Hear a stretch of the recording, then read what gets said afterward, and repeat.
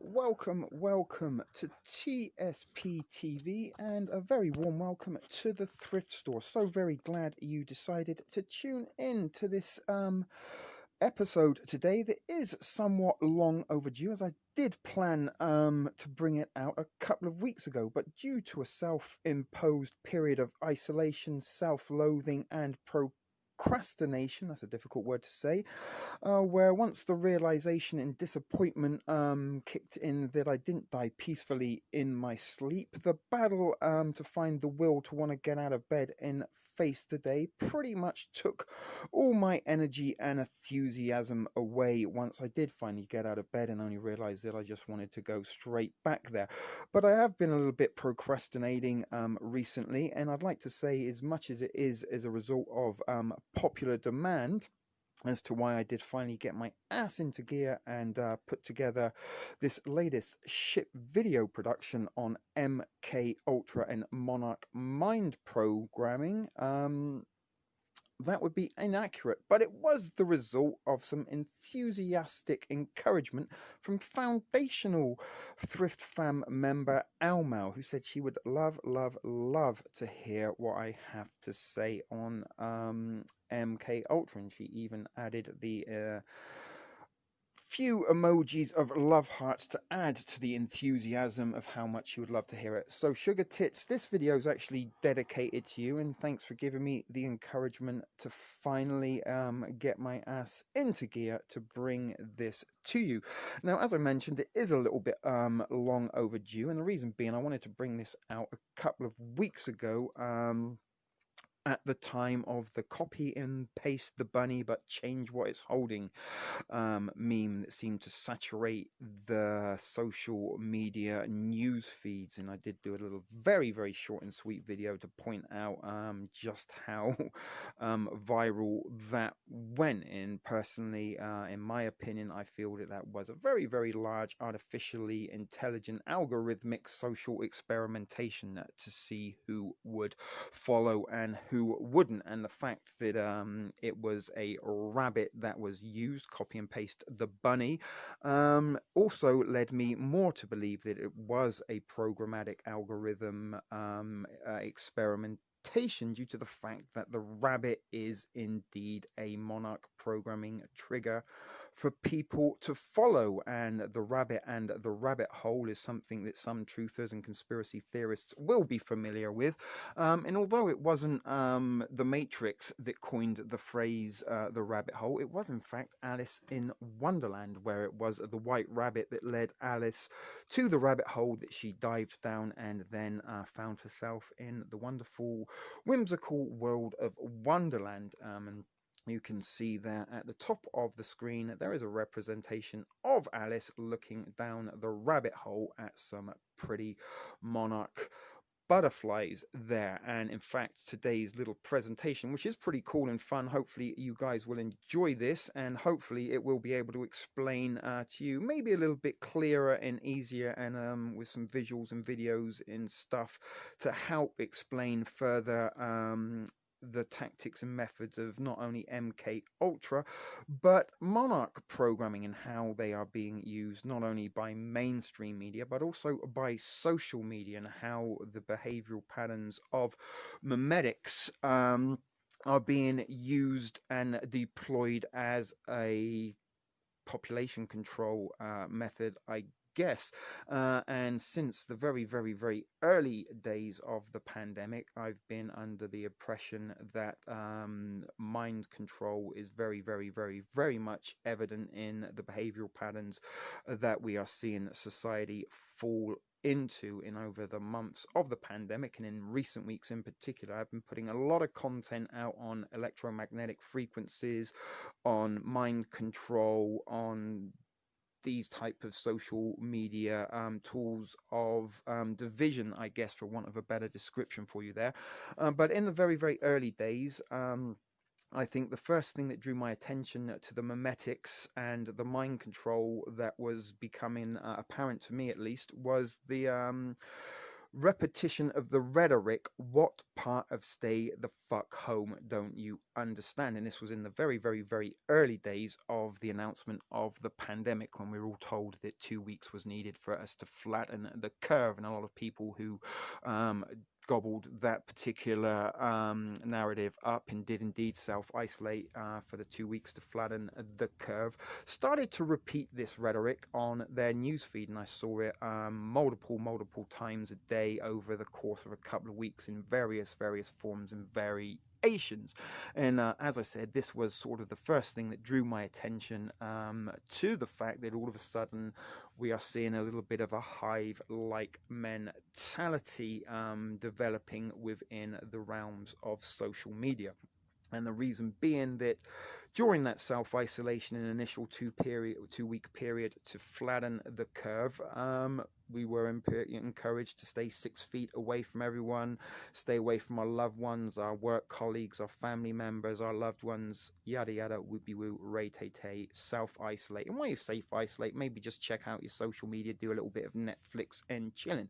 And herein lies the source and the root of the mind control, because if you are a CIA, FBI, NSA, one of the alphabet agencies that wanted to carry out brainwashing and mind control methods on an individual, maybe a hostage, a prisoner, somebody wanted to use as a Manchurian candidate or a double agent, then what you would do is would isolate that person from the rest of society, possibly put them in a darkened room and force them into a series of repetitious messages, disruptive patterns, and fearful images that would render them somewhat subservient to your suggestions.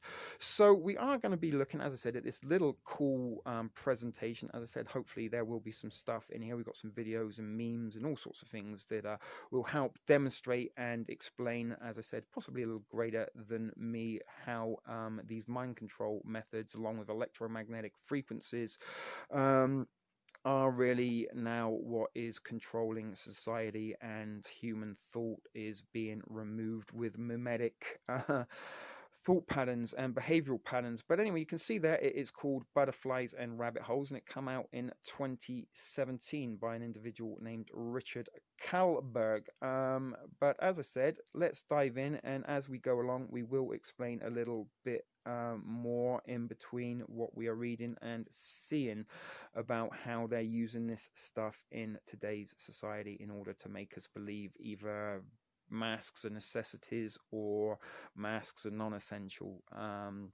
and maybe other sort of dividing factors like BLM, Antifa, stuff like that. But anyway, this post exposes the darker secrets of government mind control projects, including MKultra and Project Monarch. And here's a great picture to start off, a little bit of a meme for you there from Pulp Fiction, and that is a quote from the movie.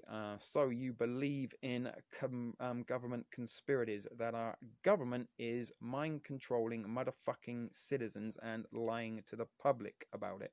And Jules there, played by Samuel L. Jackson, somebody I kind of have a little bit of a soft spot for in a non-romantical way, but he goes on to say, I'm not claiming to exactly know what they are doing. I'm just saying if they put out an official story and it doesn't jive with the motherfucking facts that are right in front of our face, you've got to assume cover up, and cover up implies government motherfucking involvement. And that is pretty much exactly how I feel about it. I don't have the answers, I just have the observational abilities to look at the things that are in front of our face that do contradict greatly the official narrative. And in a first and a quest for a greater understanding, we also must pursue all avenues of possibility before we can finally conclude the probability. And for me, the probability that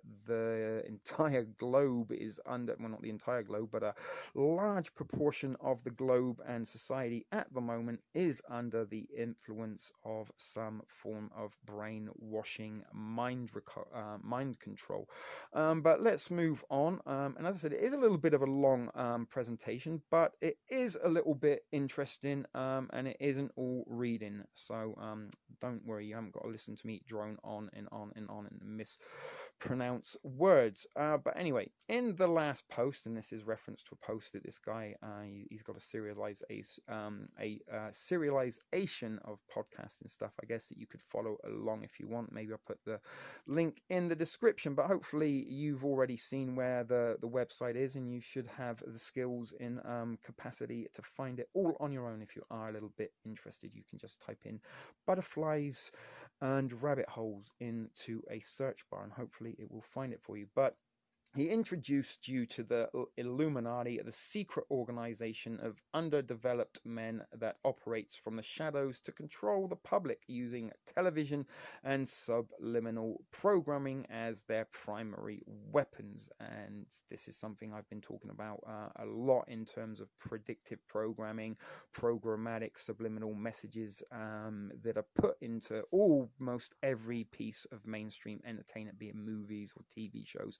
One way or another, it is programming you, and there is a very good reason that they call it television programming. And also in recent weeks, when we were diving into a little bit to the 1985 Decoding Reality series, that stream that I put out, a series, it did sort of spark a few other follow-up researches and rabbit holes that I dived into. We looked at how Walkmans were introduced into the 1980s, as well as the dawn of the digital era, and this was the first generation that grew up and was introduced to digital technology, and we brought things like computers, game consoles, microwave ovens, VHS recorders, and other stuff, digital clock radios, digital watches. All this stuff was digital, and we brought it into our household. And not only that, we started wearing it, and we looked at how the Walkman, and in particular the headphones, were a device and pretty much a weapon that would submerge your brain into a field of electromagnetic frequencies that could be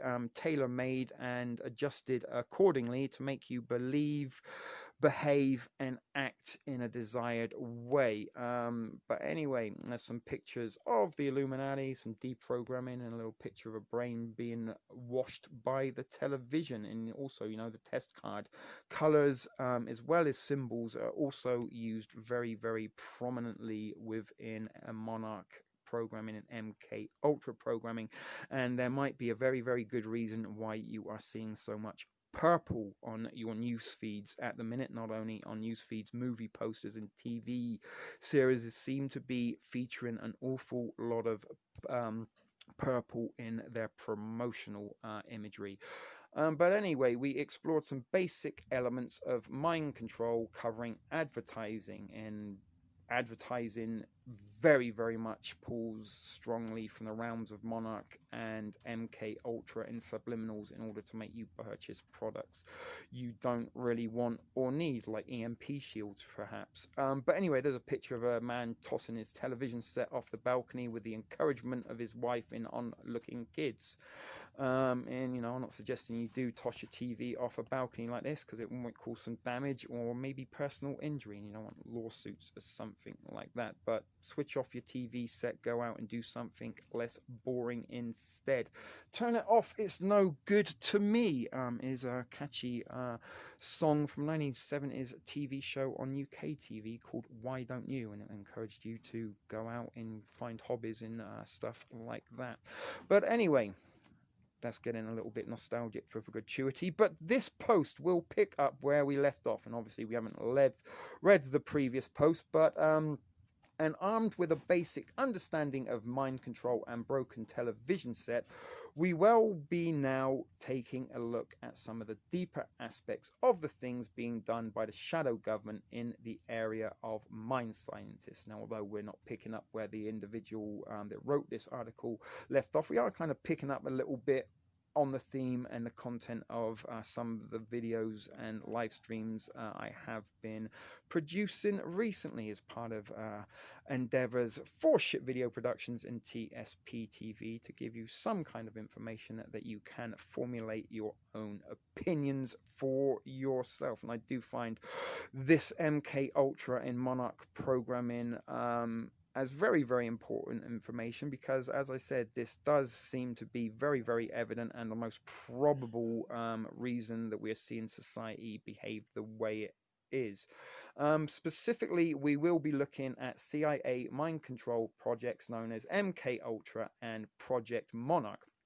And Project Monarch is what they kind of use a lot to program um, like popping rock stars, I guess, and movie types, the Hollywood moguls, I guess, is that. And once you get this understanding of how mind control works, you'll be able to understand how it works on an individual level. And the reason I'm pointing out the individual level now, because now, really and truly, guys, we hold the technology in our hands that is our individual handler.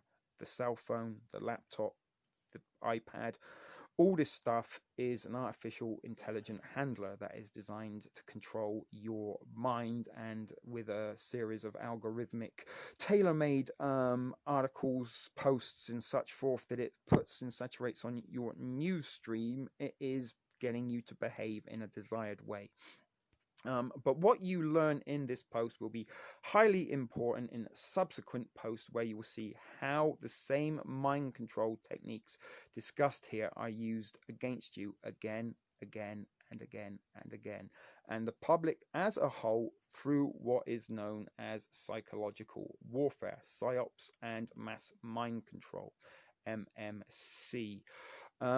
Be formed, some of this material in this post might seem quite negative, but please note that my intention here is certainly not to scare or shock you. On the contrary, we're trying to put you on the first step to regaining control of your mind and making changes for the better.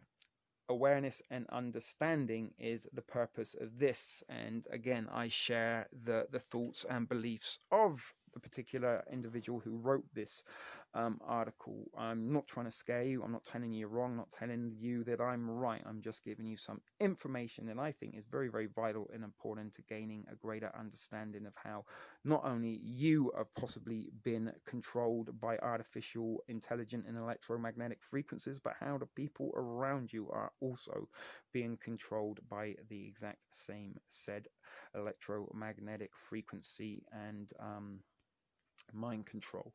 But anyway, please also assured there is a reason why you will be shown the information here. There is light at the end of the tunnel, as well as a definite end goal that you are being led towards in this series of posts. Lend me your patient ear and let the ideas grow. And this is what I'm saying, guys. Let your ideas go. Free your mind. Start thinking for yourself. And a little bit, if some of you may have noticed on my TS Prepper Facebook page, I've been putting a whole bunch of random shit on my newsfeed. In part and parcel is to break up the monotony on other news feeds of the mimetic sharing of propaganda based memes, and this in turn is the mind control at work. So this is a little way that I'm personally fighting back. If or not you agree with it, I don't really seek your validation there, but this is my own personal crusade, and how we battle the algorithm is by going against everything that it suggests to us to do. Different is the way to set yourself free.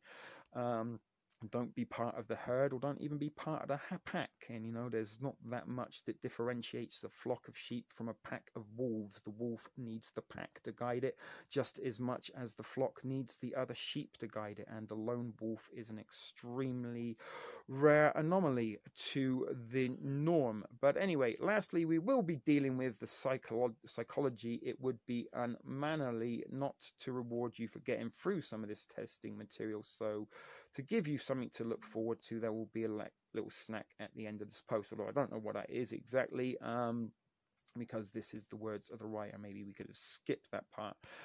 Disclaimer: in full disclosure, I want to emphasize that I have no formal education in psychology or mind sciences, and such please regard everything you read as the schizophrenic ramblings of a madman sitting in his mother's basement. And there is a picture from South Park of a lonely truther, possibly living in his mother's basement, looking up all sorts of conspiracy theories on his computer. Now, although I'm not living in my mother's basement. I do live in a basement, and although I don't think the ramblings that I am producing for you right now are that of a schizophrenic nature, they may be that of a stoner nature. So pretty much what the writer of this article said, but with the exception that I'm not schizophrenic, and this isn't my mum's basement. It's a basement that I actually pay my own rent for.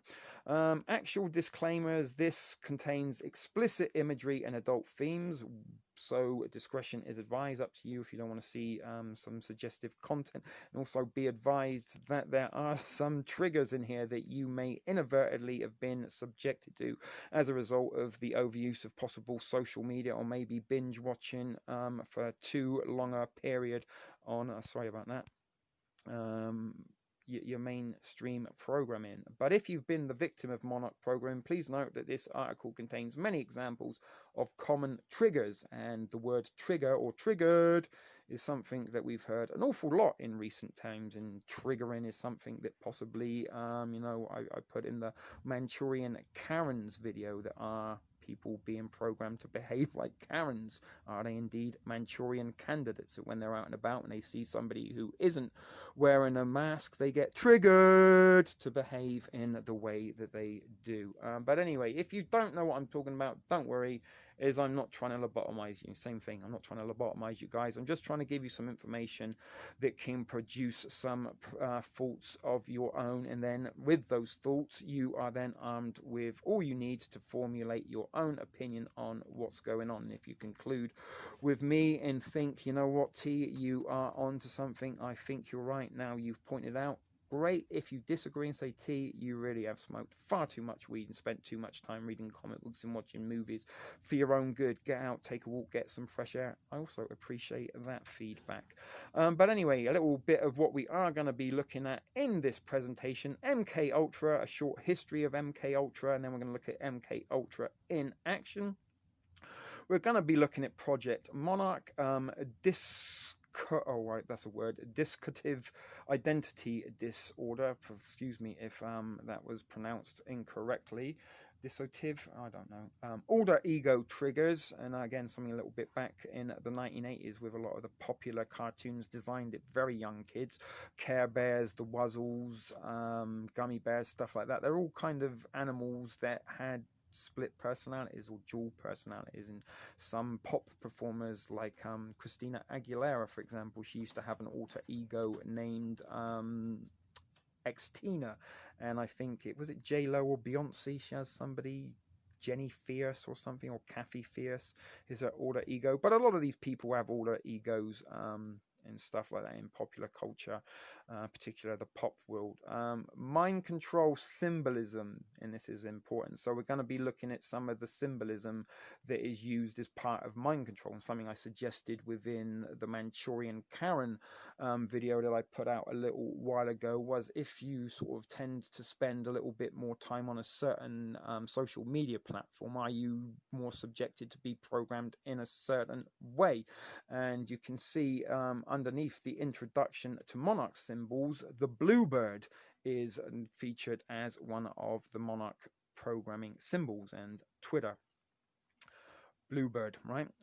Disney. Bluebirds over the rainbow. Actually, that wasn't Disney. That was the Wizard of Oz. But bluebirds do feature in a lot of whistling old school Walt Disney videos and movies and cartoons. I'm pretty sure you will be all too familiar with those if you have kids and stuff, or if you grew up watching Disney, The Wonderful World of Disney. Bluebirds were always fluttering around either Snow White, Cinderella, or any of the other Disney princesses. Multiple personality syndrome, symbolism, sorry.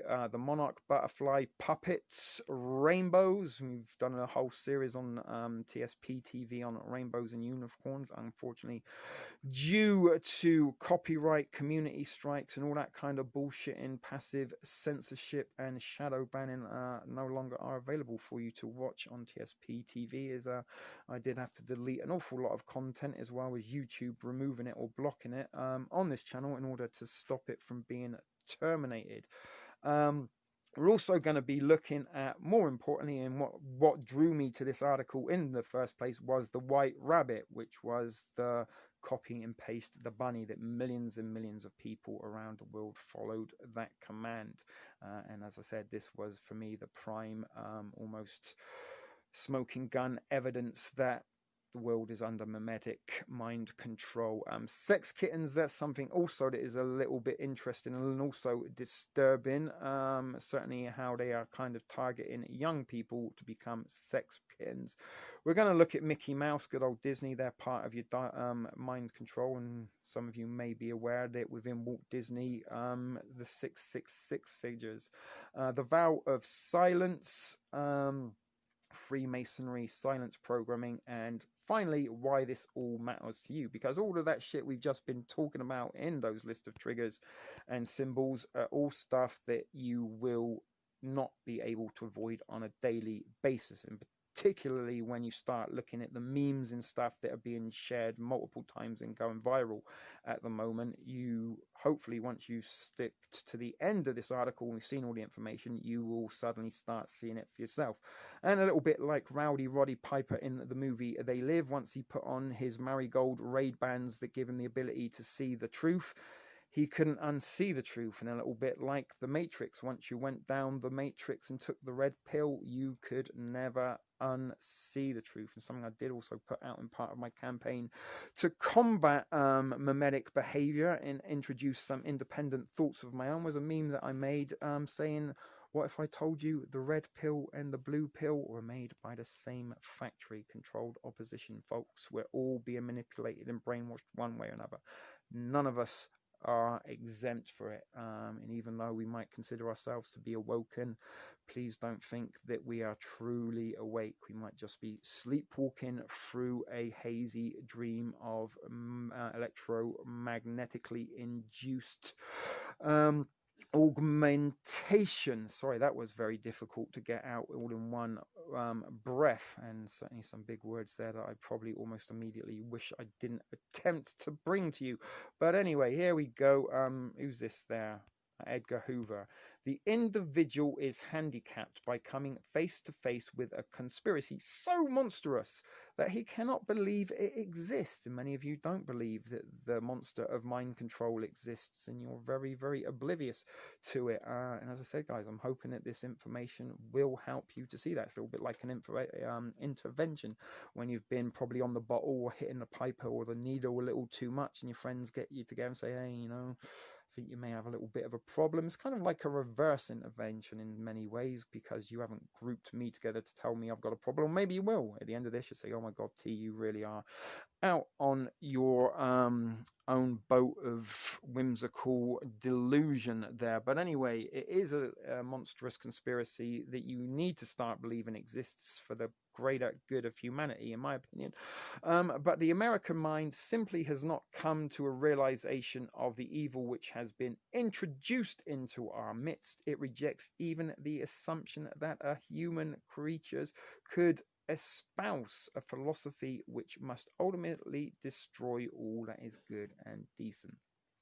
1956, Edgar Hoover, the director of the FBI, happened to mention that. So here we are at introduction. As you saw, the world is controlled by a small group of people who are well aware how the human mind works. This post will build off what we've covered in the previous and presume that you already have some understanding and basic knowledge of mind control. Hopefully you do if you've been paying attention to some of my videos, not only recently, but for quite a while now. This is something that I have featured and spoken about on numerous occasions. As such, this post isn't going to dally around, although it has been dallying around quite a lot up until now, but there are going to be some hard-hitting truth, in that much I can tell you. That there will be some rather crazy stuff here. Again, it does sound very crazy to many people. It does sound crazy to myself. Don't get me wrong. I don't.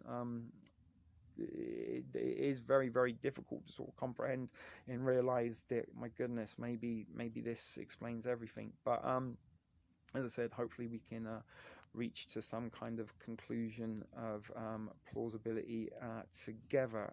But I don't want you to, he's saying he doesn't want to lose you in this brief introduction to a psychological phenomenon that makes it tough to digest certain things. So hopefully I haven't lost you at this point yet. And there's another thing here. Some people hold a core belief that is very strong. When they are presented with evidence that works against that belief, the new evidence cannot be accepted. It would create an unfeeling that is extremely uncomfortable, called cognitive dissonance. And because it is important to protect our core belief, they will rationalize, ignore, and even deny anything that doesn't fit with that core belief. And that was who? Frantz Fanon. Sorry, that was a little bit small to read without my reading glasses that I've lost. This is why people get upset when you challenge what they hold most closely, cognitive dissonance. Mental conflict that occurs when beliefs or assumptions are contradicted by new information. The concept was introduced by psychologist Leon Fetzinger, 1919 to 1989. In the late 1950s, he and the latter researchers showed that when confronted with challenging new information, most people seek to preserve their current understanding of a world by rejecting, explaining away, or avoiding the new information, or by convincing themselves that no conflict really exists. George Costanza, "It's not a lie if you believe it," pops to mind. Cognitive dissonance is nonetheless considered an explanation for attitude change. Now, attitude change is something we've all been enforced to accept as a result of a COVIDian lockdown pandemic measures.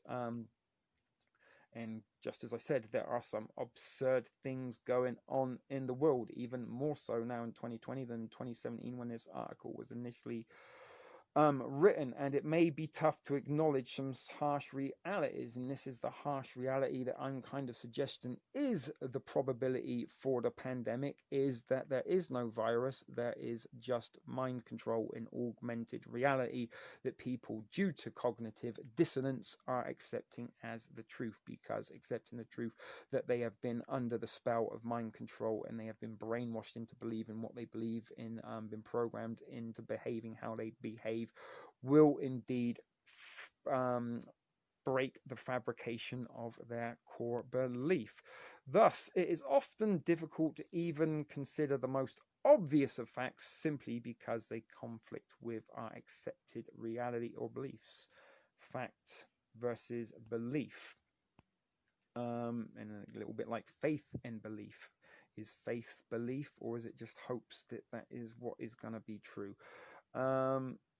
And again, this isn't a slight on you in any way, because we all have this psychological mechanism, and it is completely natural for the brain not to want to deal with shocking information.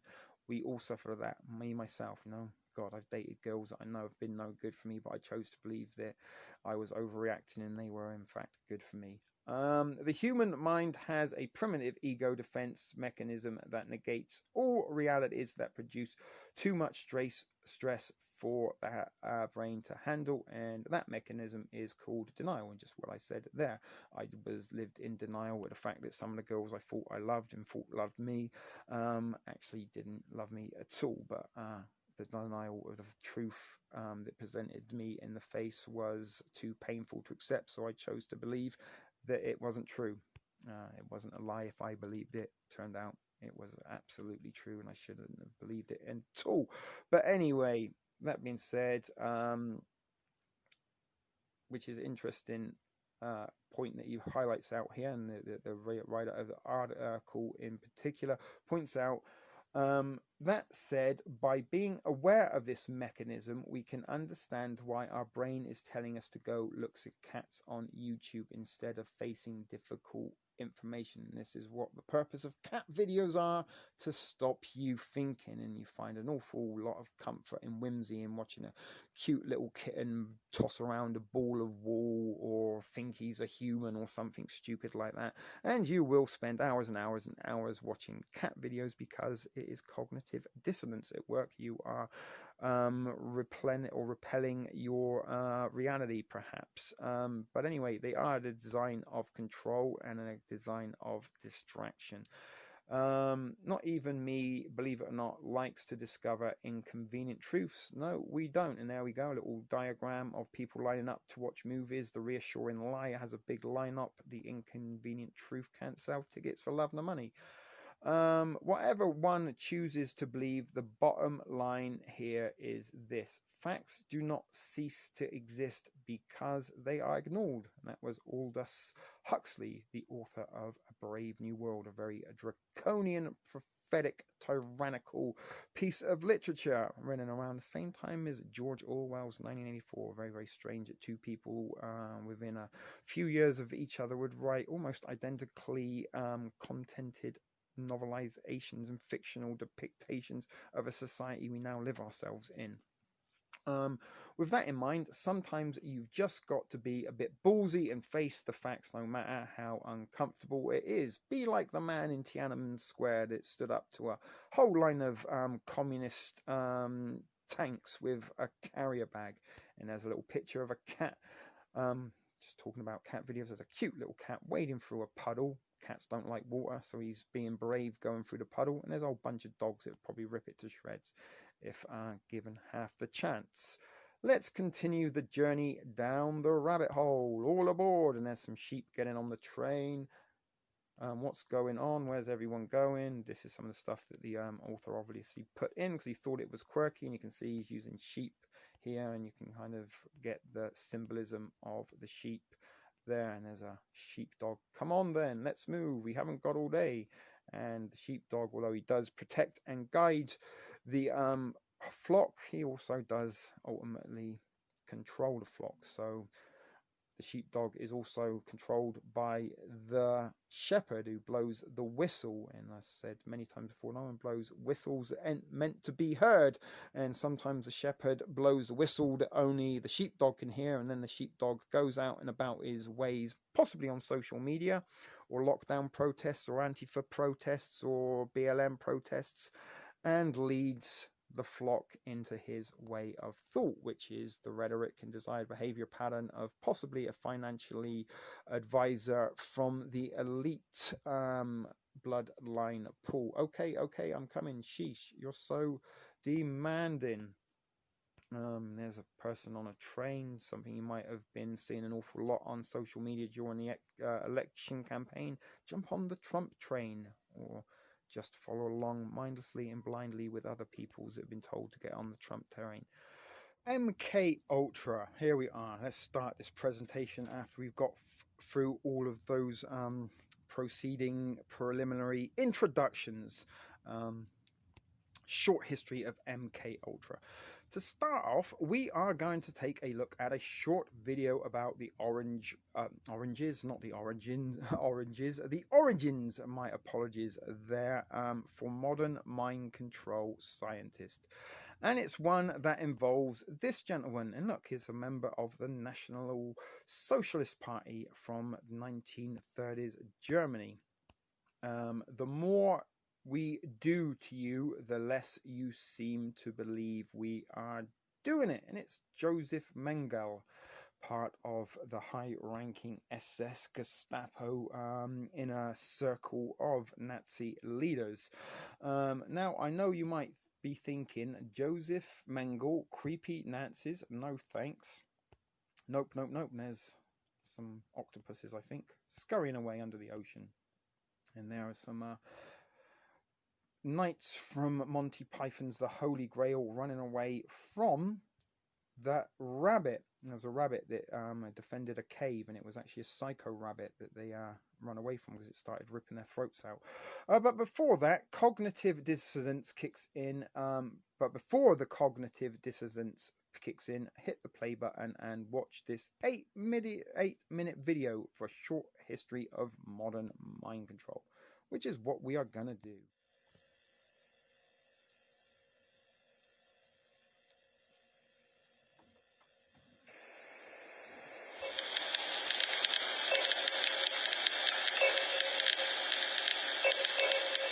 Mind sciences, or the study of human behavior in relation to the mind, is the newest of all the arts. It's less than 100 years old. And it is by far the one that is most cloaked in secrecy.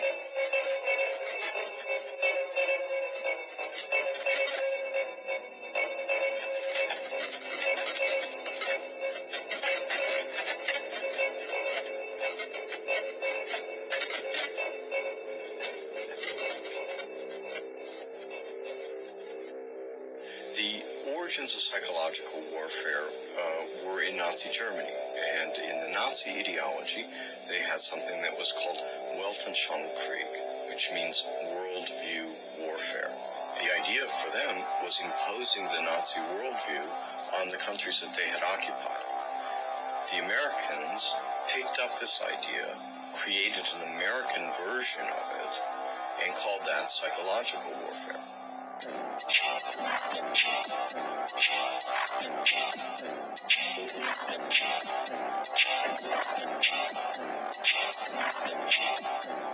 trying to understand psychological warfare and in trying to understand the American approach to the post-war efforts to control people's minds, both as individuals and on a mass scale, there's a lot of illusions about how that was done. Were Nazis involved in that process? Yes, they were. Project Paperclip was a United States government-sanctioned CIA operation for the importation of Nazi and fascist scientists into the United States.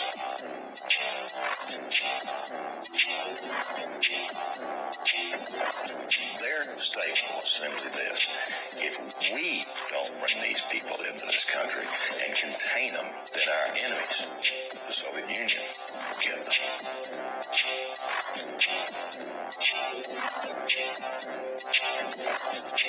The first wave was to bring these scientists. There was 700 odd propulsion scientists, and then there were some 600 and some odd mind sciences people that they brought in.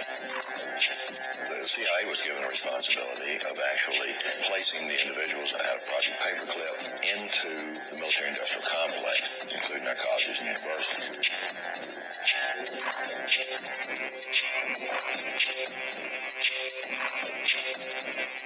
Mind control was a psychological warfare weapon that Adolf Hitler regarded as the answer for taking over the entire planet.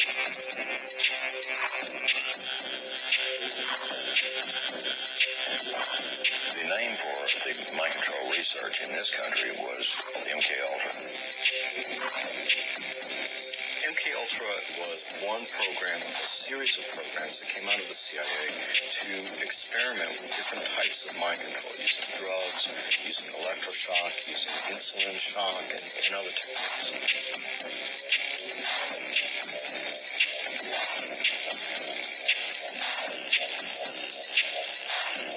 I think that the goal for those people who planned the program was very straightforward. It was an attempt to figure out a way to interrogate people and to learn how to protect their own agents against control by others.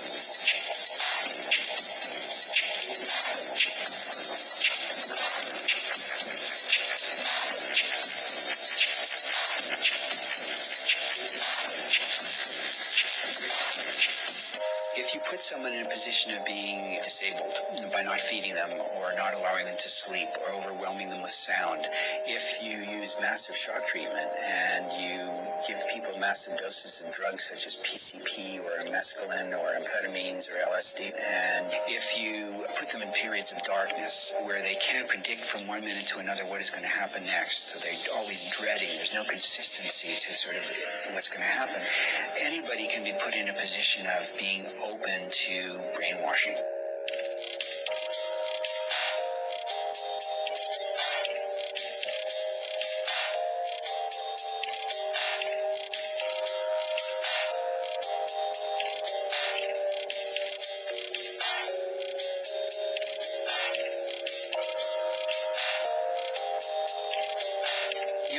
Cameron was probably the foremost psychiatrist of his time in the 1950s.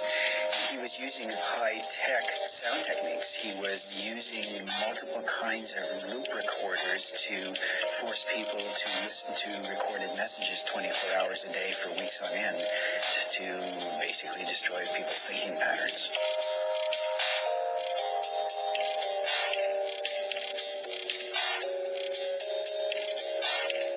Injected the lysergic acid into the vein, and he patted me on the shoulder and said, "Now there, lassie, we'll see you later." And I started to feel very frightened, and the fright became a terror.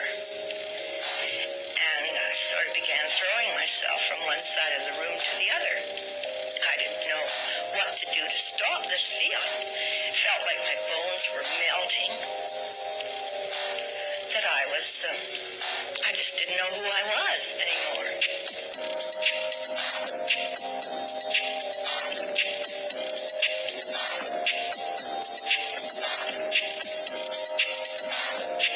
This is not just break-ins of people's homes. It's not just invasions of privacy by illegal wiretapping. This is an invasion of a person's mind.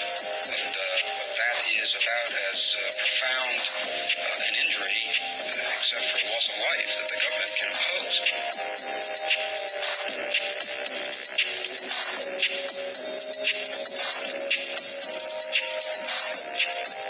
This was a post-Nazi program, if you will. It was an Americanization. I've often made a statement, and I still make it flippantly. The Nazis didn't lose the war. They just had to move.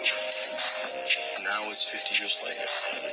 Now they're much more clever, much more sophisticated. They have a lot more money to spend.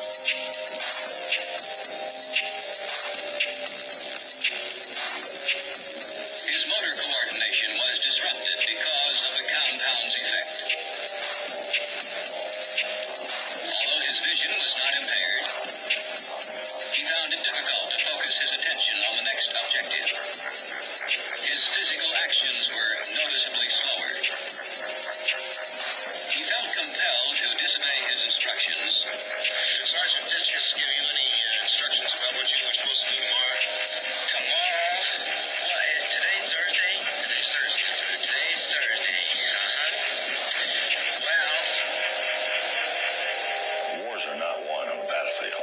They're won in the minds of the people.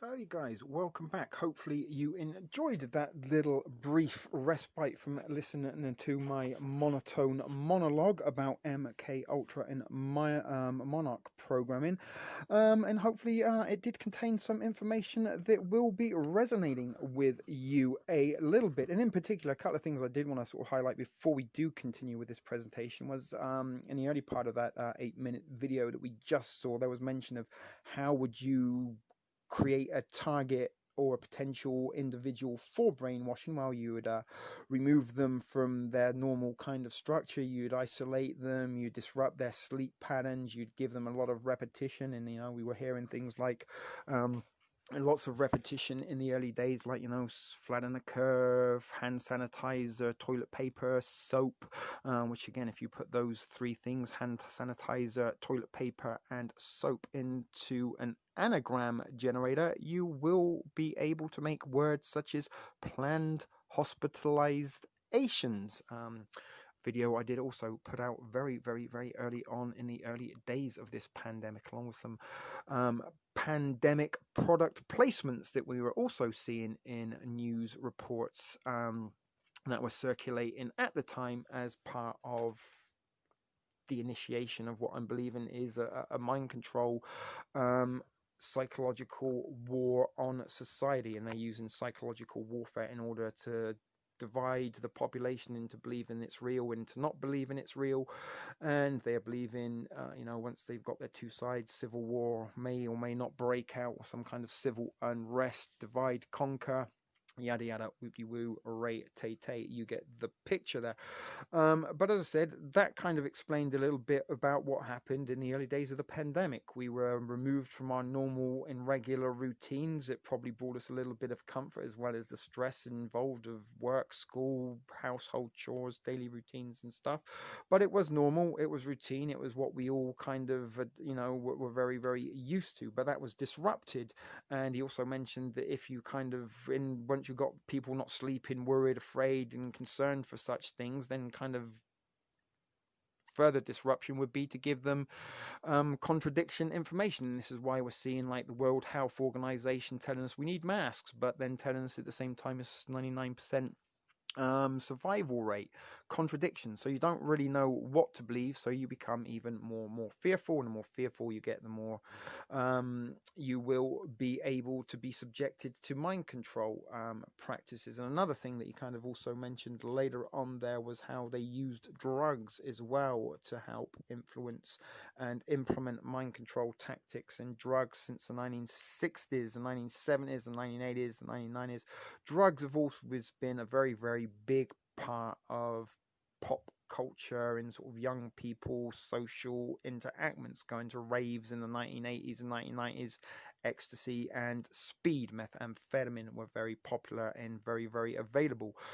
During the disco eras of the 1970s, cocaine was very, very available and fueling the dancers at Studio 54, just as LSD was the drug of choice during the 1960s. And the whole LSD 60s hippie psychedelic era was in fact the project of the CIA, and it was carried out in a think tank out there at Laurel Canyon. Very interesting place.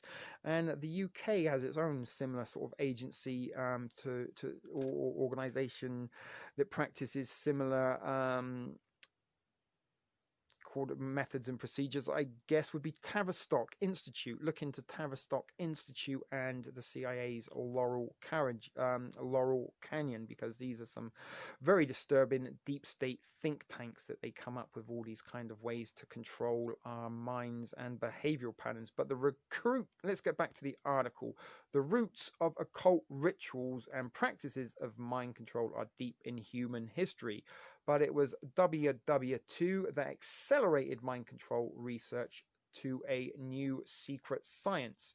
The pioneer was the ruthless Nazi Dr. Josef Mengele, who was well known for his torture experiments. His methods researched what maximum amount of pain a human was able to bear and what minimum amount of love he needed. The goal was to find out how one could make an individual do things he would never do by his own free will, so as to create a perfectly obedient slave. And that is what the one world order wants: perfectly obedient slaves. And this is again what we're seeing now with the first wave of the pandemic. That was something we heard. Wave one is the first wave. A second wave. I'm actually under the impression and the thoughts and even the belief that wave one was the first wave of mind control. First of all, let's kind of get a little bit of vision. Let's get some people believing it's real. Let's get a whole bunch of people believing it's not real. Let's implement some controlled opposition to lead either the flock or the pack. If you talk about wolves being people that probably awoke, or if you think about sheep as being people that wear masks, that's the reverence I look. They need somebody to lead them. The pack of wolves are prominently beaters that have a single alpha that they follow, whereas the sheep just follow a dog that's being controlled by a man with a whistle. See what I'm saying, guys? But anyway, how they want obedient slaves and how they program obedient slaves is by creating fear, which we're all faced against now, fear and uncertainty of the pandemic. Lots of conflicting narratives that make us realize we don't exactly know truly what's going on. So we are in a very disillusional dishonest, not God, I can't say that word, disconnective state to what was once our reality, and we are living in a period of augmented reality. And I do truly believe that this Pokemon Go phenomenon, that was such a viral pastime a few years back, 2016, I believe, that was a social experimentation on human farming and how we can herd people electronically and how we can get them chasing augmented imagery. And at the minute, if you believe or not that COVID-19 is real, this is our augmented reality. They are augmenting it around us and suggesting that there's something there that is forcing us to go into self-isolation, lockdown, stop doing the things that were once normal and accept a new normal. And of course, new normal is what the new world order will want from us. I'm not sure if you can make new world order out of new normal, but there are a few of the same letters there, maybe not enough to complete it, but you see what I'm kind of saying? New normal, new world order. If it sounds a little bit similar, it doesn't matter, and the more you hear it repeated, the more it will sink in. And this is kind of a little bit why, you know, jingles on commercials were also very, very, very catchy, and you'd often find yourself singing or humming them at a later date. And there's also a reason why all the commercials on TV are always so much louder than the TV program itself. It's because they want that to sink in. The louder the noises, as we just heard in the video, that if you subject yourself to repetition in loud noises, it will sink in and have an impact on your brain. But in the aftermath of WW2, hundreds of top Nazi scientists were imported to the US as part of Operation Paperclip. Not just the US, the United Kingdom and the Soviets cherry-picked their favorites for their own personal cause and projects, because they sort of better that they're on our side than against us, right? And on the right, the CIA was created in 1947, initially and immediately after WW2, as a result of Project Paperclip. A lot of these officers were put into high-ranking positions within the CIA, and up until that point, it had been the OSS. I can't remember what OSS stands for. Secret Service, I think. Was the SS, but and as I said, it was a merger of the top Nazi scientists of the time. Among the Nazi imports were many scientists who had been conducting mind control experiments in wartime Germany, including Joseph Mengele, and MKultra was a continuation of that work. So taking all the information and research and experimentation done during the war, by the Nazis, mainly on Jewish, Polish, and Czechoslovakian prisoners of war, that people didn't really seem to give too much of a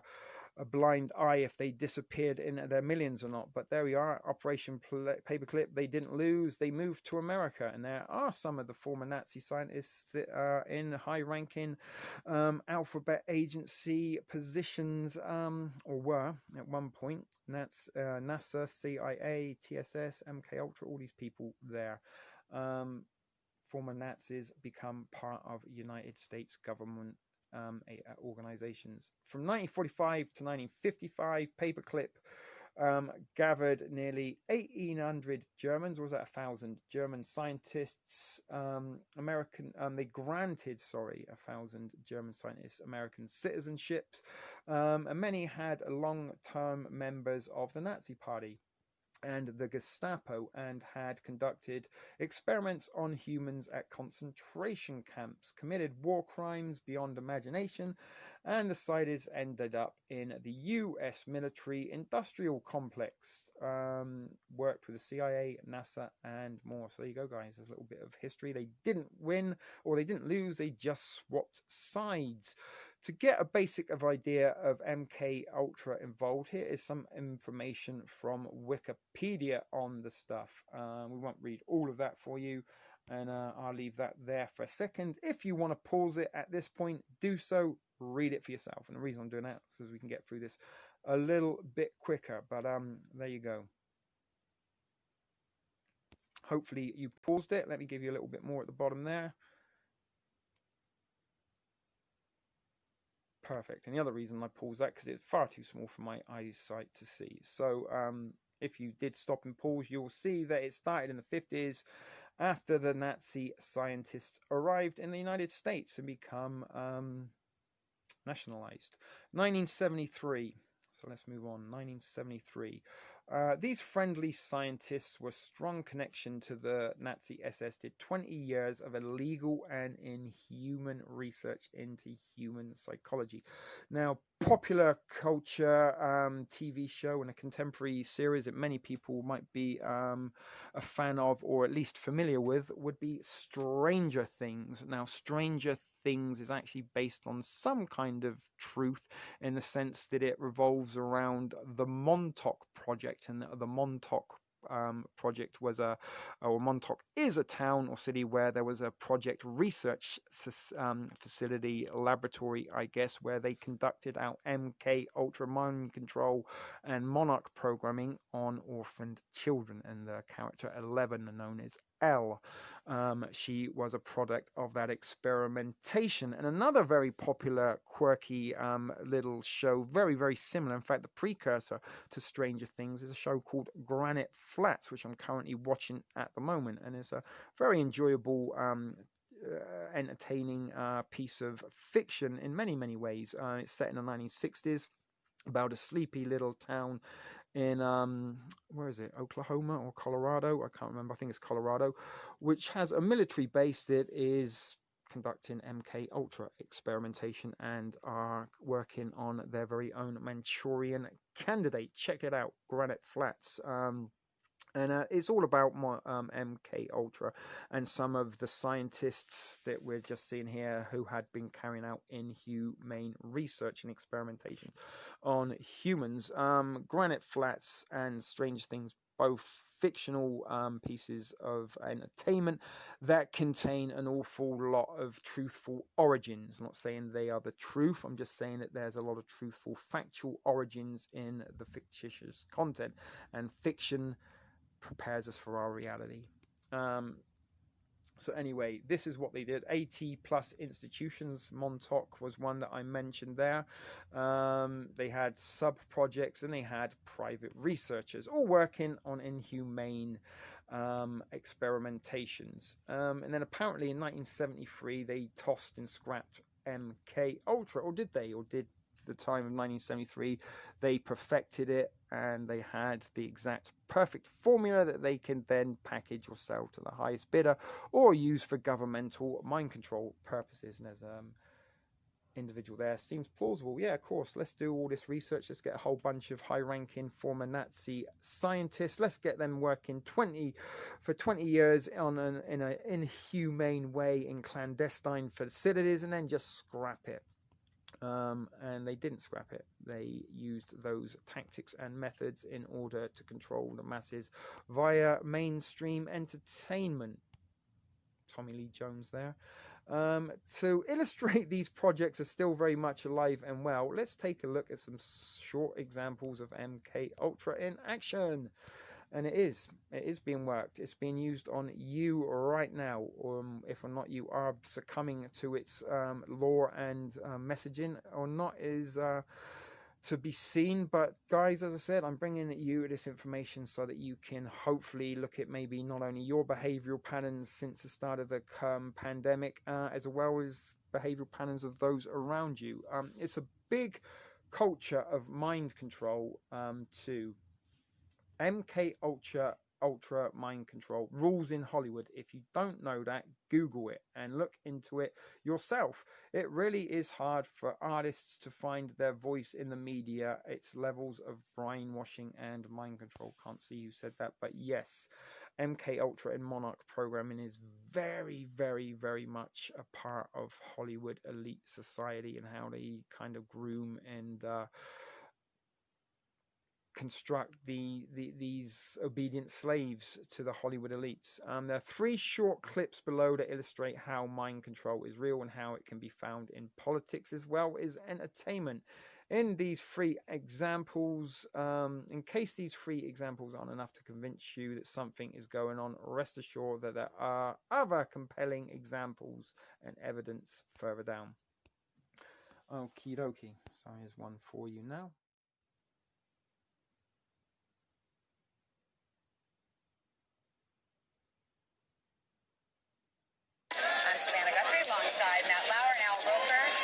Did you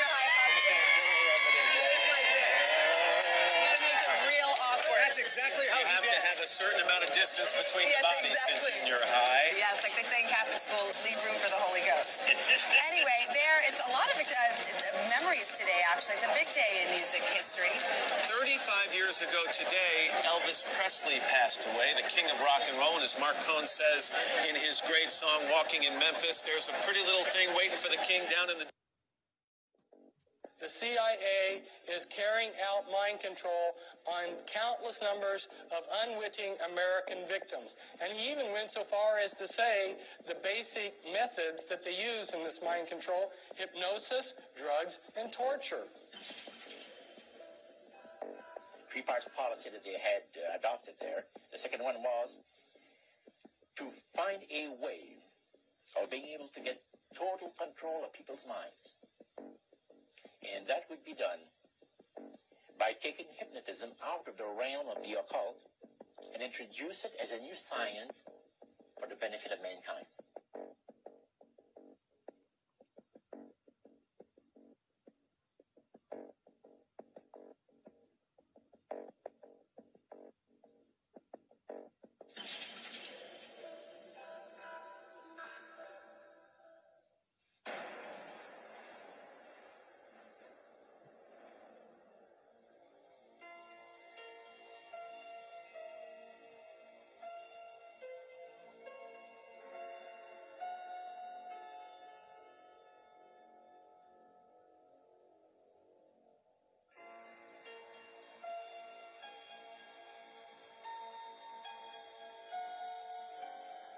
Reflecting a policy of genocide either against the Tibetan people themselves or against their culture.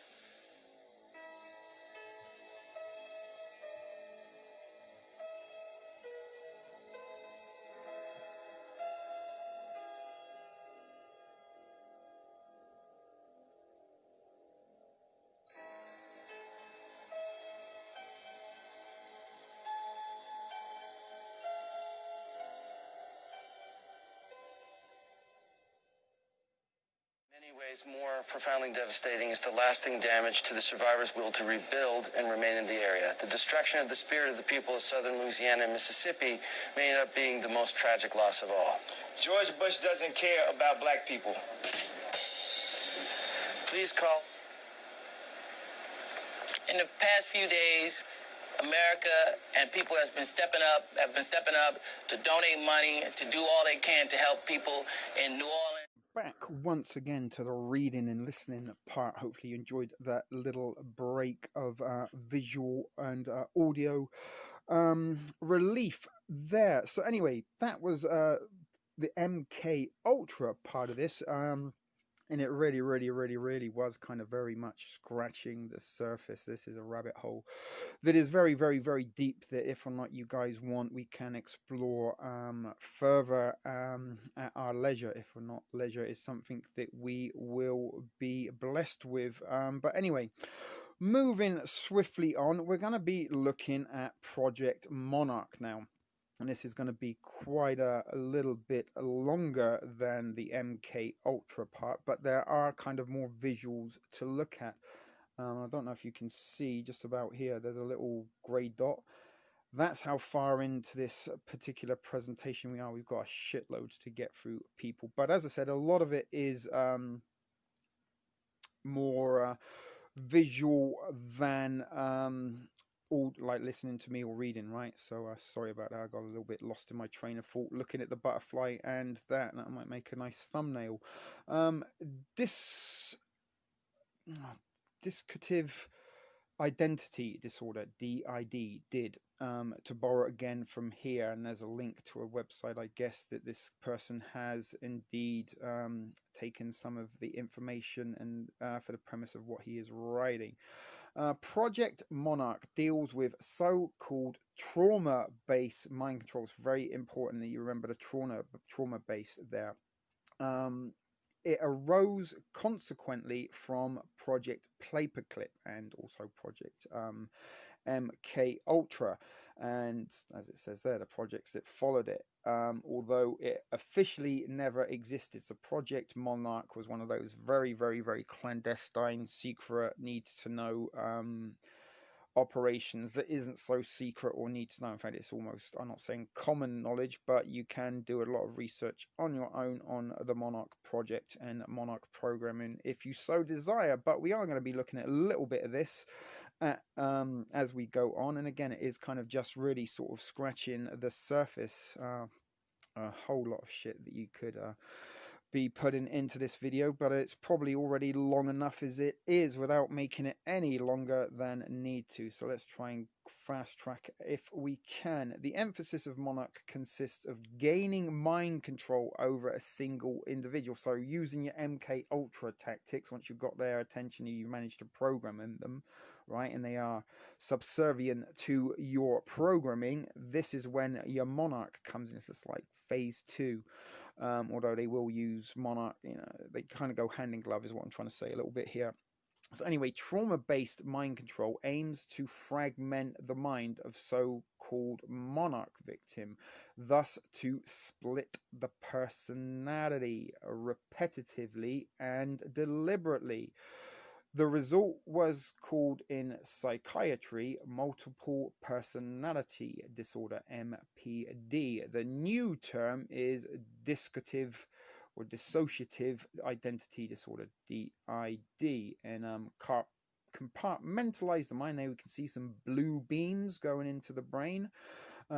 Human mind, MP, and there you go. I was just telling you what we said. Multiple personality, dissociative identity. In a nutshell, pain and trauma can split the human mind with wolves of amnesia as a survival stroke defense mechanism, though known as disassociation.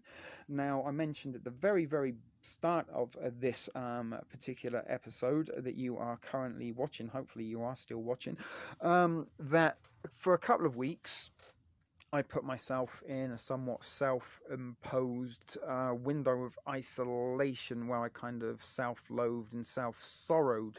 And I am someone who actually does suffer from post-traumatic stress disorder, and this part of the kind of anniversary affects the anxiety and of the events that led to my PTSD comeback, as well as also dealing with the recent loss of my father, on top of all the uncertainty that we are kind of seeing in the world under the lockdown COVIDian era that we're now living in. And again, at the very, very start of this, I was one of the first people to be made non-essential, not individually, but due to my occupation, service industry. I worked as a chef for many years, almost a decade.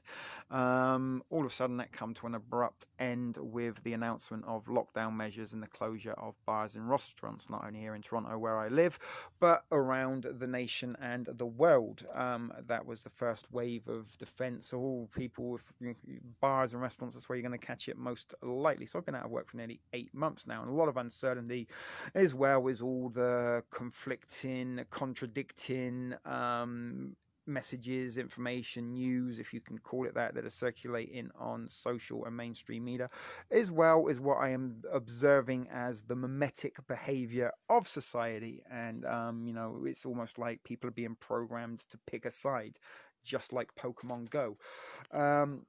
So I'm not the only one at the current time that is going through a certain amount of trauma, and that trauma is being a result of the pandemic. That is the initial trauma, and millions of people are in that same traumatic ship, floating down shit creek without a paddle, or in fact even a boat. You are in a fucking river tsunami of diarrhea and fecal matter that has been liquidized into river form, metaphorically, and that is where we are all heading to, destination shit hitting the fan.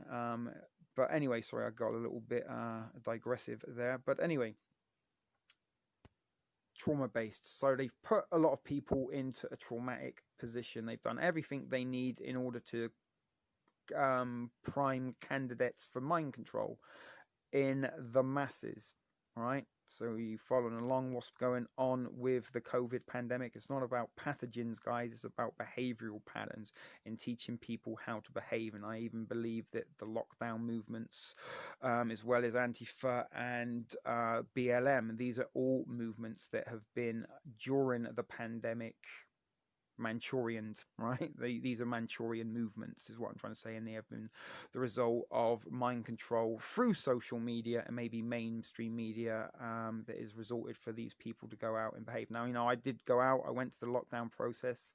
I filmed quite a lot of it, but I did see some things there that were a little bit concerning, maybe disturbing, as well as hearing some things that may be concerning and disturbing, as well as experiencing some symptoms that may not been the result of electromagnetic frequency and may be the result of becoming some kind of a targeted individual. So there's some more things, as I said. If you want to kind of stop and read these, we won't look at every single one, but hopefully, as I said, if you want, you can pause at your leisure and read each and every one then. In short, disassociation creates multiple identities known as ordered states, ordered egos, or alters. And again, when I kind of feel a little bit sorry for myself, a little bit upset, I'm like a bear with a sore head, so to speak, and a wounded animal that finds a little corner all on my own to kind of go and lick my wounds and feel sorry for myself. That's kind of like an order ego, a defense mechanism. Shut myself down to the outside world, outside suggestions and everything, and just live in my own little kind of whimsical world of damage control, I guess, for want of a better description. But each created personality, fragmented, can then be scientifically programmed in the further process at will. One single slave theoretically can own thousands of orders, and we mentioned Xtina and Christina Aguilera, Jenny Fierce, or whatever her name is, the alter ego of Beyonce. I think also J-Lo is another one that has, they're countless. They've all got fucking split personalities. And another reason that sometimes like Britney Spears, for example, she went a bit crazy, shaved off her hair, and went all batshit for a while, attacking reporters with umbrellas and stuff. And that is a report kind of around the age that she was 27.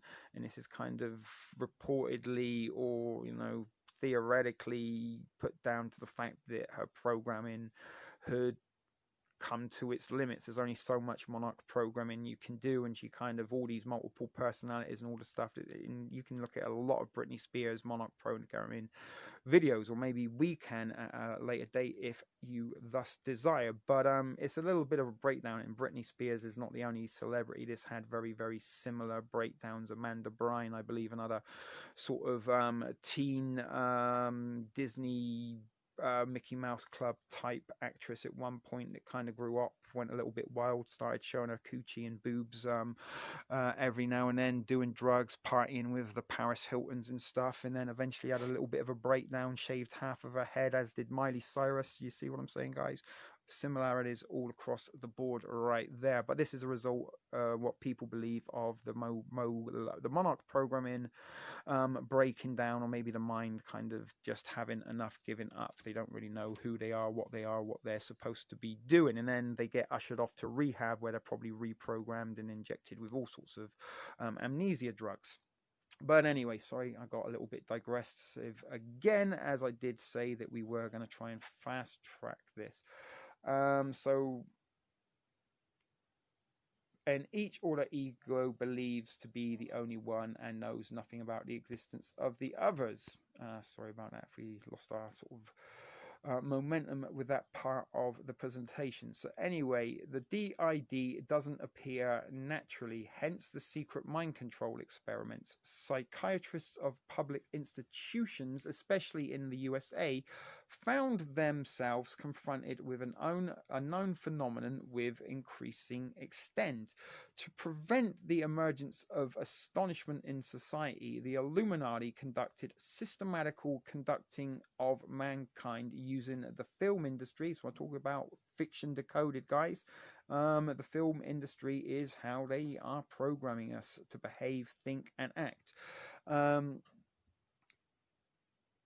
And this was used in the film industry to convince the world that DID was something common. And again, this is what we pointed out in some of those cartoons of the 80s, much beloved. They were all about dual personalities. And here are some very blatant examples. The Three Faces of Eve, Fight Club, a movie I'm very familiar with. Some of you, Me, Myself, and Irene. Another one, United States of Terror, and Black Swan. And there was the other one, 50 First Dates, Adam Sandler and Drew Barrymore. And there are some of the movie posters for you there. The theme of multiple personalities can be found in many different cartoons, just as I was saying, and we're about to look at a few more that are still being made into blockbuster movies. Superman, Batman, Spider-Man, Scooby-Doo, The Mask, and many, many others. In fact, pretty much all superheroes have an alter ego, split personality. Batman, top of the list there. You know, he's a millionaire, billionaire, playboy, kind of high-tech savvy individual member of the circles of elites, I guess, but by night he dresses up in a costume, goes out and beats criminals up to get his kicks off. And he also has the disturbing need or to feel like he has to have a 15-year-old boy in very tight spandex living in his cave. Make of that what you will. And there we go. There's some pictures of Clark Kent, the beta male version, and there he is, the all-powerful, almighty Superman, which actually doesn't have superpowers. It's because he's an alien, and the gravitational pull on Earth is so much lighter and weaker to that on Krypton. It gives him the appearance of super powers. And he can't actually fly. He can just jump really, really, really far because his Kryptonian body can transcend through the air as though he is almost light as a feather. There you go, something you may or may not have knew about Superman. Doesn't have superpowers. He's an alien, and those powers are normal on Krypton. The Mask and Scooby-Doo, you know, there was always a villain that they had to unmask that would have got away with it if it wasn't for the meddling of those pesky kids and their favourite Scooby snack munching, a canine, not St. Bernard, what was he, Great Dane. But anyway, movies, Fiction Decoded, guys, talk about it all the time. Needless to say, these cartoons and movies are purely propaganda to normalize the idea of people having multiple personalities. There is your decoding of the fiction there behind all the egos.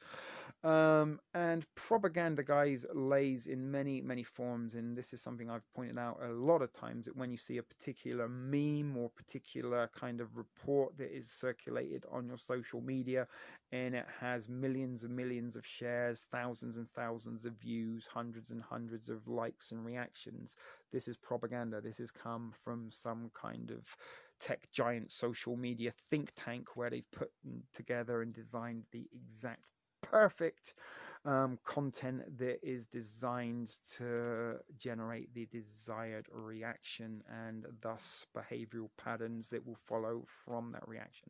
And some of those behavioral patterns are in order to get you to share it for a very, very small dosage of dopamine, which will make you feel good for a couple of minutes. And dopamine is how they kind of keep you subdued. That's the sort of drug of choice for your social media mind control, folks. See, it all fits into place, and when you look, you can unsee.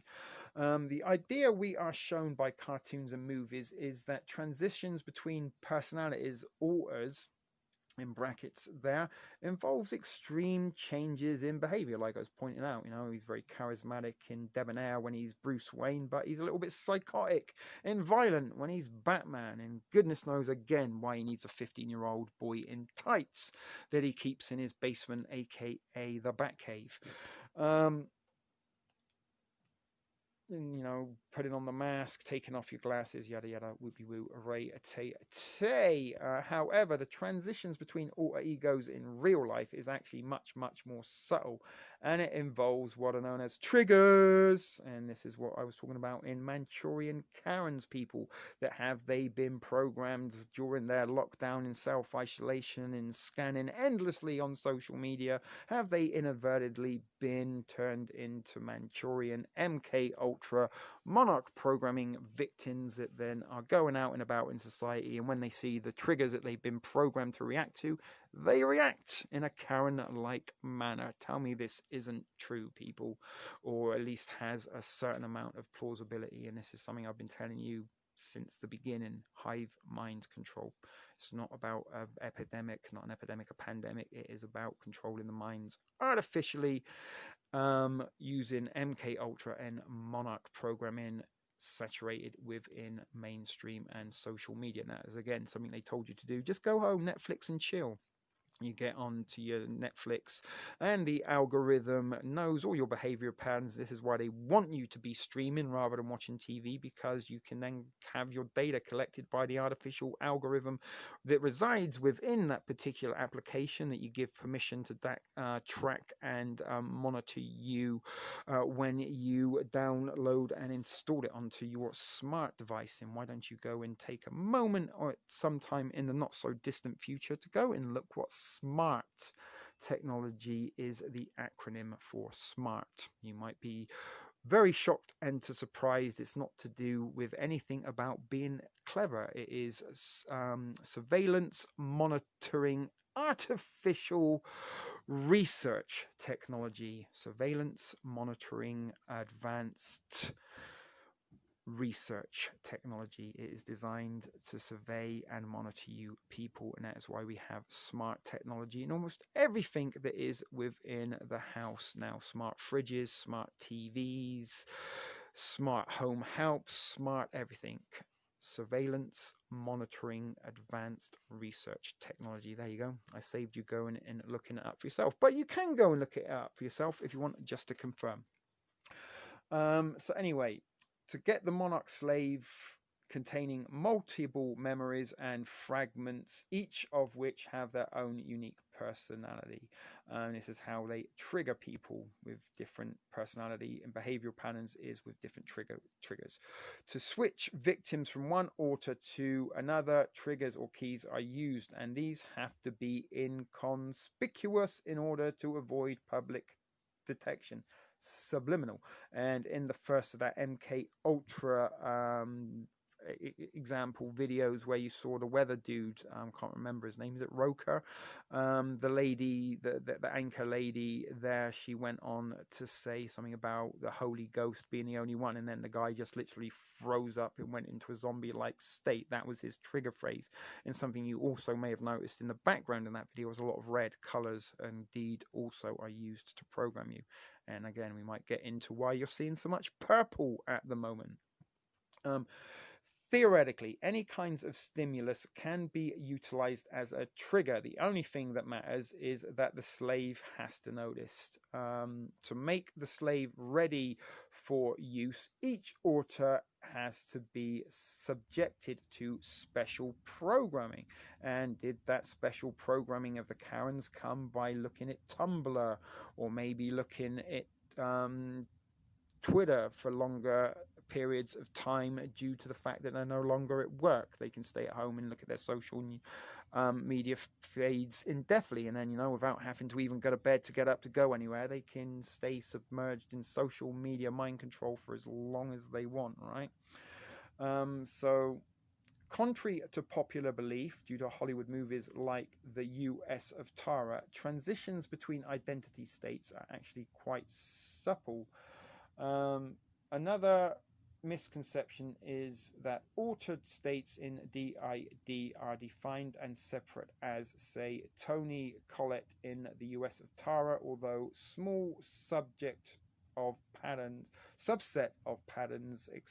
patients experience what clinicians call fluid. Does that say fluid or fluoride presentation? A majority of people with DID experience much more subtle transitions between their various identity states. Sorry if I read that wrong. It was very, very small and blurry. I do need glasses. There we go. We were just talking about her, and here she is, Britney Spears. I was giving you a little bit of a teaser and subliminally spoiler planting future content. To give you an example, we can look at this 2-minute video showing how Britney orders through a interview.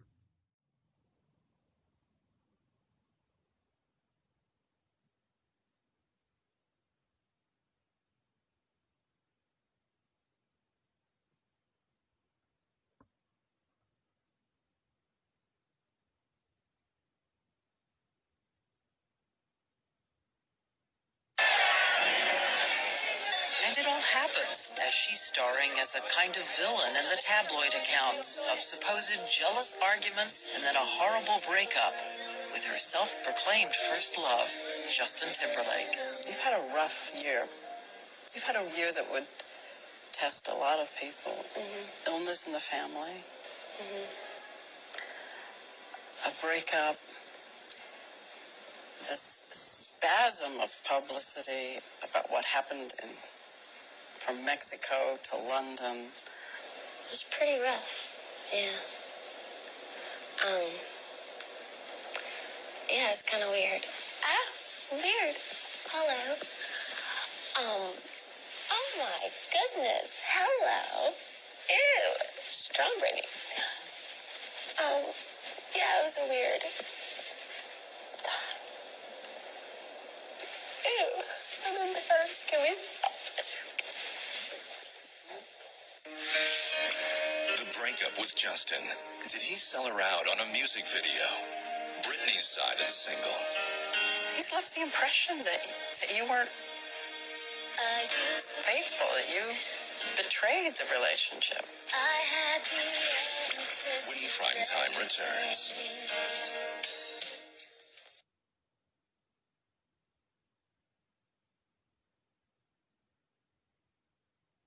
It was pretty rough, yeah. Yeah, it's kind of weird.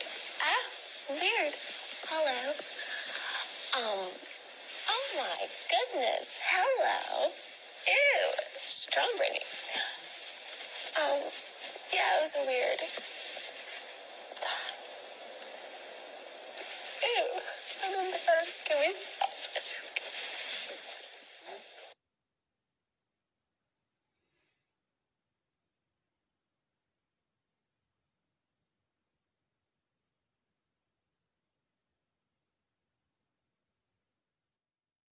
That little segment of Britney Spears losing her shit on a TV show on ABC, I believe, and was or not that a trigger word for her to behave in that manner or not? You decide. But she was certainly an example of an experiment, or somebody who was experimented on with Monarch in MKultra project. Another thing a little bit disturbing, if you remember, about Britney Spears, that she jumped on the scene as a 15-year-old dressed in a very, very sexy, almost too short pornographic stripper type school uniforms, telling people to hit her one more time in "Oh Baby Baby." How was it supposed to feel? Although I often think it was about heroin and not sex that she was talking about. Maybe hit me one more time with a needle. And again, opium and addiction, opioid addiction, heroin, fentanyl, oxycodone, Vicodin, Percocet. All these drugs are very, very, very common with addiction in today's modern society and have been on the rise since 2001. When we were led to believe that it was because of Afghanistan harboring Osama bin Laden in the aftermath of a certain Tuesday in September that year, 2001. We were led to believe that the US military really needed to go and look for Osama in Afghanistan, but really and truly it's because the Taliban had been burning the opium fields, and opium is worth billions to big farmers, folks. And oil wars are a way to disguise the protection of opium consignments that are often found within the Middle East. In all of these nations that the United States seems to want to go and invade and control: Iraq, Syria, Afghanistan, rich and ripe with opium. But anyway, once the MKultra victims reach a certain age, is what I was talking about a little bit, why they break down around 27, their programming can start to deteriorate. And something that's also very popular is Club 27, that infamous club of very famous and possibly talented individuals like Janis Joplin, Jim Morrison, Jimi Hendrix, River Phoenix, what's the guy, James Dean, all these kind of big cultural icons all died at 27. Kurt Cobain, another one, died at 27. All due to some drug-related overdose or some kind of eating disorder, I think. No, was it Mama Cass that died on the toilet eating a sandwich? Or was that Janis Joplin? I don't know. But as one of the two, they all die kind of in similar drug-related overdose symptoms or eating disorders, like Elvis. Was Elvis Presley another MKultra monarch victim? Quite possibly. Got all fat and obese and started liking eating deep fried peanut butter and banana sandwiches, which are fucking bomb, I hasten to add. But there's a little picture of Britney when she went batshit, shaved her head, started smashing off paparazzi's cameras and windows with an umbrella. And no, she isn't. We've already pointed out that, oh, sorry, it says Britney Spears is far from the only victim. I thought it said so far is the only victim. My mistake there. And I don't know, is that Miley or is that Amanda Bryan? I think that's, and they all kind of look very much the same. They're like a little bit cloned out of the factory. I don't know if she looks hotter with a half-shaved head or with the sort of resemblance Rachel cut from Friends. She does look a little bit like young Jennifer Aniston again, suggesting, are these Hollywood people cloned? It's another theory. We could go into it another day, guys. As I said, I've got a fucking heap load of encyclopedic knowledge on all these kind of sinister, clandestine shadow government going on. And there she is, Beyonce Knowles. She has a alter ego in what she's saying there. I have someone else that takes over me when I'm on stage and it's time to work. This alter ego that I created, and I think it's Fierce, something she calls herself. Lady Gaga, Nicki Minaj. There's another one, her Anaconda. Don't want none of that. And again, you might be able to see these kind of pictures of them there. There's just programming and your symbolism going on right there. We will get to that in a minute. There's some pictures that have been blocked for some reason. What's his name? Eminem. Another one that was reportedly part of this. Kanye West, or was it we saw a little while ago? But anyway, MKultra in dissociative identity, let's just call it DID, is a huge in professional sports too, as shown in the 15-minute video below. The video will show you clearly and in their own words how the Serena Williams, Herschel Walker and Tiger Woods suffer from multiple personalities. I actually think the Williams sisters are in fact transsexual hermaphrodites, maybe. I don't know, kind of look a little bit like Mike Tyson with a weave. Maybe they cloned Tyson into twins, made him female, put them out on a tennis circuit, and that way they can't bite the ears off of opponents. So here we go. We're not going to be able to watch it because it's been removed, unfortunately. So never mind. That saved us 15 minutes of time there. So we haven't learned anything because we didn't see the video. Maybe I could have gone and found another video to suggest that to have stuck in there. But as I said, we don't want to go too long and far into this if we can help it. Try and keep it as brief as possible. Although information, as I've mentioned before, can't be not fact-checked, fast-bite, fast-tracked, watered down information needs to be retained, and information that is important needs to be given the coverage and exposure that is deserved. You can't put things into 140 characters or into the space of a meme and expect to learn and educate yourself on that amount of minimal information.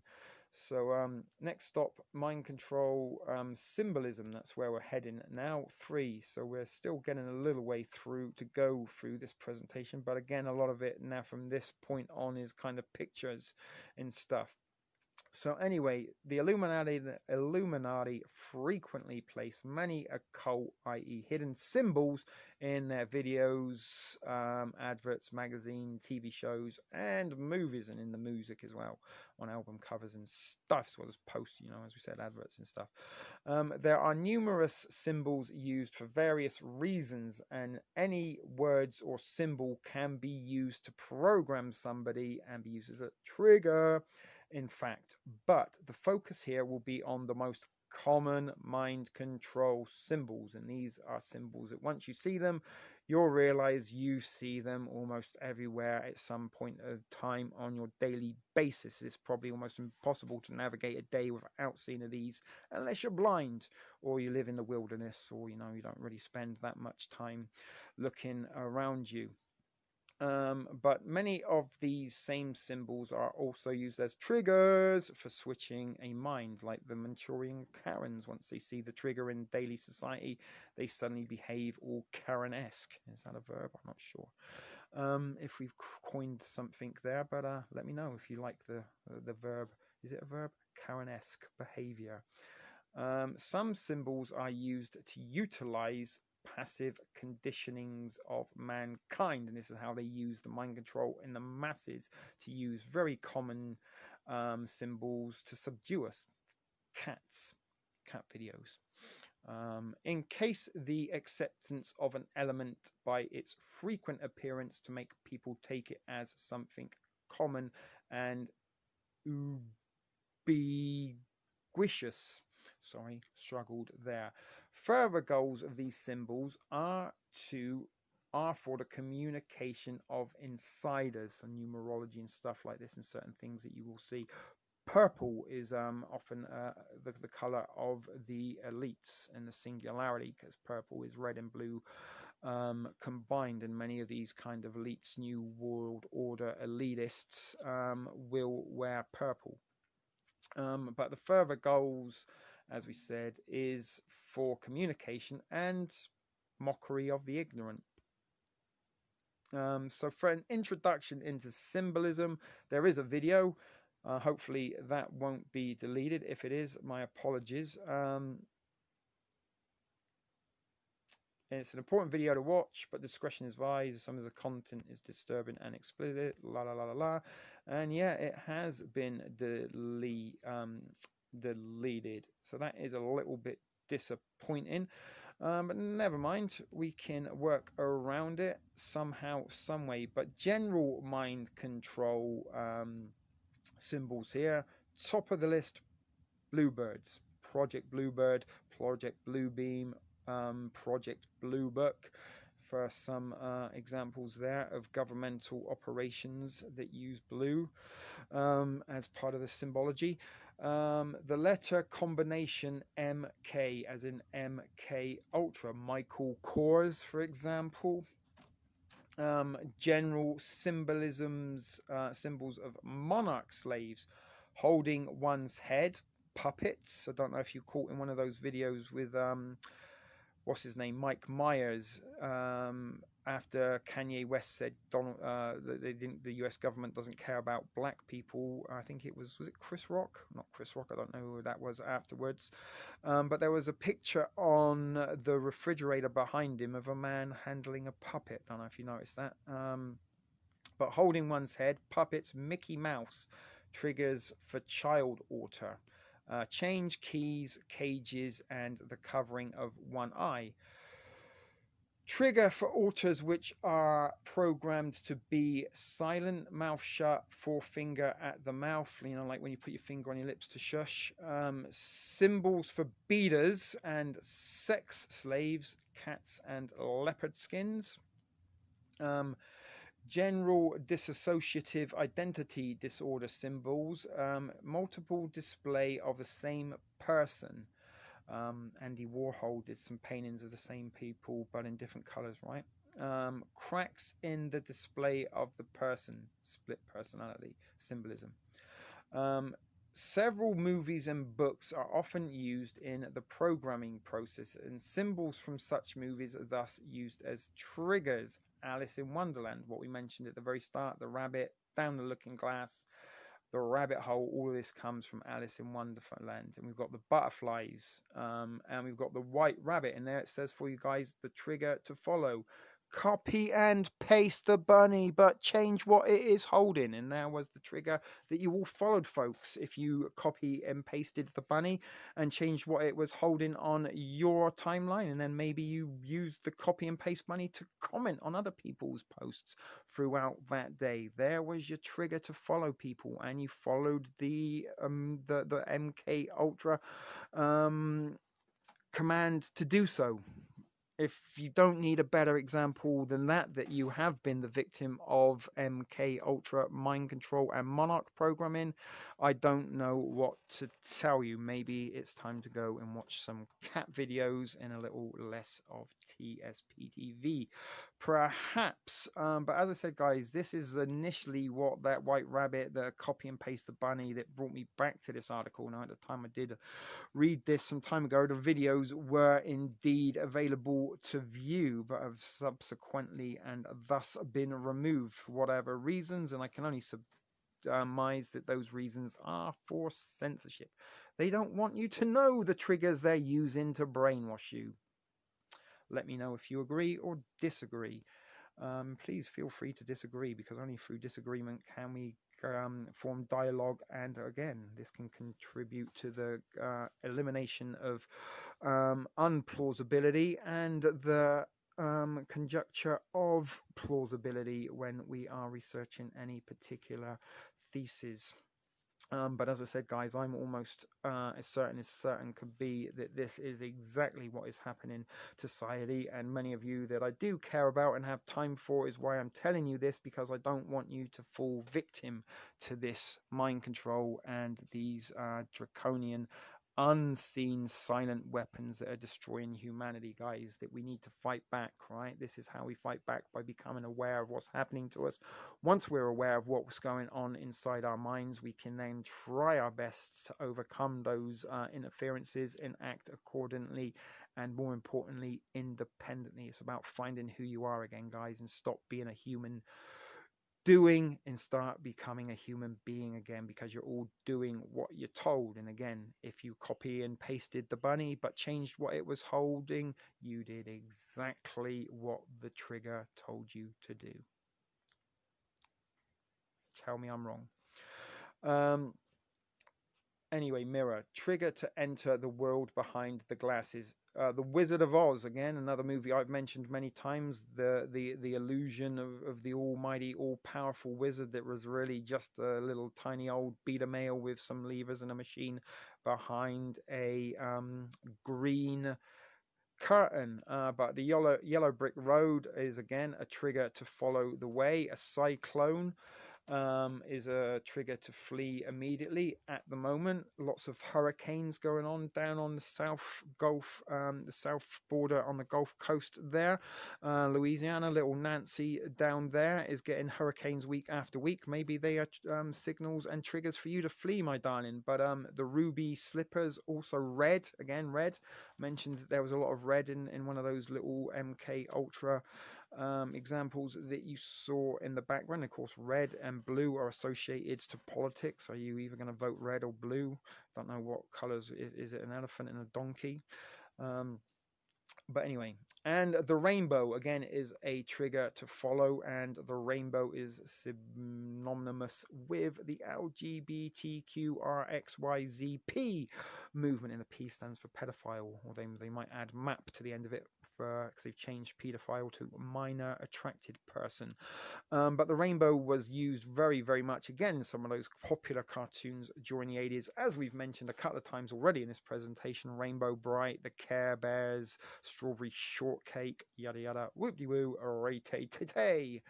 So the rainbow is triggering individuals to follow the LGBTQ path and lifestyle, and a lot of those kids that grew up in the 1980s, the younger kids that watch Care Bears and stuff, did they grow up to become part of the gay movement and the pride movement in the 90s? Because that's kind of when we did see a little bit of a rise of it. But many symbols are also being used in combination by the Illuminati, and neuro-linguistics programming also plays an important role. Neuro-linguistic programming is something we're going to have to go and delve into as well at some point. But again, please, if you are paying attention, you are watching it, pop a comment in below if you want to hear more about that, or if you know anything about that, please share any information. Information sharing is how we gain greater understanding, people. Just sharing blindly memes that have a high dopamine count attached to them isn't learning. anything. It's just becoming part of a propaganda machine, part of a human seeing, human doing society that the elites are so desperate for us to become, because then they can turn us into droned clones that can just act on their exact liking. But before we take a look at some symbols, here's an interesting music video from Muse. We're not going to watch this because that sure as hell will get us a copyright infringement.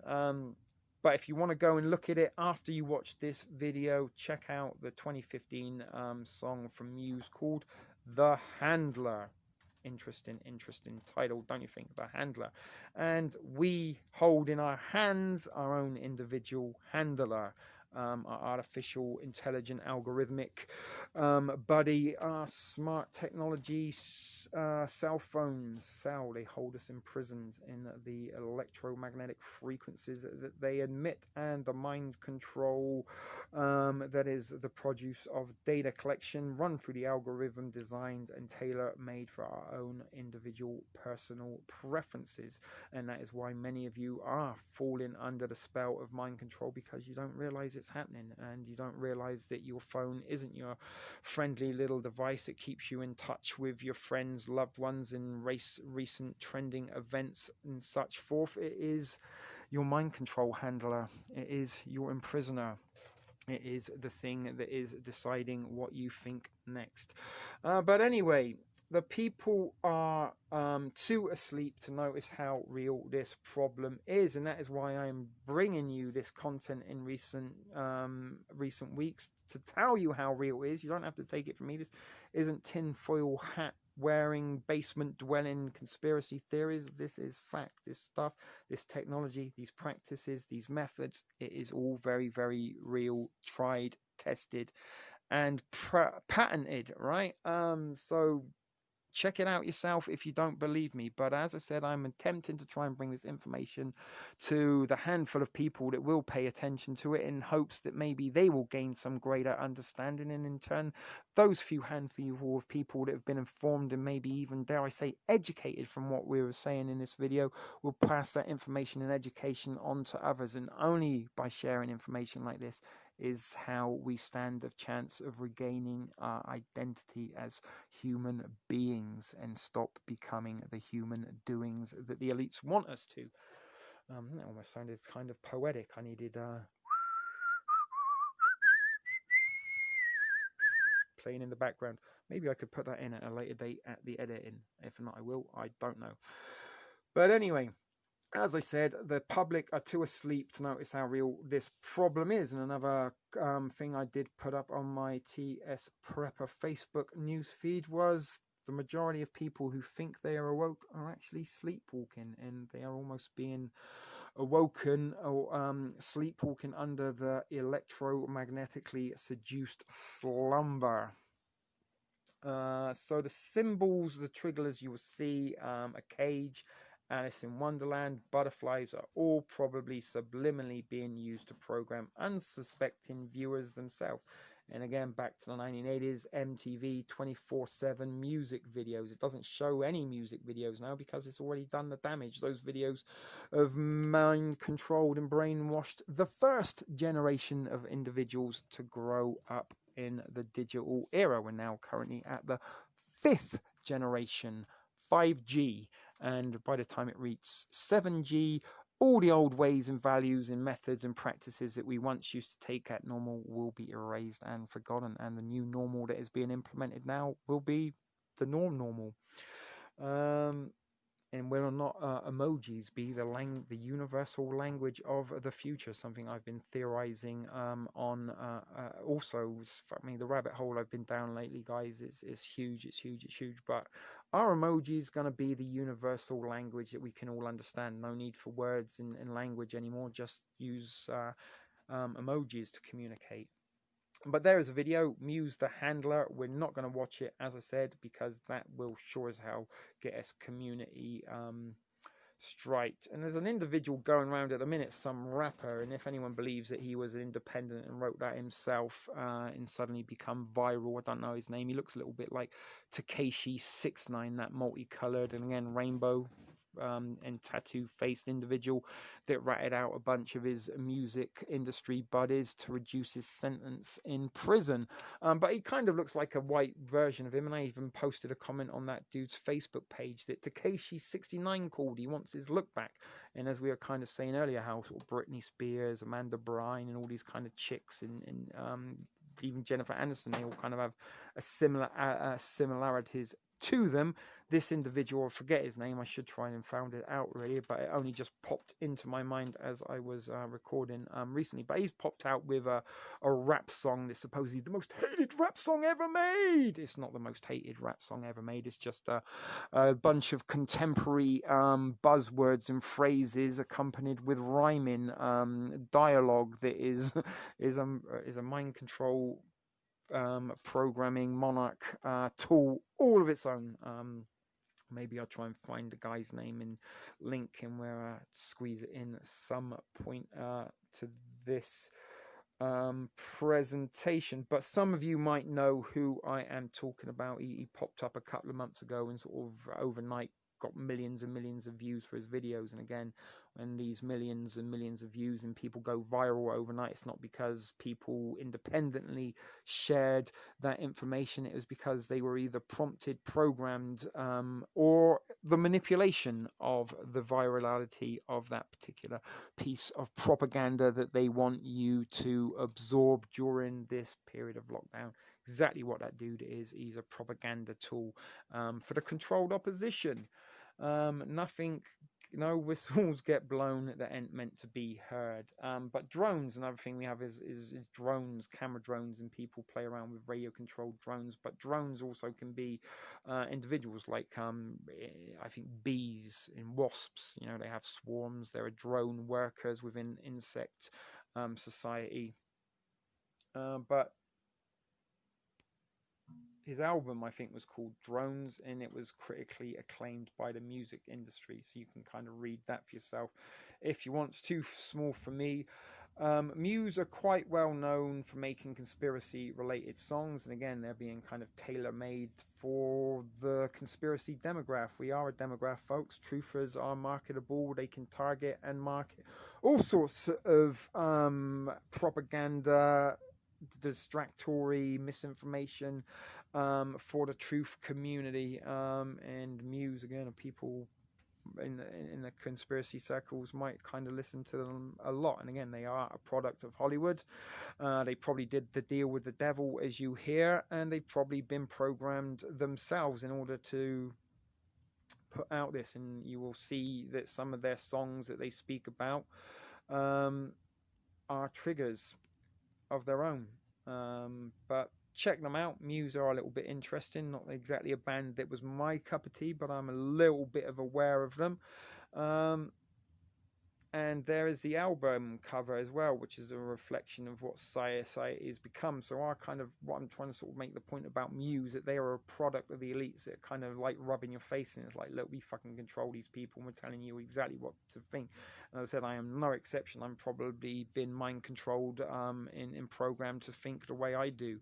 But I do try to regain and retain some of my independence, and do try to sort of keep my mind thinking and active in an independent manner, and try to not follow trends in herds or suggestive content if I can. I'm not imperialist to this, but I do spend a lot of time kind of researching my own kind of stuff.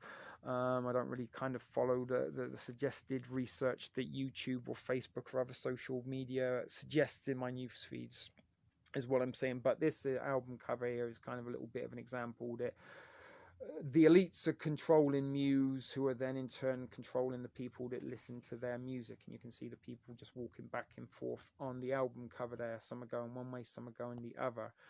But now you've got a little bit of appreciation for the basic triggers and the triggers they use. Let's look a little bit more in depth as to what they are. I kind of ad-libbed that. I didn't read that word to word, but I think that's what the writer of this presentation was getting at. And straight off, there we are, the bluebird. One of the earliest symbols for mind control is the blue-naped monarch. Monarch programming, monarch butterflies, monarch birds, and there he is, the bluebird. But this symbol is representative of Project Bluebird, a forerunner to MKultra. That also spawned Project Artichoke. Again, we can look at these things in more depth at another time if you so desire. But there's a little bit about Project Artichoke. I'm not going to read that for you guys. Hit pause, read it for yourself, because that is just an absolute blur to me. It's like looking underwater. I ain't got dicky bird's hope of hell of reading that out concisely to you. But as you can tell below, the bluebird symbol featured prominently in early Disney movies. I mentioned that earlier in this presentation. And also Twitter is a bluebird, very popular social media platform that our boy Donald Trump likes to use to tweet his probably while he's taking a shit. Don't know if any of you guys do realize that the majority of tweets in Facebook, or not just Facebook, but social media posts are made while people are taking a shit. And also, an awful lot of the selfies by duck-faced Instagram influencers are also taken after the particular individual is taking a dump, because after they've taken a dump, they feel a little bit thinner and a little bit more slender, and that's why they usually often take the picture in the bathroom. All there for you to see in plain sight, people. If only you look beyond the duck lips and the cleavage. But bluebirds are always presented as happy and helpful, which is undoubtedly meant to be the program to unsuspecting viewers, especially children, to respond positively when seeing this symbol, which actually has sinister connotations. And here we are, some of the examples of Disney bluebirds. Almost every Disney cartoon back in the 30s and 40s and 50s had a bluebird whistling in it. There you go. Now you've seen it, you can't unsee it, right guys? Bluebirds, bluebirds, bluebirds. And nearly all of the Disney princesses at some point, excuse me, I've got a burp there, that one's for you, baby P. And follow-up, a further follow-up. But all of the princesses were a little bit in distress. Either run away, had evil stepmothers or stepsisters, had to run away from fairy godmothers or evil wicked witches of the West and such forth. And they all look very, very similar. So there you go. There's some bluebirds, and you can see there's a red bird sitting on the branch there, and that in itself is symbolism. And as we were talking about Twitter, so we don't need to bother reading that, but I'll leave it up to you to decide if this is coincidence or not. There is no coincidence. Bluesbirds also frequently featured in famous songs by songwriters such as Jan Pearce's signature song Bluebird of Happiness, Judy Garland, Hello Bluebird, Over the Rainbow, Somewhere Over the Rainbow, Follow the Bluebird, Friendly Bluebirds, Over the Rainbow, Bluebirds Will Be Singing or Flying. I'm Chasing Rainbows. There's another song, Chasing Rainbows, by a band called Shed 7. Pretty cool song, actually, in the 1990s. About chasing rainbows. But Zippity Doodah, Mr. Bluebird on My Shoulder, David Bowie, Lazarus, I Feel Free Just Like That Bluebird, Vera Lynn, Wartime Propaganda vocalist, White Cliffs of Dover, there'll be bluebirds flying.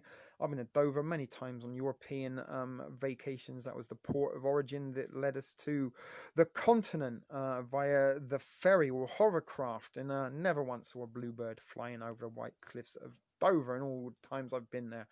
Paul McCartney and Wings, Bluebird Wings, only the band the Beatles could have been.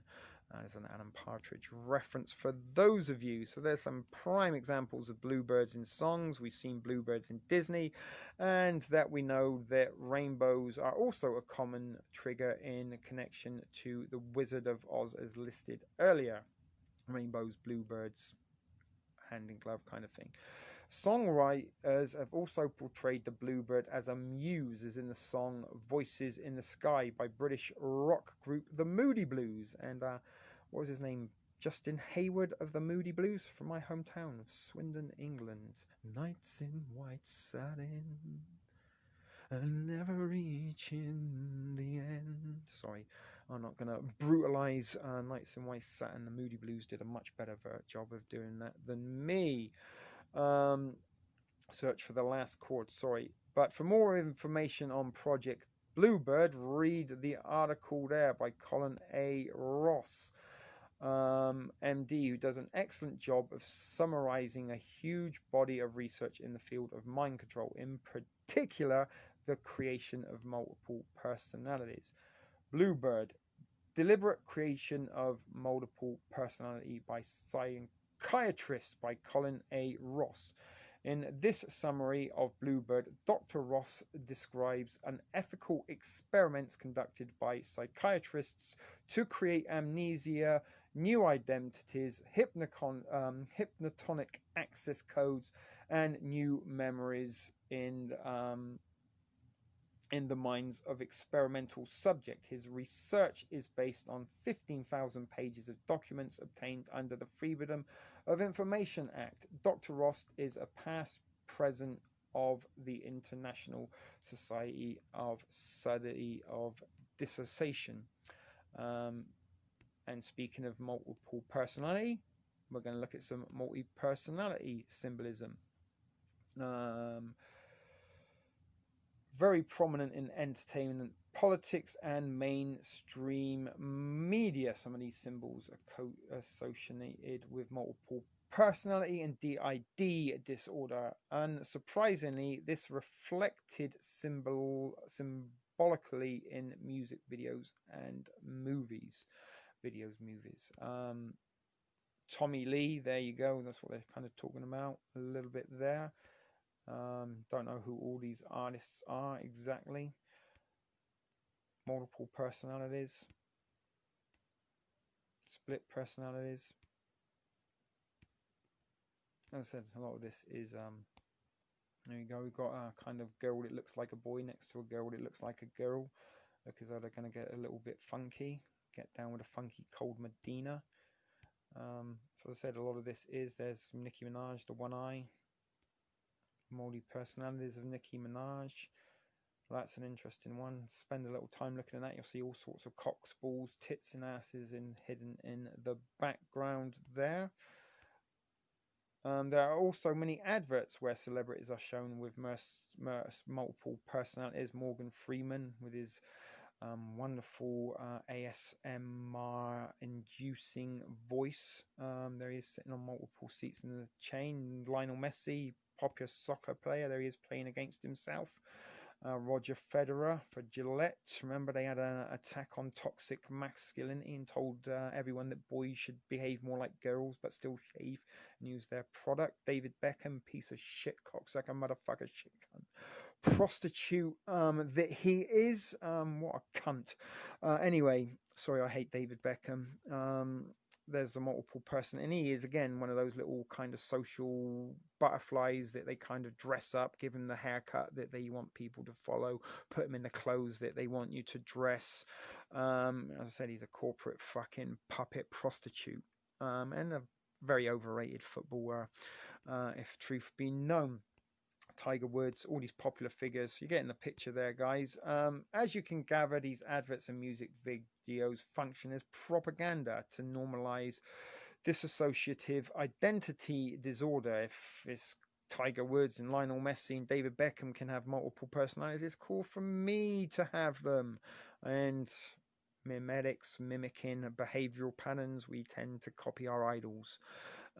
These kinds of adverts are also an open mockery to the viewing public who have no idea what's going on and think they're just clever adverts or movie videos. And again, when things win Oscars or awards and stuff like this or get acclaimed by music industry, it's because they really want you to pay attention to that, because it will be rich and saturated with programmatic material. The monarch butterfly is also part of the multiple personality programming symbology. And you will see this everywhere. It's on a lot of album covers, magazines, and all stuff in the above mentioned mainstream platforms. taking a look at why the monarch was chosen as a symbol. But first, allow me to show you just how persuasive this symbol is. And they use the monarch because the monarch butterflies, they fly from Canada down to, or from North America down to Brazil for the winter. But it takes 6 generations of butterflies to complete the trip. And without GPS or knowledge of where they're going or where they've been, somehow they managed to navigate their way to the same destinations through 6 generations. And this is passed down belief through DNA, and trauma also can be passed down through DNA. And why some of these Britney Spears, Amanda Bynes, Mickey Mouse Club child actresses are prime and ripe for monarch programming is because either themselves or somebody in their family, maybe not a direct relative, but an ancestor, was subjected to some kind of traumatic experience, and that trauma has been passed it down genetically through DNA. And I kind of have Polish grandparents that were in death camps, that was kind of passed down to me, I'm guessing. Clockwork Orange there, forcing him to watch his propaganda that changed his violent tendencies into a kind of complacent suburban drone. We can see a monarch there. There's Britney again with a monarch. Britney, Silence of the Lambs with a monarch. Christina with a monarch. Monarchs, the one eye and the monarch. Will Ferrell. As I said, you can see all these individuals keeping it silent. The monarch over the mouth, being silent, showing you that they've been subjected to the programming. And it goes on. Many popular celebrities that you will notice here. Monarch programming everywhere, all up in your facial. On and on and on and on and on. And as I said, a lot of this part is looking at pictures. There's not so much reading to do. But as I say, guys, once you kind of see in these symbols, you will start noticing them everywhere. And in particular, pay attention to your social media. And before you hit share, have a little look at the meme or whatever it is that you're sharing and see if it has any of the articles that we've just seen. Probably be surprised how many you start finding. So, like I say, the monarch butterfly is fucking everywhere, you see? Absolutely everywhere. And it goes on and on and on. And as I said, at any point in time, stop, pause, check, zoom in, do whatever you want with these symbols. And you can notice a lot of sexy, scantily clad females walking around with a butterfly on them. And that's kind of the symbolism there, that sort of in the daytime you're just the right mild-mannered secretarial clerk, but when you put on your skimpy little slutty Victoria's Secret number, then the slut comes out of you and you can be all porn star for your man of your dreams, or maybe not the man of the dreams, just the man you found on Tinder that afternoon that had the biggest bank account. But as we go on and on and on and on and on, you can see just how many monarch butterflies are used. And even then, MSN, there's a monarch butterfly there. Butterflies everywhere, and something you may have heard a term of social butterflies. And these are kind of people that flip from one social circle to another, may have lots of groups of friends, and this could be a reflection of multiple personalities, right? Which the monarch is used as a symbol to trigger. Unbelievable. But the sheer number of times this symbol is used is obviously well beyond coincidence. Needless to say, if you see a monarch butterfly in an advert, music video, magazine, everywhere, it's part of your mind control. And that's what I'm saying, guys, that when you start seeing these memes and these little news articles on your social media news feed that have hundreds and hundreds of likes and have been shared thousands and thousands of times, that's not coincidence. This is your mind control, and this is triggers for you to share it. And when you share it, that becomes the propaganda. And the more people in the chain of sharing become immersed within the ideology and the narrative and the rhetoric that they are trying to spread for population control. And population control doesn't necessarily mean the numbers of population, or, you know, how many or how less people are in the population. It's controlling how the population acts and behaves and thinks. And that is why MKultra monarch programming is so very, very important to the government, because that is how they are controlling each and every one of us. You and I are both, folks. Two particular occult meanings are when the butterfly covers one eye, which is symbolic of the eye of Horus, or is placed over the mouth, which is the silence programming, as will be discussed a little bit later on. There are some examples there. Music videos often associate the symbol of the monarch butterfly, and thus monarch programming with being a rebel without a cause, for example, popular movie with James Dean, Club 27. But this is in fact just juxtaposition. Don't know what that word even means myself. Excuse me there. If you don't know what it means, you're shit out of luck. I can't explain that to you, but maybe look it up. Let me know in the comments below if you find out what it means. But it's just given that monarch program is the most oppressive system in the world and the polar opposite of being free and independent. And that is what we are becoming less and less. We're becoming less and less free. With the lockdown, our independence is removed, being able to maybe earn an income from ourselves, even though we may be heavily taxed, and everything we then buy with that income is taxed, blah, blah, blah, yada, yada, whoopty-woo, right-tay-tay. But also our freedom to think for ourselves is being attacked and replaced with mimetic mind control and behavioral patterns, that the more you copy and share, the more you're becoming part of the herd or the pack, whichever you choose to be categorized with. And as I said, independence is what we need to start reclaiming, folks. This is why I put a lot of random shit on my TS Prepper Facebook newsfeed, is because it's independent thought and interactions. It is not programmed target and response. This is kind of why you hear a lot of corporate YouTubers saying, hit the bell, smash the like, be sure to share. This is calls to action, calls to program, calls to follow. Hit, smash, follow. You've been brainwashed. You keep hearing this over and over and over again. The more you hear it, the more you would do it. We're being trained to follow. We're being essentially, they're cloning hive mind, and this is what they're doing. When you share things, you're becoming part of that cloned hive mind. Mimetic skies, MKultra, monarch programming, it's all real. It's all being used against us. It's not a virus. This is the true threat and the enemy that we are up against, guys. And this is being implemented by our artificial intelligent handlers. Human beings aren't doing this. This is all the result of artificial intelligence that run this through our algorithms, guys. So we've got to stand up. We've got to start fighting back. And we've got to figure out how we can save other people that are under the spell of mind control. I'm doing my part to try and make you aware of this. If or not you digest or choose to take any of this literally, laterally, or in fact dismiss it, is up to you. I'm just putting it out there, and if you agree with me and kind of conclude that you're right, there is a lot of stuff going on that you're talking about that is very, very evident in today's society, then please share this information. Maybe if you don't share the video itself, just regurgitate the information I'm telling you, put it into your own words, formulate it into your own words. If you're a fellow YouTuber, make your own video about this, right? But one of the primary reasons that monarch mind control programming was named monarch program was because of the monarch butterfly. The monarch learns where it was born, its roots, and passes this knowledge via genetics. So we obtain this knowledge, it gets absorbed by our mind that wasn't once there, prior to implementation.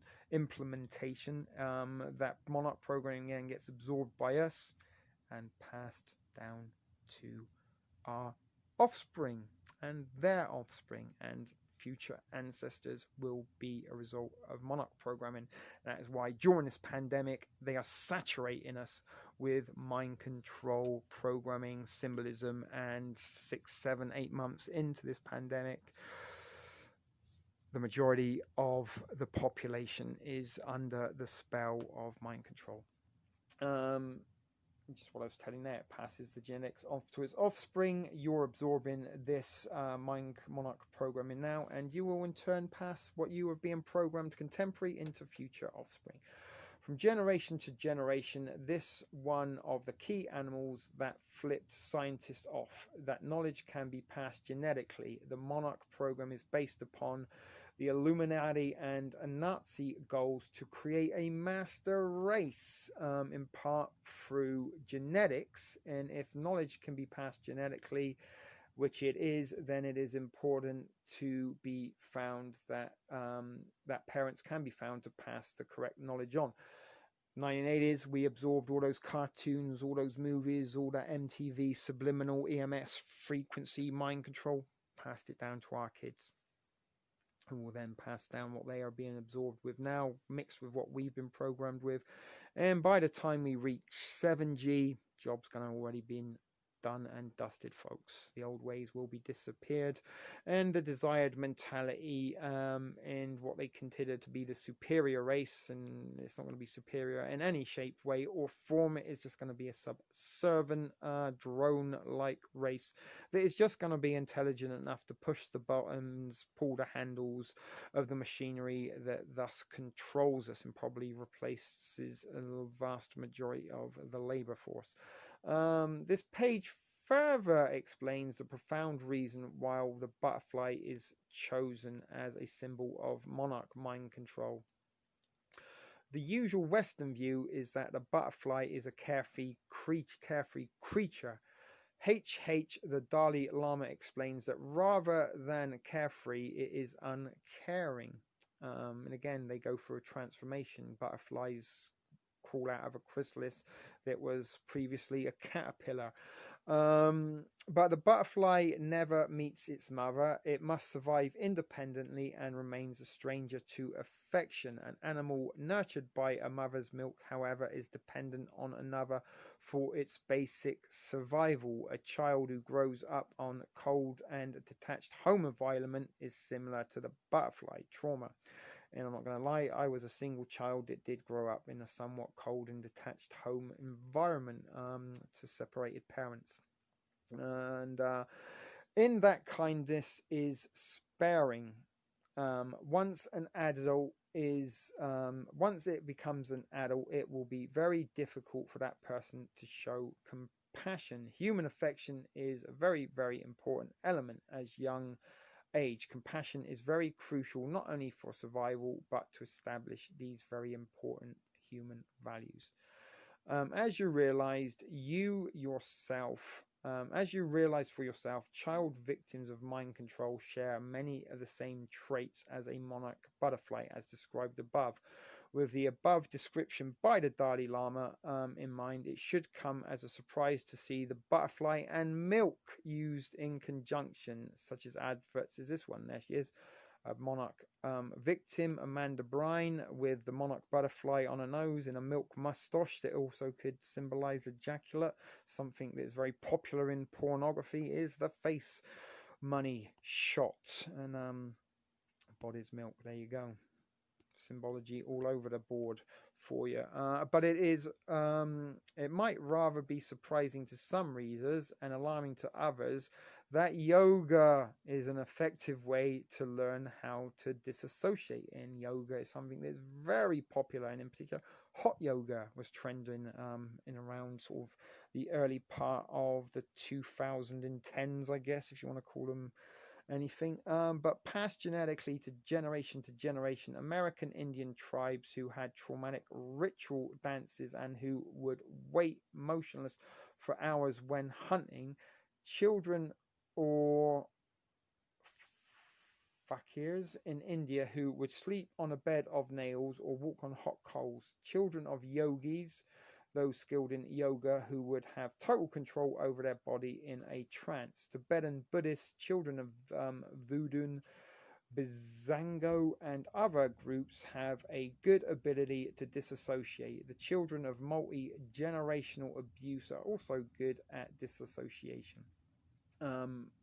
The Illuminati families and the European occultists went to India and to Tibet to study occultism and Eastern philosophy. These Europeans learned yoga, tantric yoga, meditations and trances, and other methods to disassociate it. These skills are passed on to their children, and they've used these skills and practices and incorporated them into MKultra. And again, I kind of grew up, as I said, in a cold, disassociative environment, and I'm not necessarily uncaring or unwilling. I don't know what I'm trying to say there, but I'm not an uncaring individual, is what I'm trying to say. But I do disassociate from society quite a lot, and I think the ability to disassociate has saved me somewhat from a certain degree of programming. However, I did spend an awful lot of my younger days disassociating by watching a hell of a lot of Hollywood entertainment movies and TV shows, and also read an awful lot of comic books in my isolation. And in many ways that was my programming, but I think I tried to use my programming for the greater good and not become part of the desired social model that they are trying to program in humanity at the moment. And a lot of that stuff that I did look at as passing the time and entertainment as a youngster, and sort of maybe to distract me from some of the troubles that I may have faced. I've, as I said, used those to sort of educate myself and give me the ability to kind of decode fiction and see these kind of symbols for myself. And it was understanding the behavioral patterns of myself and how I had been possibly subvertently and subliminally, subconsciously mind controlled and programmed to be a suspended adolescent at the end of the 1980s, and didn't really sort of grow up until I probably hit my late 30s. But anyway, I kind of digress a little bit, but it's understanding my own behavioral patterns and stuff that made me observe other people's behavioral patterns, and then led me to research and look into all of this stuff. Understanding oneself before you can understand one others is also a teaching of the Buddha. And a wonderful piece of information indeed. And there you can see some examples of people doing yoga.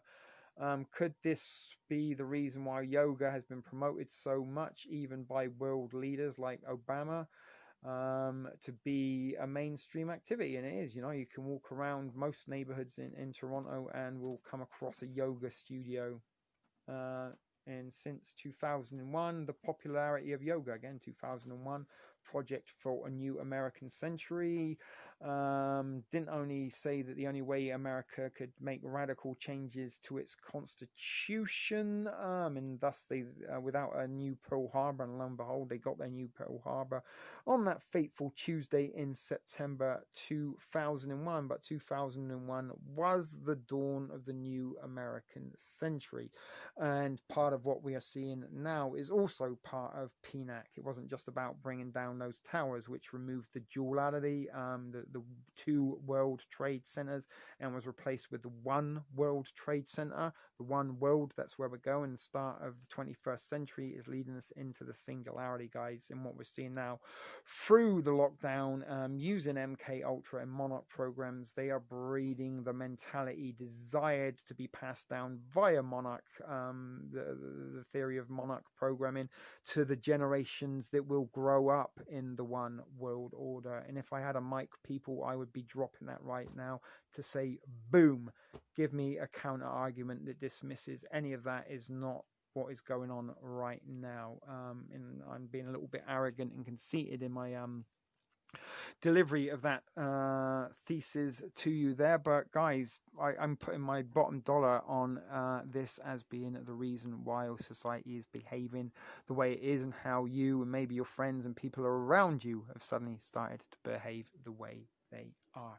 And that way of behavior is mimetic, copycat, not thinking for yourself, becoming part of a desired hive mind. Are we nearly done? But I love yoga. This can't be true. I'm sorry, I lost something there. 2001, we got off on the sidetrack. But it went from 4 million to 20 million between 2001 and 2011. Again, using social media platforms, which come very popular in around 2005. MySpace, Facebook, that's around the time that they started to launch. And through those platforms, yoga was probably promoted. And God knows how many girls I dated when I was down in the United States that all practiced yoga or had yoga pants. Ashley. Sorry, a little fond memory there. But anyway, it rose in popularity in 10 years between 2001 and 2011. And it has drawn support from world leaders, as we mentioned, Barack Obama. It has become a universal language of spiritual exercise in the United States, crossing many lines of religion. As I said, it was practiced by Buddhists primarily, and I think Hindus also have a kind of version of yoga, very popular in that part of the world. But as I said, it is transcended religions, and all sort of people do practice yoga. Now, every day, millions of people practice it. There's probably somebody practicing it right now. And they do so to improve the health of overall well-being. That's why we're encouraging everyone to take part in PALA, Presidential Active Leisure Award. So show your support for yoga and answer the challenge. There you go, a little bit of propaganda for you. In 2012, studies indicated that 8.7% of US adults, or 20 million people, practice yoga, and out of non-practitioners, 44% of Americans call themselves aspirational yogis. That's a little bit bizarre, but anyway, there it is. I love yoga. It's true. We looked at that. I'm the party pooper, as Arnold Schwarzenegger is the Terminator.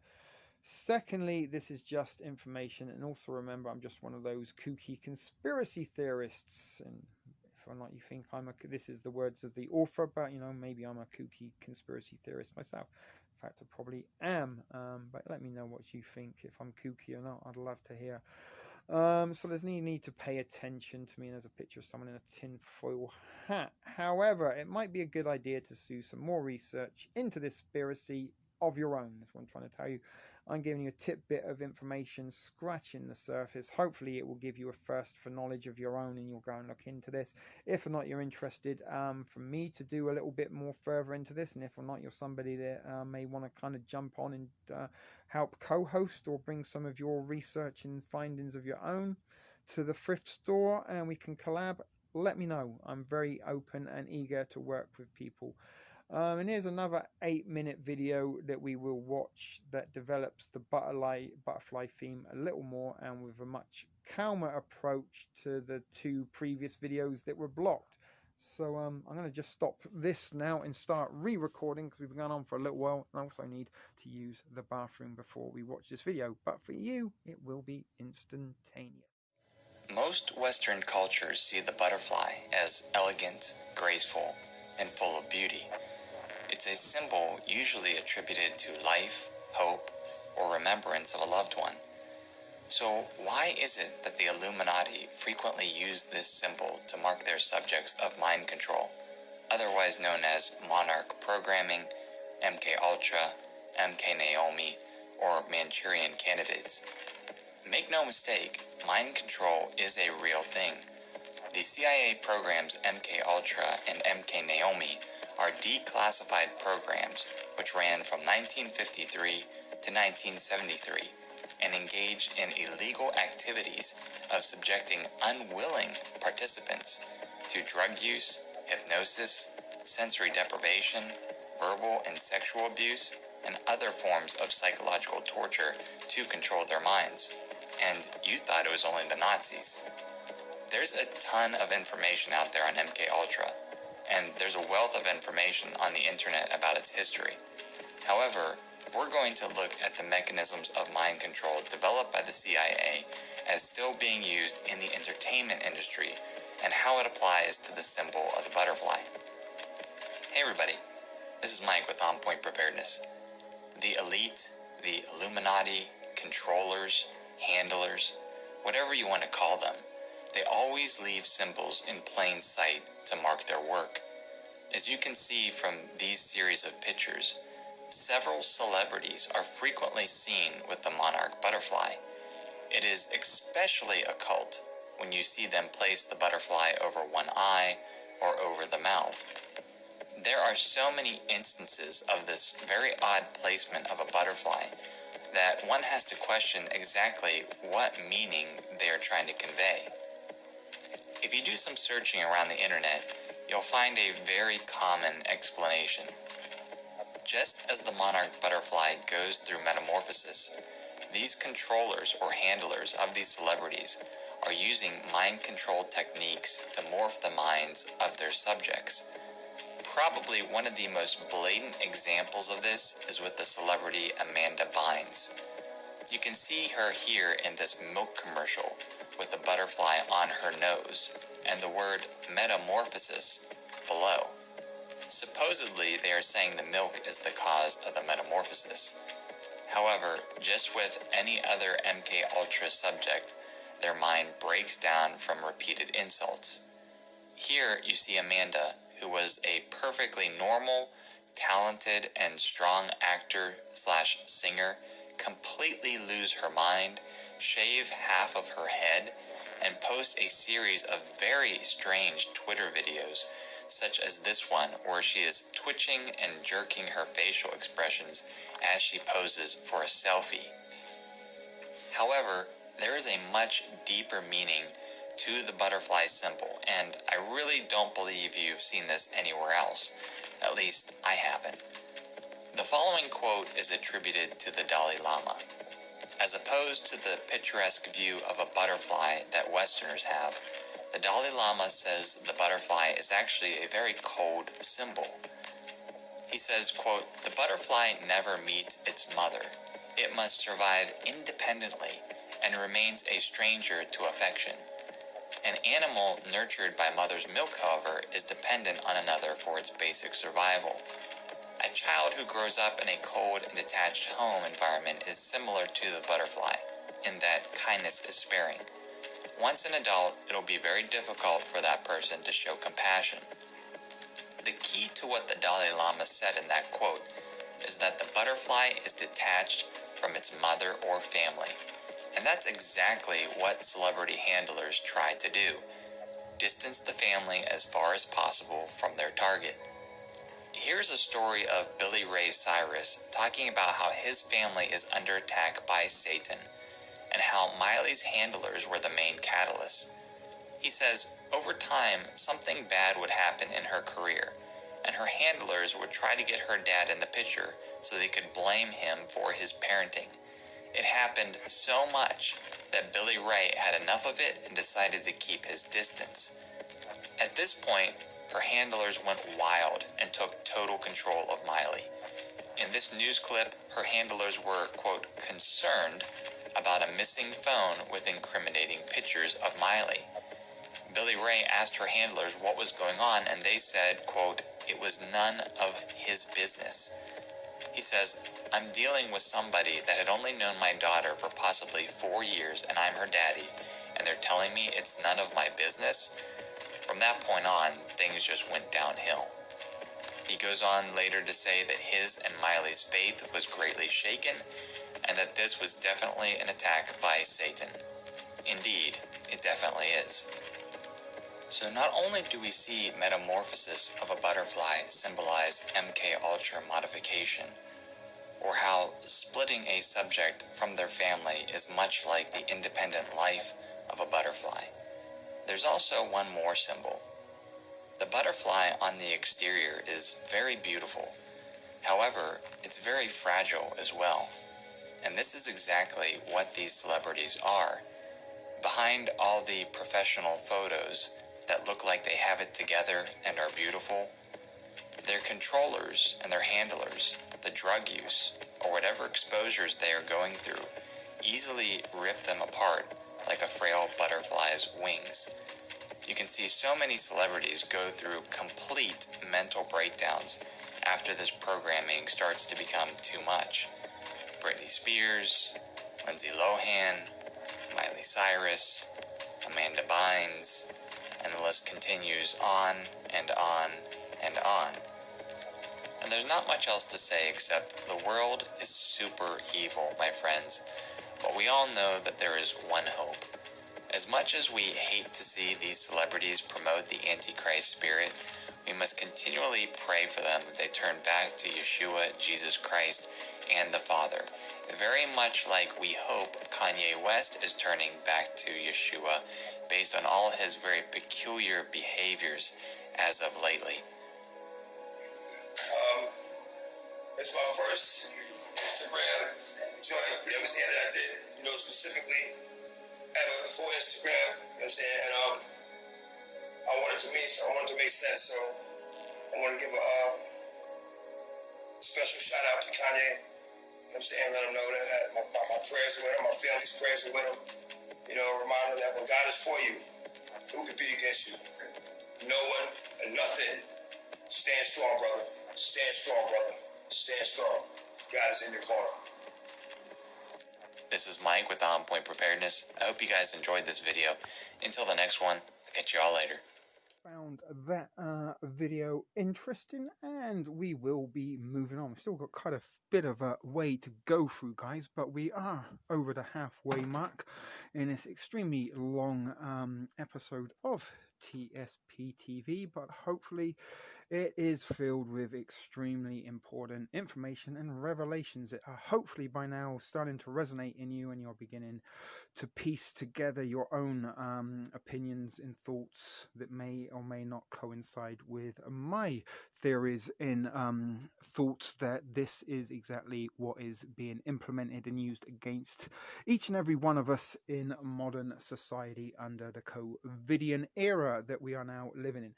But as I said, let's move on, and it even says here in the next part of the article, before moving on, here's one more interesting thing about a butterfly.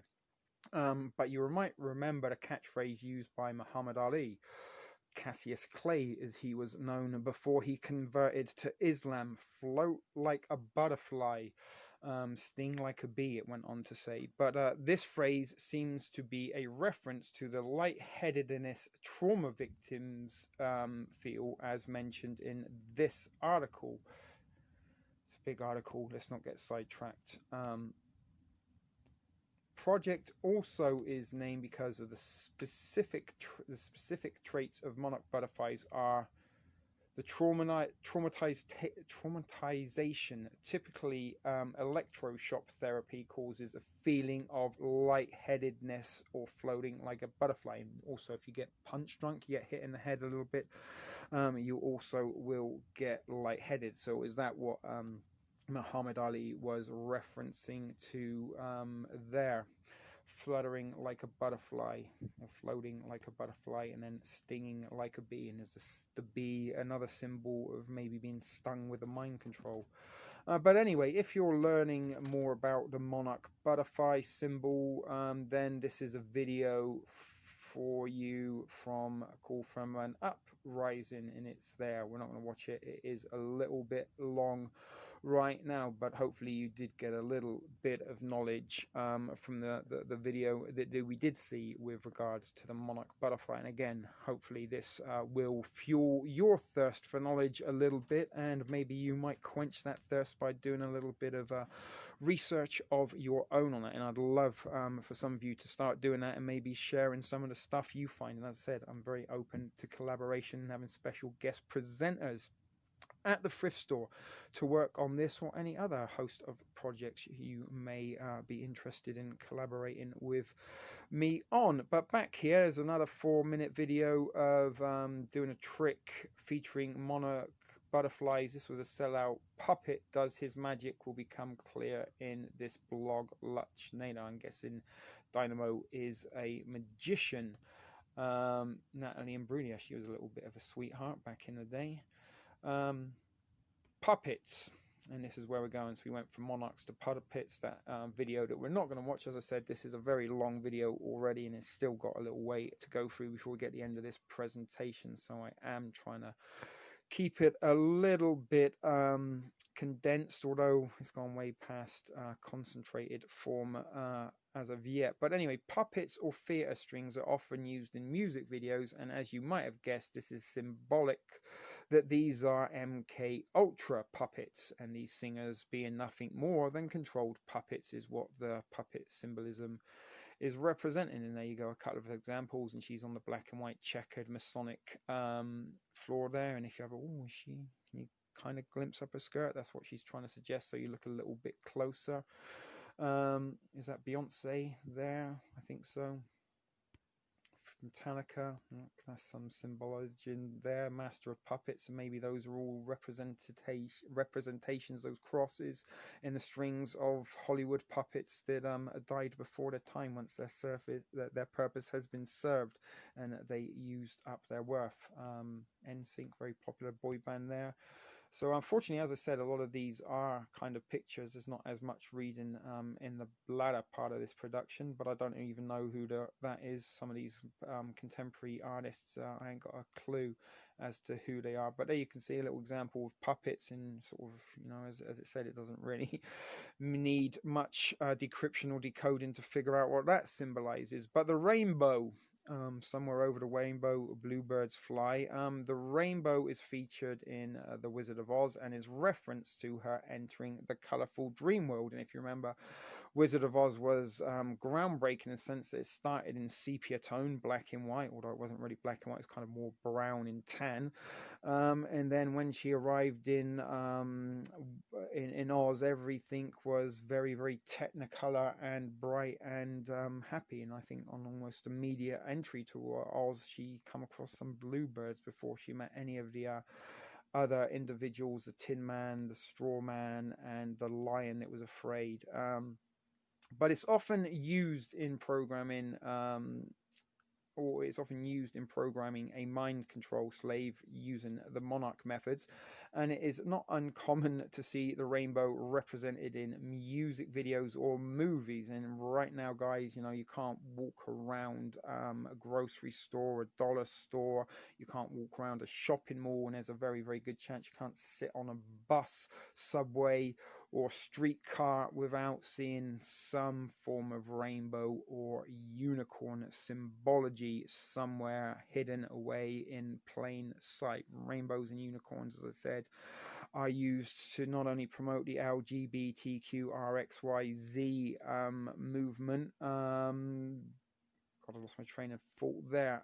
And the unicorns are also used to be kind of sexualizing children. So combining the unicorn and the rainbow is kind of pushing those two things. They are sort of trying to get kids to grow up before their time. And you will see an awful lot of young children with rainbow and unicorn backpacks or lunch boxes or gloves or hats or t-shirts everywhere. Rainbows and unicorns. But as I said, lots and lots of rainbow symbology in not only music videos, also, as we've mentioned multiple times in this presentation, things like the Care Bears, Rainbow Bright, Wuzzles, duality, schizo personality, dreamlike environments, fairy tales, fantasies, but rainbows, unicorns everywhere. There's look a rainbowy monarch butterfly phone cover. Another indirect reference to the rainbow, up over the rainbow, is the umbrella, particular when it appears in many rainbow colors. An example of the opening ceremony at the Paralympics in London 2012, they used umbrellas. There's a comic book that was written by My Chemical Romance. They were very, very interested in the fact of what we're talking about now, because when they were at their height of popularity in the United Kingdom, and they kind of sort of were the forefathers of the emo movement.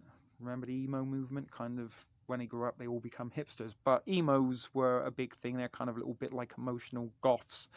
But they were very, very much up into My Chemical Romance, and there was a series of teenage suicides in the United Kingdom, as I said, at the height of their popularity. I can't remember, around 2006, 2007 perhaps, that were similar in the sense that all of these teenage deaths listened to My Chemical Romance, and in particular, I can't remember the song. I don't even know a My Chemical Romance song, but they all had My Chemical Romance in common, and in particular, this one particular song that kind of where they create in a suicide cult, and where they the leaders of it. in having read and looked at what we have so far and up until now, what we know about how the elites use these puppets to enforce their ways and methods, I would say yes, it was. But they went on to write a comic book called Umbrella Academy, which I didn't read just because I fucking hated and loathed emos and didn't really like My Chemical Romance. And during my days of working in a comic shop, all of a sudden fucking emos would be lining up outside the door trying to get a copy of it. And I do remember once ripping up a very rare variant cover edition 1 Umbrella Academy in front of a line of emos that said other comic books were shit and the only good comic book was Umbrella Academy. So I ripped up a very rare and valuable copy just to tell them to fuck off. But anyway, sorry, again, digressive. Umbrella Academy, My Chemical Romance, Suicide Cult just popped into my mind with regards to the umbrella there. Look into that yourself if you want. Again, I do try to give you as much information as I can, as well as trying to give you a little bit of an inclination to start learning more on your own accord. And as I said, this is how we grow and share information by sharing and doing our own research, and not necessarily blindly sharing what comes up in our news feed with the most amount of emojis accounted to it, or reactions or shares. You know what I'm saying? The dopamine inducing symbology, because that's what we're looking for on social media. They've got us used to that activity, the muscle memory of handling and holding the phones, and they've got us used to doing that by introducing us to dopamine. And dopamine is how they kind of use as a tool in casinos, like on slot machines and stuff. When you turn a card, there's the little bit of raise of excitement, and then if you win, you get the dopamine reward. When somebody likes your post, you get a shot of dopamine. The more people that like it, the more dopamine. So when you see a meme that's been shared multiple times and it's got like 117,000 likes, then you're, oh my god, that's going to be a lot of dopamine for me. It's like a crackhead, you know. You can maybe only afford a 10 piece, but you really want a 50 piece. You can get higher with the more that you have, is what I'm trying to get at there. But anyway, you can read more about the umbrella symbology and that ritual here if you want to. You know the information if you want to go and look at it. Put 2012 Paralympics London umbrellas symbology in a search bar. Hopefully you'll find exactly what you need. And that's how I find my articles of interest. Once I kind of get a little bit of a theory in my head and then sort of piece it together and formulate it into a thesis, I then go and sort of start searching for things that may or may not be related to that, or things that I've observed. But that's a little bit of how I kind of start my rabbit hole researches. I don't tend to follow things that have been suggested to me on my news feeds, because that's all part of complying with the artificial intelligent desired behavioral patterns. But I'm sure most of you will be familiar with Rihanna's Umbrella. Ella, Ella, what a fucking annoying song that was. And really, I think Chris Brown should be commended for an act on humanitarian aid, for trying to put fucking Rihanna out of society's way. We don't really need her. And again, she is a monarch programmer of her own. Bizarre individual. Riri. I think that's her split personality thing. And that's what they're talking about. The song is it features clear split personality symbolism, with the lyrics like, I took an oath, I'm going to stick it out till the end, you're part of my entity, here for infinity. And I sometimes wonder, you know, like, obviously you get artists into the recording studio, and then you kind of have the producers and stuff that are behind the sort of screen controlling the dials and stuff, while the artist will be in a booth with the headphones and a microphone, and they're like, you know what, Rihanna, we're kind of missing something. I mean, I love that lyric. I love that lyric. You're part of my eternity, here for infinity, and I love took my oath from stick it out to the end. But this song's missing something. It's lacking something. Riri, can you come up with something just to give it that little je ne sais quoi, that little oomph? How about some more ella eh eh? Can you put some more of that in between the choruses, in between the verses? That'd be great. I think that's what the song's missing in there. In the final production, we got the ella, and that was just enough to make me want to pop her eyes out and then bite it off and then spit the eye back in her face. Sorry, a little bit violent there, but nonetheless, Rihanna's song Umbrella was saturating the airwaves at the time. Went to number one, was number one for weeks and weeks and weeks, and funny enough, it was number one during a monsoon. Not necessarily a monsoon exactly, but England at that time was getting an incredible, larger than normal amount of rainfall, and there was an awful lot of flooding in areas that don't normally get flooded, and that kind of song become the soundtrack of that very, very wet summer. I actually think it was my last summer in England. But numerous songs, back to the presentation here, with cryptic lyrics referring to mind control, have also been written about rainbows. And again, Judy Garland's Over the Rainbow is referenced. Somewhere Over the Rainbow, Bluebirds Fly. Bluebirds is another we've discussed. This song has been reproduced by many artists. Indeed, it has Norah Jones, Cliff Richard, Eva Cassidy. What was that dude that died recently? Not Noel Coward. I can't remember. Very sort of melancholy individual, but he did a version of it as well. But anyway, everybody's done versions of Somewhere Over the Rainbow. Very, very, very popular song. Rolling Stone, She's a Rainbow. She comes in colors everywhere. Madonna, Dear Jessie, Ride the Rainbow to the Other Side, Catch a Falling Star, and then Take a Ride. And again, Catch a Falling Star is something that is often referenced in musical lyrics. The Ramones, she talks to the rainbows. She's a little lost girl in her own world. She looks so happy, but she seems so sad. A Stereolab Rainbow Conversation, fusing at the sad transformation that has sadly altered the balance. Make of those what you will, guys. But the symbol for rainbow has also been adopted into mainstream society. And speaking of logos with sexual connotations, the white rabbit. And this is the symbology that kind of brought me back to this article, and was what I wanted to bring it out to you a couple of weeks ago when the copy and paste the bunny but change what he is holding mind control meme trigger to follow went viral on social media, 16th and 17th of October 2017. You may as well have seen it. You may have even been somebody that shared and copied and pasted and changed what the bunny was holding more than once, perhaps. But anyway, the trigger to follow, and there is probably one of the most famous rabbit symbologies you could imagine, the Playboy rabbit, and of course the sex bunnies or sex kittens that lived with Hugh Hefner, the very old man that smoked a pipe and lived in a day jacket, a house coat with inappropriately aged, scantily clad women in his household that may or may not be under mind control of their own. But the white rabbit is another common mind control symbol.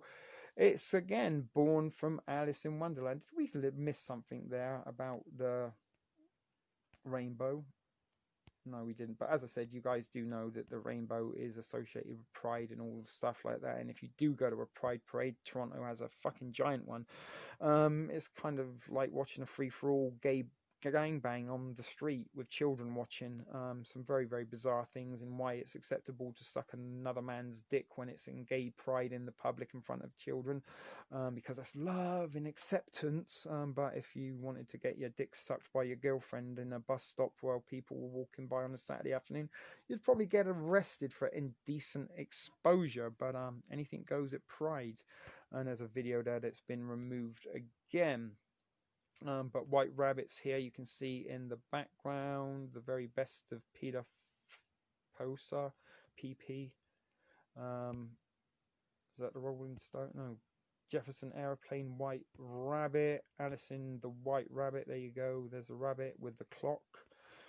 Is that Britney or Beyonce or somebody there with a white rabbit? White Rabbit Inc. Rabbits, rabbits, rabbits everywhere. The trigger to follow. There's a woman with a provocatively, suggestively open mouth and a rabbit mask.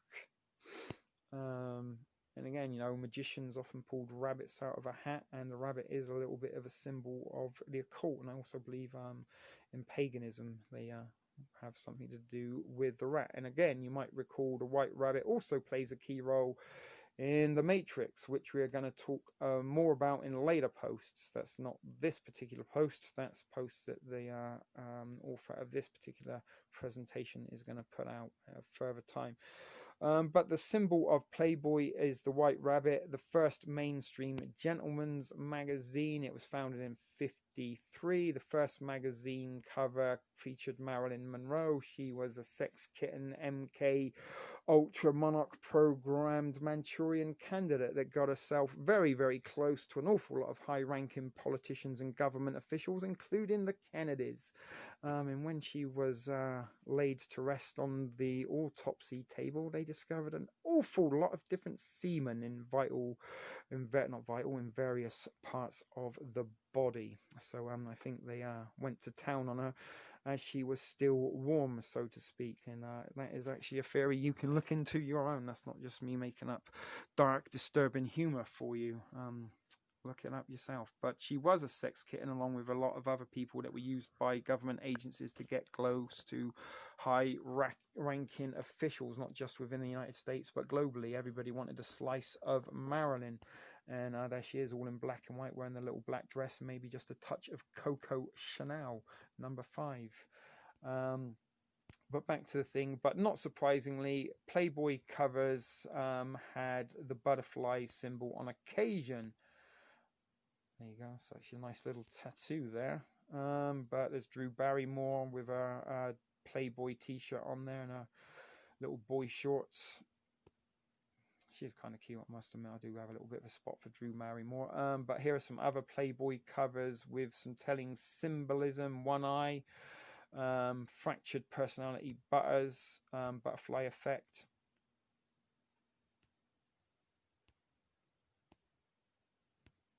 Another persuasive theme found in Playboy is that cats and leopard skin often associates. And again, you will see a lot of young kids these days walking around with like kind of headbands or hoodies with the little cat, the cat ears on them in, you know, leopard skin.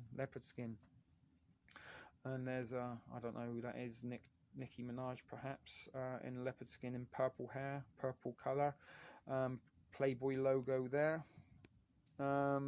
This is in fact another huge theme in monarch programming, the sex kitten, and in rabbit kittens, kind of why the Playboy used the rabbit was it kind of was encouraging other sex kittens to follow and wanted to be a centerfold, right? Stuff like that. And it started behavioral patterns. And, you know, what guy didn't want a Playboy centerfold to have in real life rather than just the fold-out spread to ejaculate on while gratifying oneself with his fist? But here we go, some more sex kittens in there. They are down on the kind of all fours, behaving a little bit feline in the leopard skin. And there's also some kind of Egyptian symbology going on in the background there. Purple catsuit, pink tail. Make of you will. I think that's Madonna. Stop trying to be sexy, Madonna. You're too old. You're nearly 60, darling. Nobody wants to see that anymore. It's Nicki Minaj with a big old booty there. And a whole host of leopard skin kitten kind of symbology going on in pop culture. And Alenia, didn't she die? I don't know. Lisa Left Eye Lopez, she was another one that kind of wore leopard skin, did the one eye monarch thing, and ended up dying in a plane crash.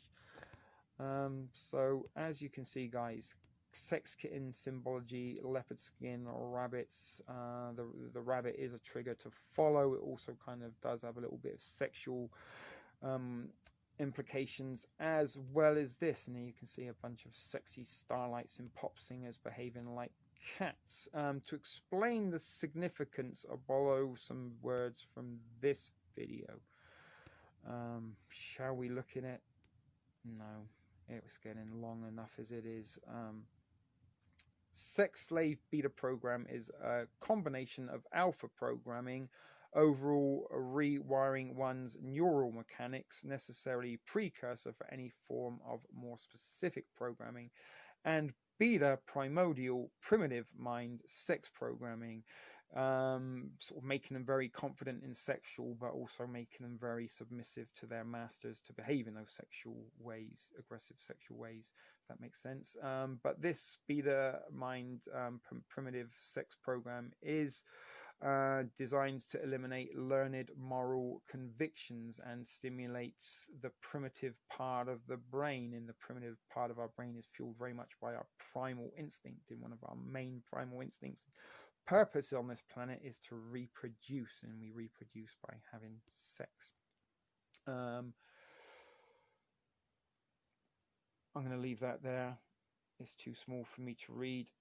Pause it now.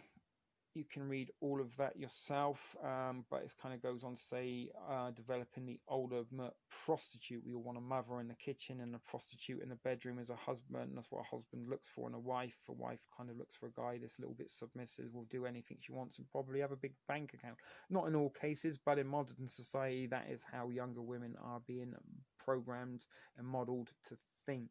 Doesn't matter if you're the nicest guy with the biggest heart in the world, it would do anything for anybody. If you're broke, fuck you, you're not getting any poo-tang unless you pay for it, and we all pay for it one way or another. Guys, let me know if you agree with that in the comments below, emotionally or financially. But as I said, hopefully you've read all that, and now you can kind of see there the cat hoodie. I think that's Rihanna, and she's pretending to be a cat, and you may see at Halloween a lot of girls will kind of get all sexy cat uniformed up, paint the little nose and whiskers on their face. You've seen it, you may have even done it yourself. Sex kitten programming. Each is programmed into an alternative reality that matches the purpose they are being designed to serve. This is why cat or bunny alter is such a popular choice for female MCSs. Now, it's very interesting that it was primarily females, I noticed, that copied and pasted the bunny but changed what it was holding. That's a trigger there. That sentence is a trigger. You've copied, you've pasted, you've changed what the bunny's holding. That is implanted in your minds now, and if not, that is a future trigger. We will see. But as I said, that was an observation that I did notice. That it was a majority of females and ladies on my news feed that were copying and pasting the bunny. But back to here is such a popular choice for female MCSs, mind control subjects in Hollywood.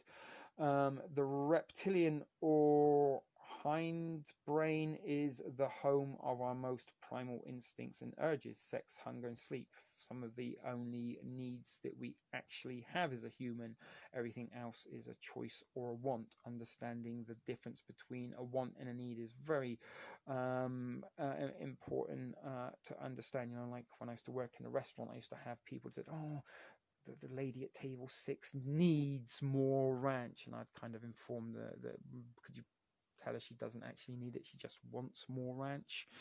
She's not going to die if she doesn't get more ranch. The human population isn't going to cease to exist if she doesn't get more ranch. The world and the universe isn't going to implode upon itself and cease to exist if she doesn't get more ranch. She wants more ranch. She doesn't need more ranch. Understand that. Maybe yourself a little bit if you choose to, because some of you and even myself said, "Oh, I need to do this." We don't need to do a lot of things that we are led to believe we need to do. And again, a little bit of removal of our primal instinct is part of the MKultra monarch programming. They don't want us to act naturally. They don't want to act on instinct, and they don't want us to act on our own independence, creating puppets and drones. But the Illuminati programmer, when making a beta mind control subject, is to restrict but not completely, the mental areas used by the sex slave after to the hindbrain, making them a mere animal. The author is programmed into just acting like an animal, believing they are an animal to be dealt with in an animal, like primal physical manner. And this is kind of why younger children now are being programmed with this sex kitten kind of imagery and stuff like this, because it's kind of getting them to grow up a little bit quicker, getting them to be sexualized, and maybe they will be all too willing to be subjected to maybe a minor attracted person who comes across their way in the future, maybe because they've been programmed by so much of this shit subliminally, with the innocent programming that you thought was just entertaining them, while you stuck many people stick a tablet or a phone in the laps of young toddlers now to keep them entertained, that act as babysitters. And a lot of this content, like we've seen in the Care Bears and stuff like that, did program these individuals when they saw it as maybe a toddler or a youngster or at nursery school, that once they sort of come of age of teenage years in sort of adolescence, they started behaving in a different way than they probably would have done. But anyway, that's what they're trying to do with kids, and why you see so many kids these days with the cat ears.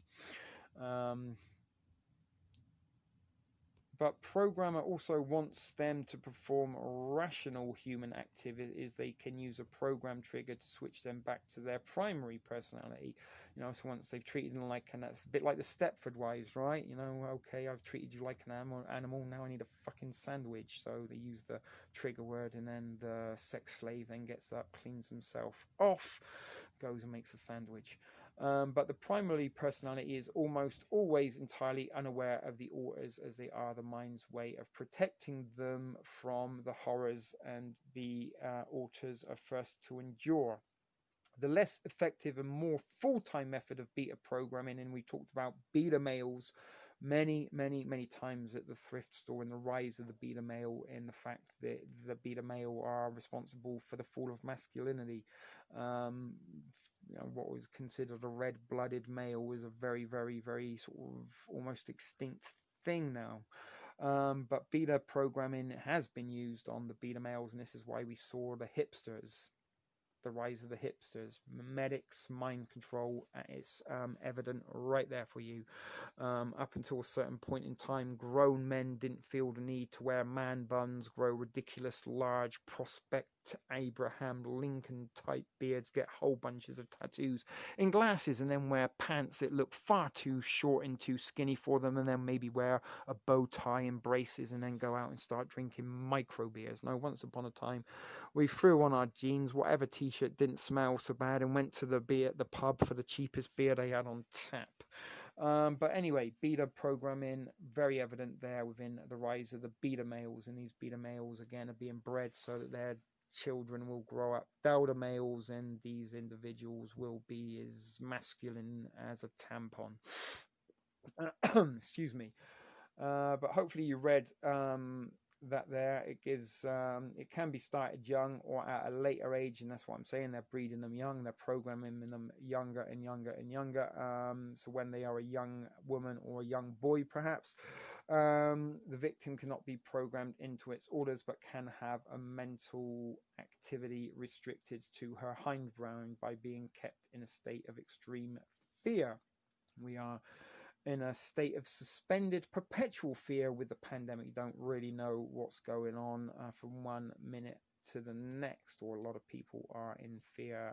And there we go, Catwoman, prime example of a lycra clad sex kitten there. And Batman, in his alter ego, used to chase around Catwoman, who was an alter ego of her own. And there's some sexy young teens dressed up as cats, probably going to a nightclub or rave, or maybe even some adult trick-or-treating where they give tuggies in return for crack or other party.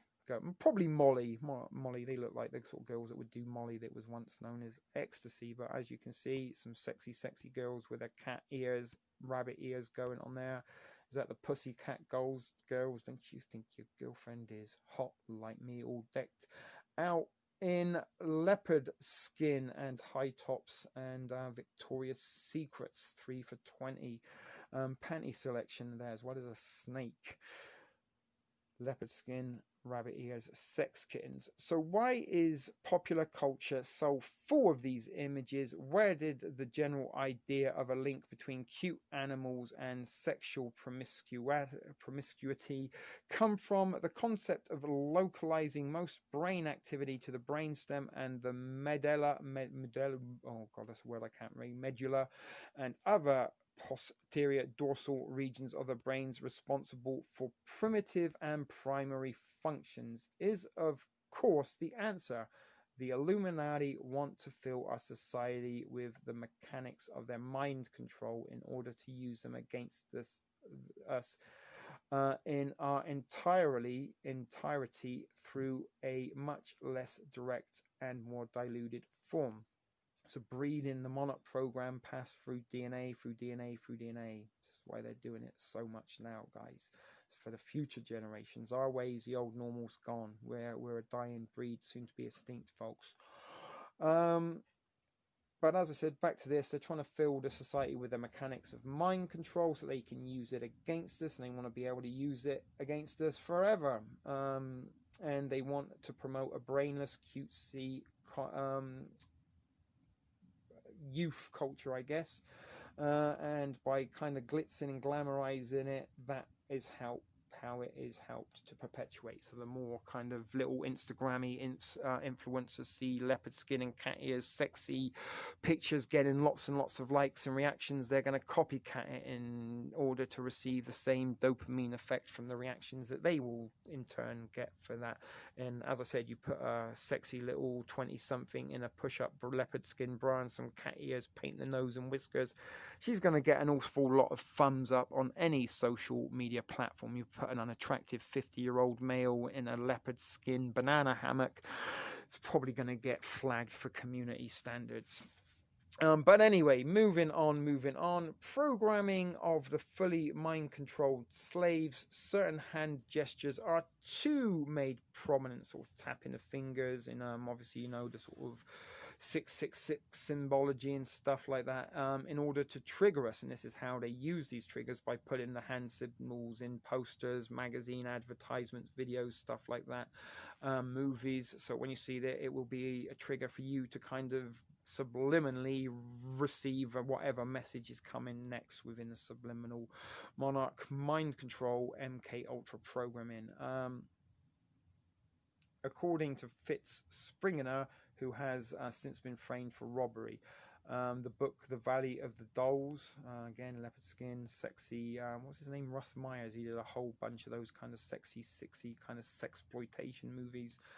But he's in jail. But the hand gesture known as the devil horns, or the mano cornutu, which is the, you know what I mean, like, I'm doing it, but you can't see I'm doing it because we're screen recording.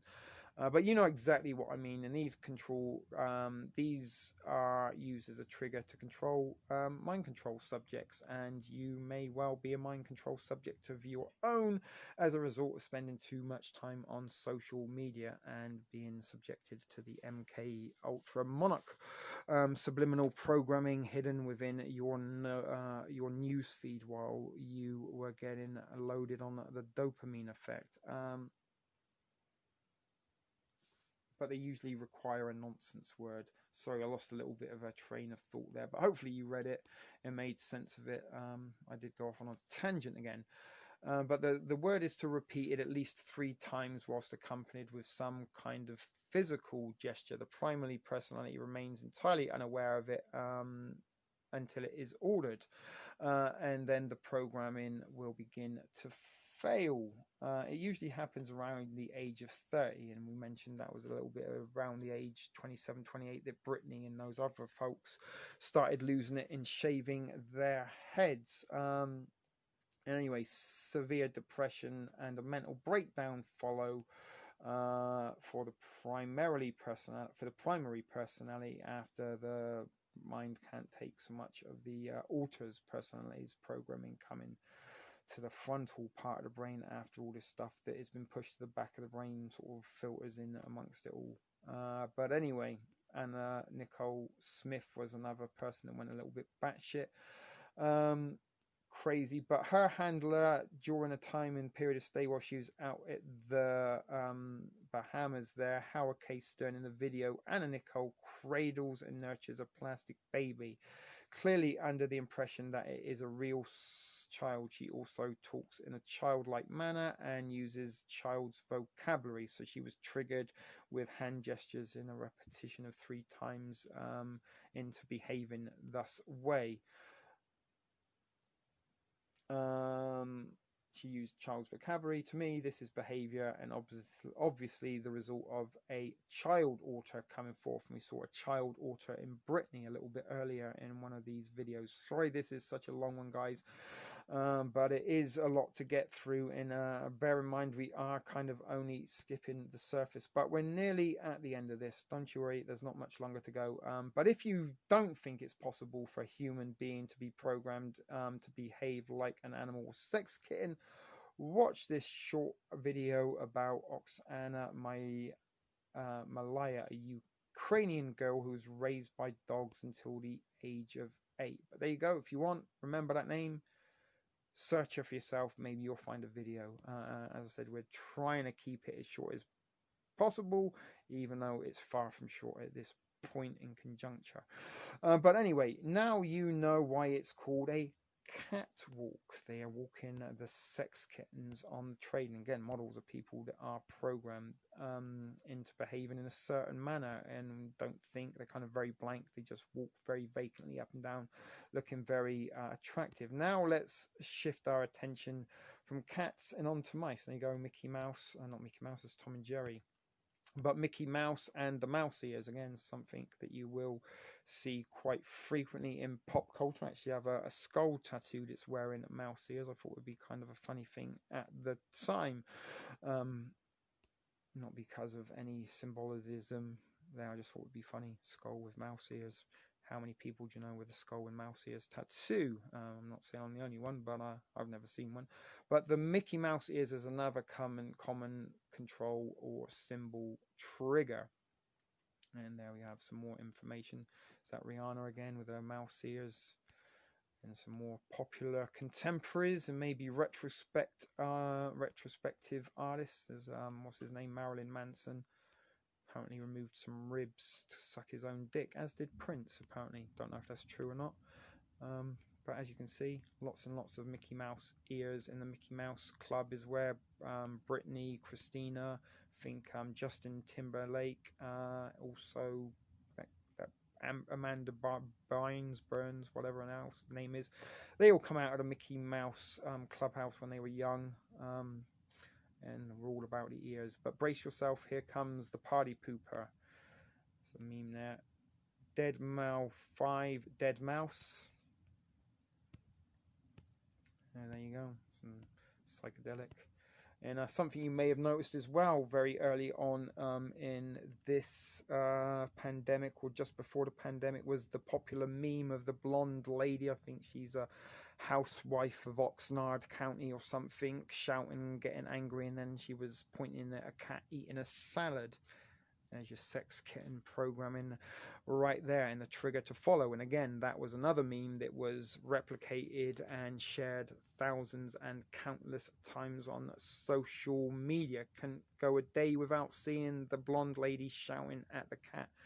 Programmatic symbolism there, or was it just coincidence that people really liked the cat shouting at the lady shouting at the cat meme?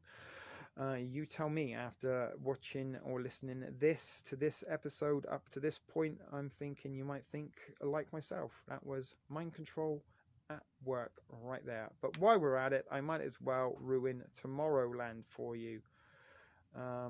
And is Tomorrowland part of the Disney World? I think so. Oh, it's a music festival, sorry. I thought it was one of the parks at Disneyland. But Tomorrowland is one of the biggest well-known festivals in the world. It's held multiple locations, Belgium, Brazil, and the US, a little bit like Pride. goes on the road in Pride. I don't think ever stops. It's not a month of the year that goes by that it's not Pride somewhere in the world, but a similar sort of event to that, big celebration, carnival atmosphere, probably a lot of hookups and sexual activities, as well as a lot of drug taking going on there. And of course, when you're sort of surrounded in those big crowd carnival concert type festival environments, you will also be subjected to a lot of electromagnetic frequencies and sound waves through music will furthermore alter the mind's perception, which and it also the logo features a butterfly and an all-seeing eye. There you go, right there.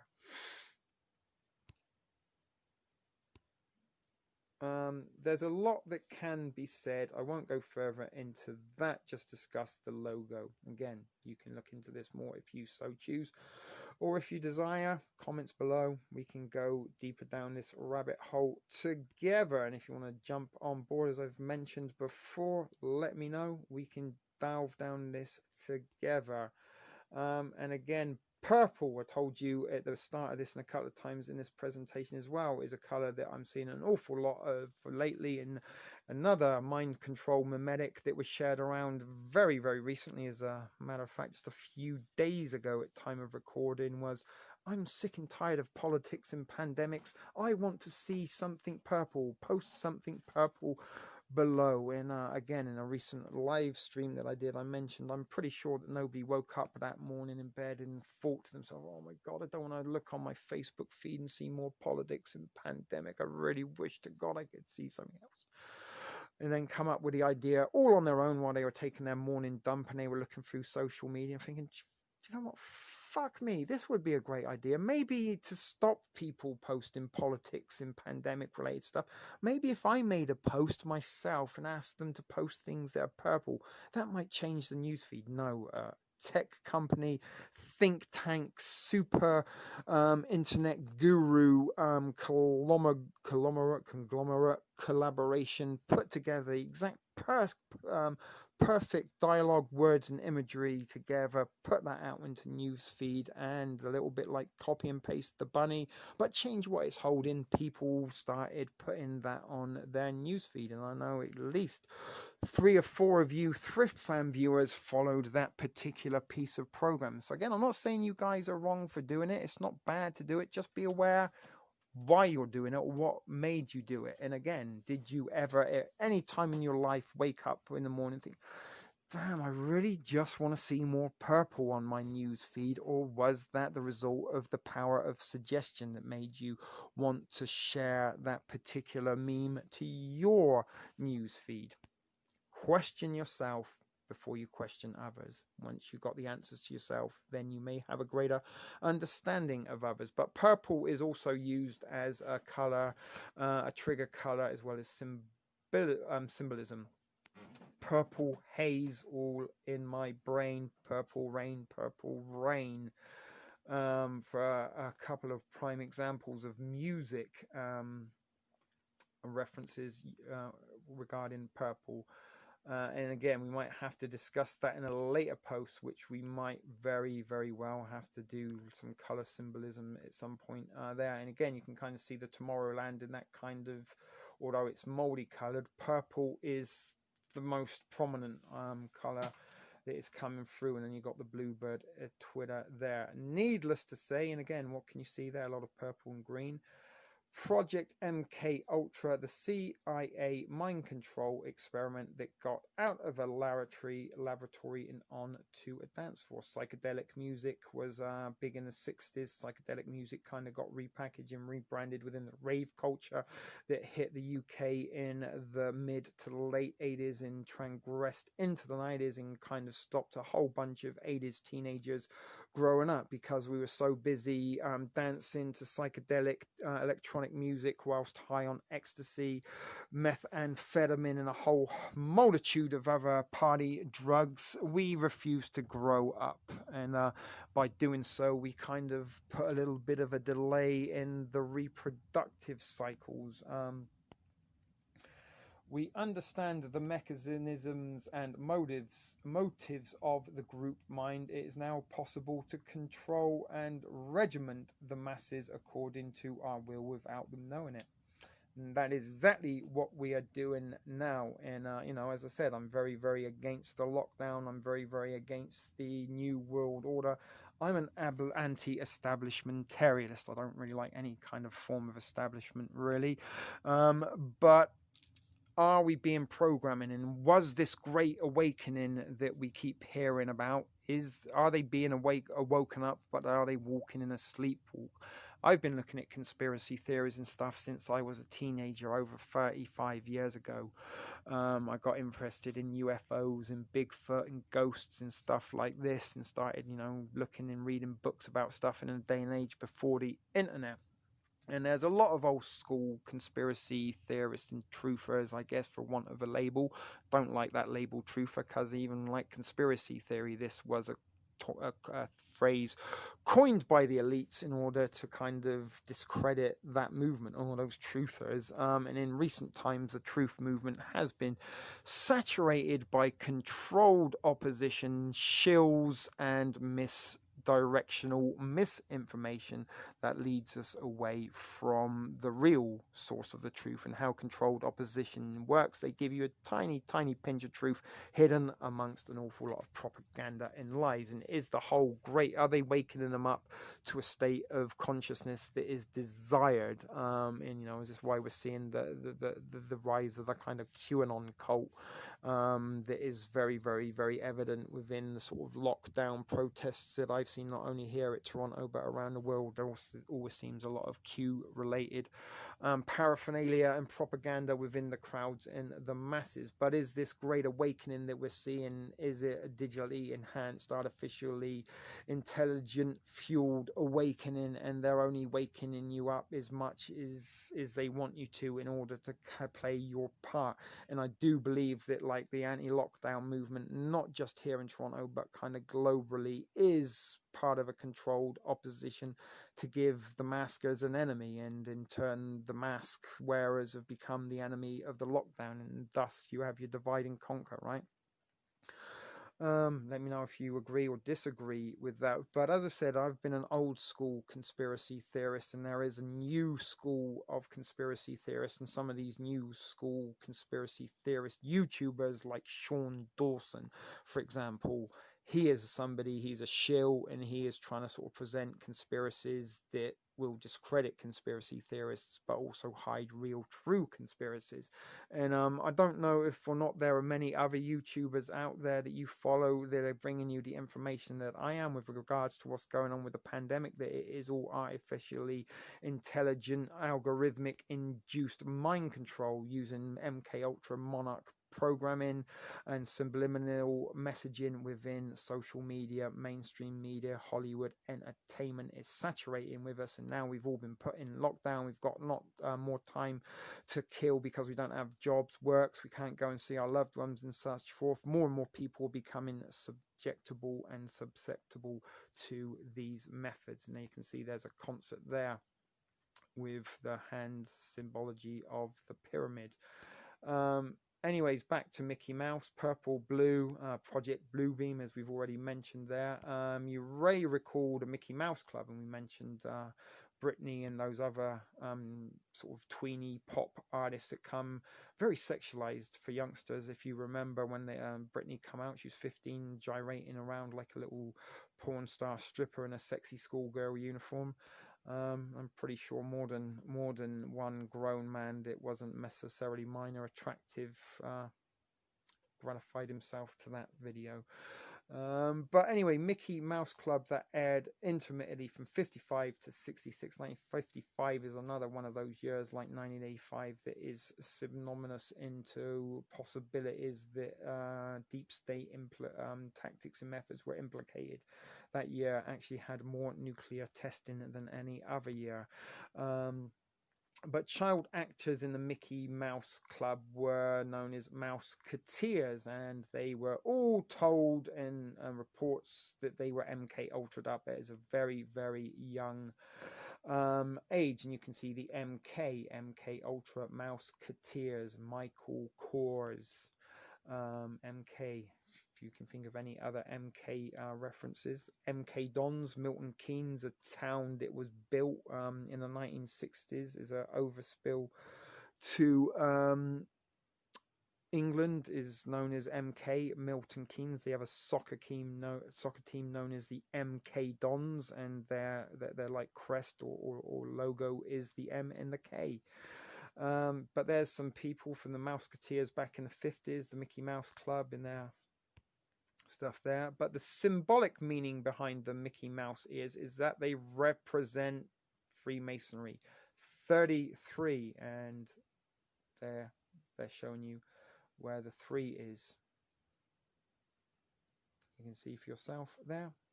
Leave it a little bit longer.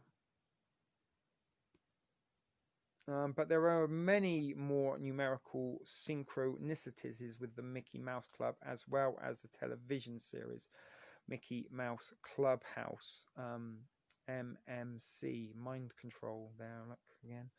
But not to get sidetracked, we'll leave that for another day. And as I said, this is a very, very long one. But we are getting close to the end. It is no coincidence that Mickey Mouse has a 6 and 5 letters to it, as this corresponds to Master Mason. Mickey Mouse is a representation of the Master Mason, and at the moment Disney Corporation pretty much controls every piece of mainstream entertainment channel you could imagine. They own Star Wars, they own Fox, they own ABC, you name it, Disney own it. And that is because they're the Master Mason. But anyway, to further prove to you that the 33 is on the ears is no coincidence, allow me to point out that Disneyland has a private club called Club 33. It does. If you are a member of Disney, or you have an annual membership or something, I think you can go to Club 33, which is a secret kind of, it's there in Main Street, Disneyland. There's like a secret door, and you go in there, and there's like a very, look it up. I've seen some videos on it myself. It's like a very strange kind of cultish clubhouse,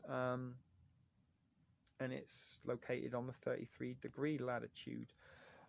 There we go. There's some 33 there, Club 33 logo. I will leave it up to you to guess who goes on at this private club. Various levels of resort experiences. There they have exclusive access.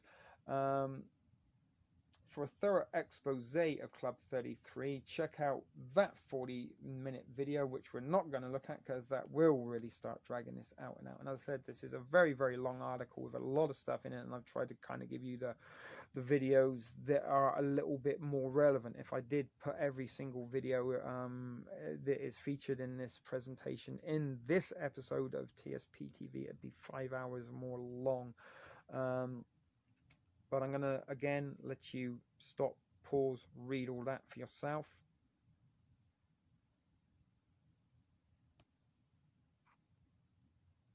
And if you want to get a quick picture of the dark underbelly of Hollywood, watch a video here that is no longer available. Wonder why it's not available, because they probably don't want you to see it. That's why. But now you've already seen the Mickey Mouse trigger, or the symbolism. It relates to the child author, and as a matter of fact, mind control is one of the core reasons why that word is so rampant. And this is what I'm telling you guys, that they are mind controlling your kids, and they're using rainbows and unicorns to do so. And some of this kind of content on TV that is designed for younger kids is quite disturbing, but it's an outlined, as outlined earlier, torture, including sexual abuse, is used to fracture the minds of young children in order to create authors trauma-based mind control. Once authors have been created, a young and impressionable mind can then be programmed. Effectively, programming a child's mind is akin to a blank computer hard drive that can be programmed with almost any instructions or software you want. And are we almost there? Butterflies. These children are chosen and programmed through torture, ritual, and sexual abuse, leading to multiple personalities. The victim stroke survivor is called a slave by the programmer stroke handler, who is in turn perceived as a master or god. About 75% of females, since every process a higher tolerance for pain and tend to disassociate easier than males, is why we see so many females used within Hollywood to implement this programming, and why they use more females as their candidates than males. It is why they do that. Because of the higher tolerance to pain, and it's easier for them to dissociate. Subjects are usually mainly for cover operations, prostitution, and pornography. Involvement in an entertainment industry is notable. Sorry, I got lost there. That was the words of somebody or other, and these are the words of B.F. Skinner. Give me a child and I'll shape him into anything.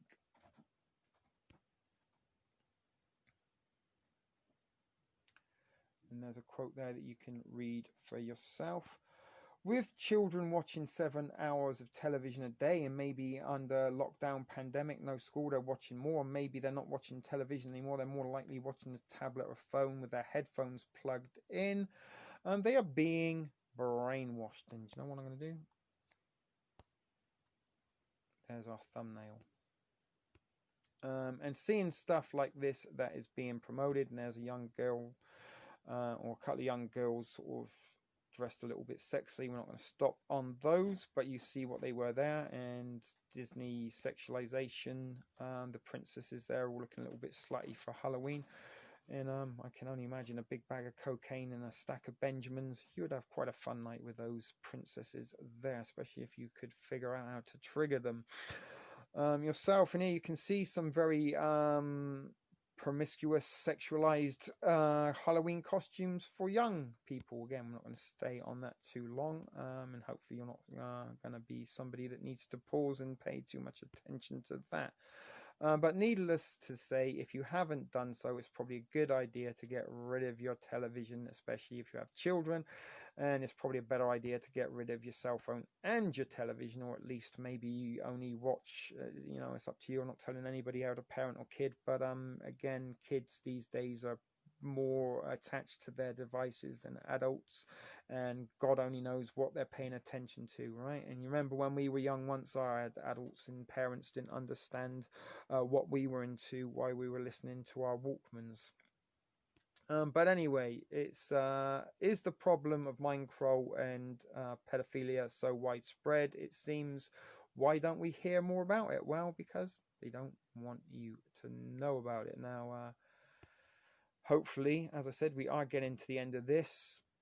By putting this video out there, some of you now know about it, and hopefully if this information is something you feel is important, you might in turn be inclined to inform other people about the information contained in this. And something I said before, that the information stops with you. If you share it or not, then that chain of information goes no further if you don't share it. And by no means is this pressure or a call of action to make you share this. By no means are you obligated to do so. If you want to retain this information for yourself, good for you. Self-preservation is primarily over than society preservation sometimes, but only through saving yourself can you save society. And do you want to be part of a society that is being controlled and manipulated by Monarch and MKultra programming through the devices we carry around in our hands that also emit electromagnetic frequencies that control the way we think, act, and behave? But as I said, we're getting to the end now. There are 6, the media is controlled by 6 corporations, one of them being Disney, probably now in 2020. Disney owns all of those corporations. All of those corporations are under the umbrella of Disney. And for the people involved in this also, who own the media, can easily twist the truth and defame anybody that talks. Corey Feldman and Corey Haim, two big child stars of the 80s. Sadly, Corey Haim died in some is possibly as a result of his Monarch programming breakdown, I think a drug overdose. But Corey Feldman, the remainder, the one that survived, he's talked for many years about the pedophile ring in Hollywood and the mind control and stuff like that. And he was defamed, discredited, and ridiculed by the media. So who do you believe, the media or Corey Feldman? I'm believing Corey, because after all, he was one of the Frog Brothers in the Lost Boys. It was fucking badass. But anyway, secondly, would anybody listen? Probably not. If you've listened and stayed paying attention to this part of this video and haven't been bored, because it's over 3 hours by now, I'm sure of it. I'm glad that you did, but I'm almost certain that an awful lot of people lost interest probably around 5 or 10 minutes mark and didn't get this far into the video at all. But if you did, thank you very much. I'm so glad that you did chose to pay attention to this, and it has made the many hours of recording all the more worth it. Although it's 3 hours or however long, I still got a little bit to go before I finish up here. However long it has taken almost twice as long to record it, and then I still got to edit this together at time of recording. Although when you're watching it now, it's already been edited, and hopefully is as enjoyable for you. But the reason for that might be a little something to do with cognitive dissonance, what we started out with this presentation as nobody wants to believe that this is actually happening, and it's not a lie if you believe it. Costanza mentality is a little bit cognitive dissonance example quoted there for you. And again, some people may not want it to watch this because it breaks their core belief, like, I'm not under mind control, how fucking dare he, I'm not watching him anymore, I'm gonna unsubscribe and leaves a fund, I'm not under mind control, how dare he, I wish he'd just unpack beans from the dollar store again, that's what I signed up for. No one tells me I've been under mind control, but you may or may not be thinking like that yourself. But again, this isn't a personal attack or directed at anybody in particular. I'd speak in when I say speak in the you sense, I'm talking to whoever may be watching, or you as a community, the Thrift Fam members there that do kind of tune in to some of my videos. I know there are a handful of you that do pay attention and do watch to the very end, and don't just watch the first couple of minutes, and sometimes maybe just leave a random comment to make it look as though you watched it. But anyway, we're not here to pick or anyone. I am just pointing out a lot of information that may help you understand what's not just going on with yourself and why you feel the need to suddenly share everything you see on your news feed, but also why people around you might be behaving in a similar manner. It's because you're under mind control, folks. And MKultra and Monarch programming, now that you've seen what I've presented to you in this episode, hopefully you will be able to be armed with a little bit of information that you can start seeing it for yourself in your news streams. But we're still not at the end yet. But another reason for that is something that will explain in his next post, which we're probably not going to look at, is that the public at large is so dumbed down that most will simply ridicule anyone who talks about the things that aren't on the 6 o'clock news. Something I've talked about, the dumbing down of society, and I mentioned suspended adolescence. What we started seeing in the 90s was, kids of the 80s, we grew up on Saturday morning cartoons. When we hit our 20s, once the 90s come round, we started watching The Simpsons, Family Guy, South Park, grown-up cartoons.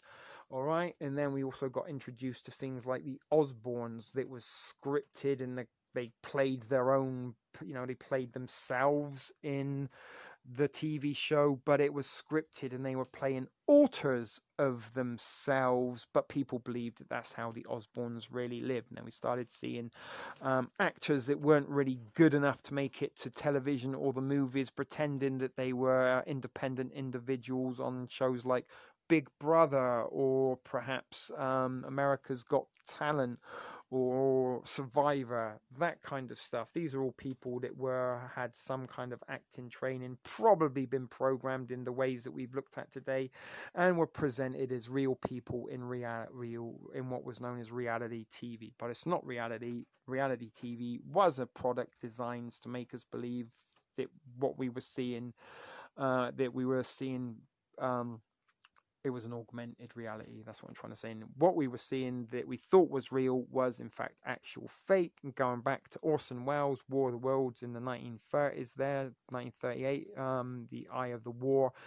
He produced and performed a dramatization of War of the Worlds set in real time and presented it as a news report that many people listening on the radio that didn't hear that it was a dramatization thought it was real, augmenting reality. And there's a very interesting little meme for you that should put it out, that all the chickens there in the battery factory where they're laying eggs, once they've done laying eggs they get sent off to KFC, and they're talking about the conspiracy. He's talking about it again, and they're all trapped and all think everything's normal, but the one person that is making sense is the one that is ridiculed. And maybe again, some of you who don't want to watch videos like this, who may be ridiculing me for suggesting such things, that might be you, the chicken in the cage. But the biggest factor, however, is that victims are literally programmed to be silent. And these involved in the music industry have taken a vow of silence. And if they start speaking about it, they usually end up dead. The vow of silence here. There's the finger over the lips. God, it's never going to end.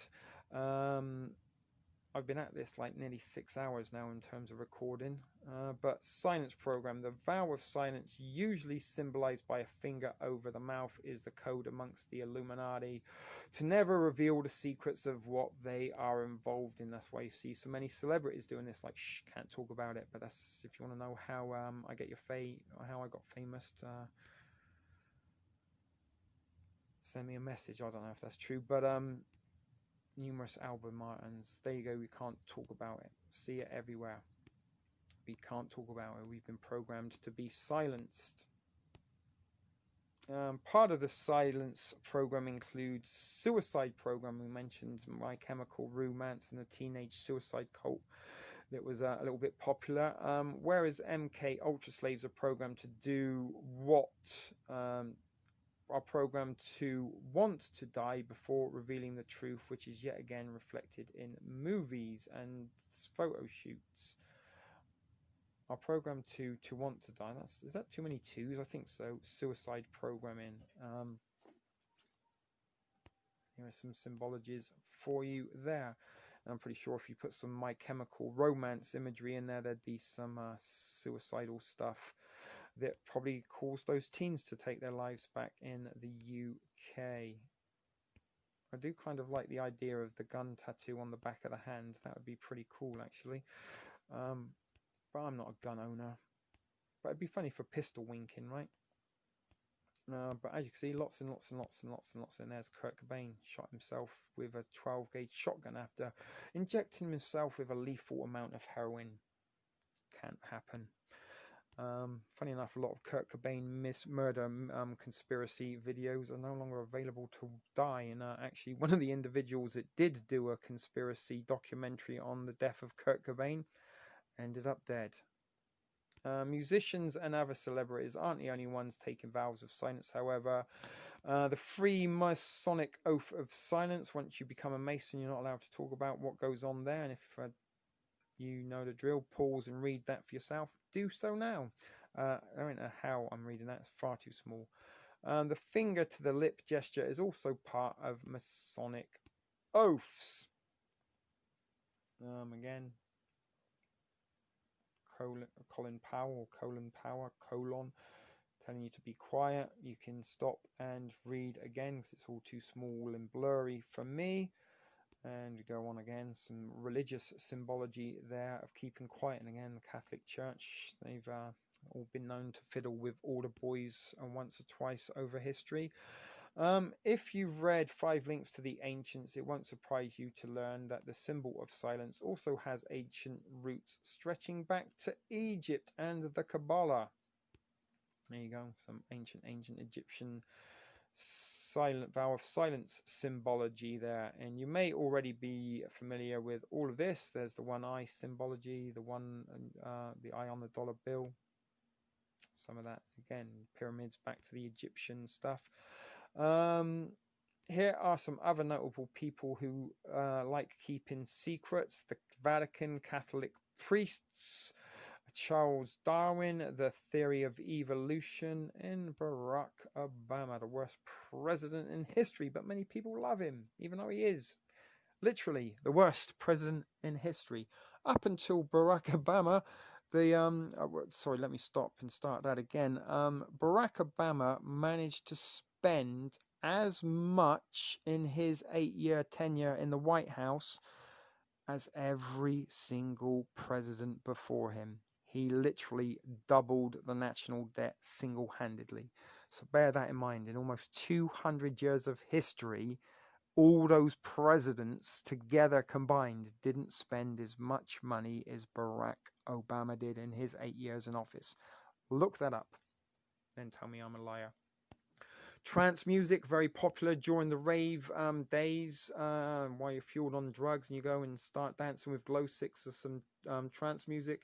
You can be there for 6, 7, 8 hours without moving, and while you're there, you will be subjected to the electronic frequencies that are symbolized a little bit there, coming out of New York, funny enough, where the Trump Tower is located, which is in fact a giant Tesla tower, something I've been telling you about. It's made out of all the things that you would need to make a Tesla conductor, including its own water source, water cooling system, bronze ceramic structure, and its built-in grounding device with the plants that are in the structure. But my experience as a mind control slave on White House Pentagon level was extreme. Who's this? Kathy O'Brien, very interesting lady to look into. I've watched quite a few of her seminars and presentations. She was totally robotic, had no capacity to think for herself, and she didn't have any free thoughts whatsoever. A little bit like people on my newsfeed don't seem to have the independent thought to choose if or not to share things. They just see stuff and they're sharing it, and I'm seeing the same stuff being shared by a multitude of people on my newsfeed. If I screen recorded my newsfeed every day, you'd see what I mean. But there are some private and personal stuff that some people put out there that I don't want to share, but I could quite easily give you an example of that if you really, really wanted me to. But take my word for it, it is very, very evident. And this is what I'm saying, that some of you are becoming totally robotic in your behavioral patterns, and many people in today's society are inadvertently robots. The droids and the clones. Remember Star Wars, the prequel, something I've talked about a lot. This is it. Maybe the droids are maskers and the clones are anti-maskers. And there's another 10-minute video we're not going to watch now. As I said, I really am trying to get through this quite quickly now, because it has been nearly an all-day event for me, and there's some individuals of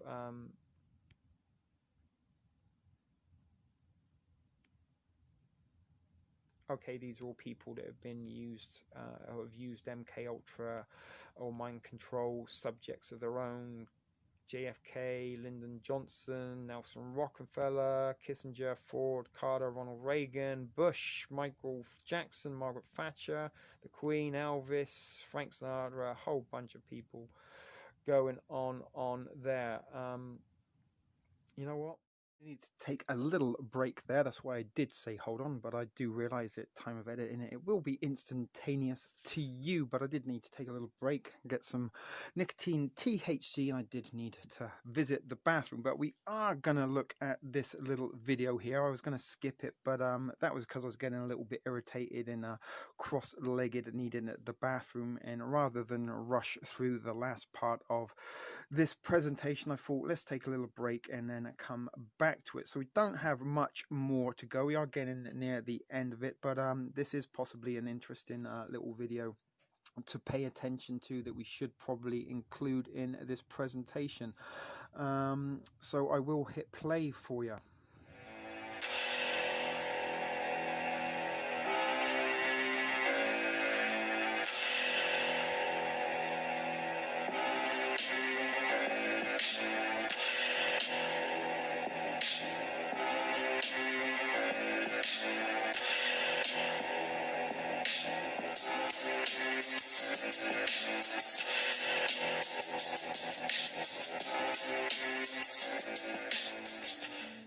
My name is Bryce Taylor, and I'm a 48-year-old native Californian. Until 1995, I suffered from a debilitating condition known as multiple personality disorder. In 1985, I embarked on the long and tedious, painful road to recovery. Through years of therapy and deprogramming, I completely reintegrated my multiple personalities back into my uniform core self, and through the grace of God, I am alive today to convey to you my true life experiences. This account of my remembrances will be so shocking and amazing that you may feel that you've entered the twilight zone. Until 1985, really, I thought I was living a perfect life. I thought I had a perfect childhood. I thought I had, perfect parents and family, and that my family that I married was perfect. It couldn't have been farther from the truth. My multiple personality condition resulted from what I had first thought in 1986 was solely sexual and ritual abuse. But as I began to remember and heal more of my hidden past, I realized that ritual abuse was merely the mind control, trauma base my pedophile father and others used to condition me for participation in Project Monarch, the Central Intelligence Agency's white slavery operation.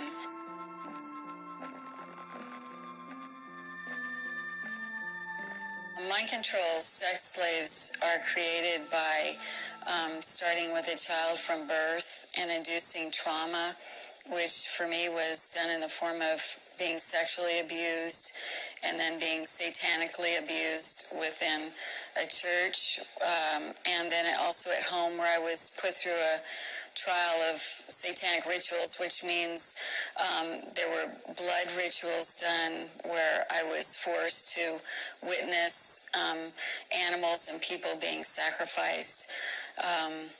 And then things such as in the church, I was sexually abused by the minister there. And a lot of it was a cover for pornography and then child prostitution that looked like I was going to choir practice, but once the doors were closed to the area where we did that, we were taken down the basement, and it turned into kiddie porn where we were being filmed. I was an FBI agent for 27 and a half years. At the time of my retirement, I was the senior special agent in charge of the FBI Los Angeles Division. I have been qualified in the courts as an expert on cults and satanic ritual abuse. I'd have to say that Bryce Taylor's story has been confirmed over and over again through my various sources. I also have contacts on the inside of the U.S. intelligence community. I have information from various sources that judges, law enforcement, prosecutors, attorneys, doctors, and many, many prominent individuals, including actors, actresses, professional football and baseball players, are involved in these type of activities. After I fled from California, I began having vivid, detailed memories of being used as a sex slave to some of our nation's highest level government officials. Among them were John F. Kennedy, Lyndon Baines Johnson, Nelson Rockefeller, Henry Kissinger, Gerald Ford, Jimmy Carter, Ronald Reagan, George Bush, and top entertainment professionals such as my owner, Bob Hope. The truth is that there are slave auctions that very elite people attend to be able to own and buy the best mind control slaves that money can buy. Frank Sinatra was Bob Hope's friend, and he actually was the person that was in charge of me a lot when I was in Las Vegas on assignment. I would be taken there to be prostituted to Elvis or to some of the other entertainers there during the shows. Dean Martin, Bing Crosby, Sammy Davis Jr., and all types of different situations. And I would be taken to different parties where they were at, where then I was prostituted, or they would make some pornography or something. The theme of the pornography filmed by Sylvester Stallone was sex with dolphins, and he was filming a lot of these young girls with the dolphins, and that was actually pornography that was shared with a lot of people later on.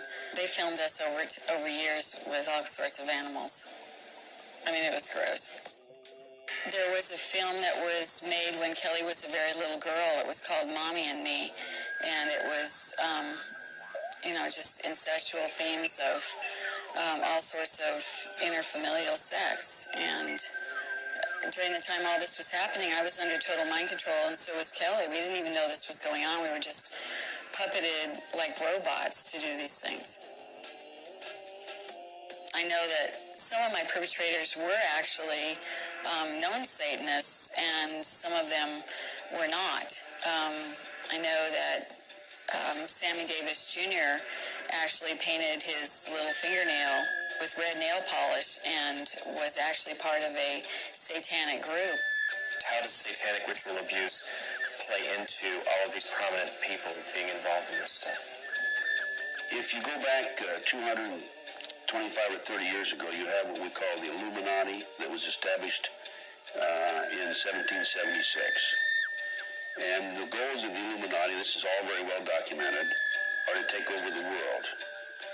One of the best ways of taking over the world is to control people's minds and to take over a country through the control of the minds. So what's happening in America, and based on my research and my interviews with numerous individuals, is that the powers that be, the higher-ups, the people in the Illuminati are using the satanic cults as a means and as a tool to condition individuals and to make them victims of the mind control, MKultra mind control program. There's probably close to 4 million practicing Satanists in the United States alone based on my intelligence information. Why was it that the Queen of England saw you as being the perfect candidate for genetic engineering? In a series of meetings that took place before Reagan was president, he took me to England where we had private meetings with the Queen. During those meetings, I overheard them talking about my genetic structure and the bloodline that would house that genetic bloodline. And she was very interested in having Ronald Reagan be the father of that child. They decided that I would be impregnated for later breeding within the royal family. It's an experience that still causes me a lot of pain, and although I was under mind control and wasn't really aware of this for years, consciously, the full ramifications of this, I had thoughts about this baby, and I was depressed, and I was sad, and I wanted him back, and I cried for months afterwards. They kept saying that this would further American diplomatic relations with the UK, and that I was serving my country at the highest levels by making this contribution. But the truth is, it was not my choice, and I didn't make a willing contribution of my own child. And I'm hoping that my child, my son, will know who he is and will wake up. If the Queen would be watching this show right now, what is a message that you would want to give to her? I would just like to tell the Queen of England that whether a person's under mind control or not, that no one has a right to take a child from someone, and that if she didn't know I was under mind control, that I would, understand, but that, I would just appeal to her as a mother and ask for her cooperation in this situation, that I could be at least reunited with my son.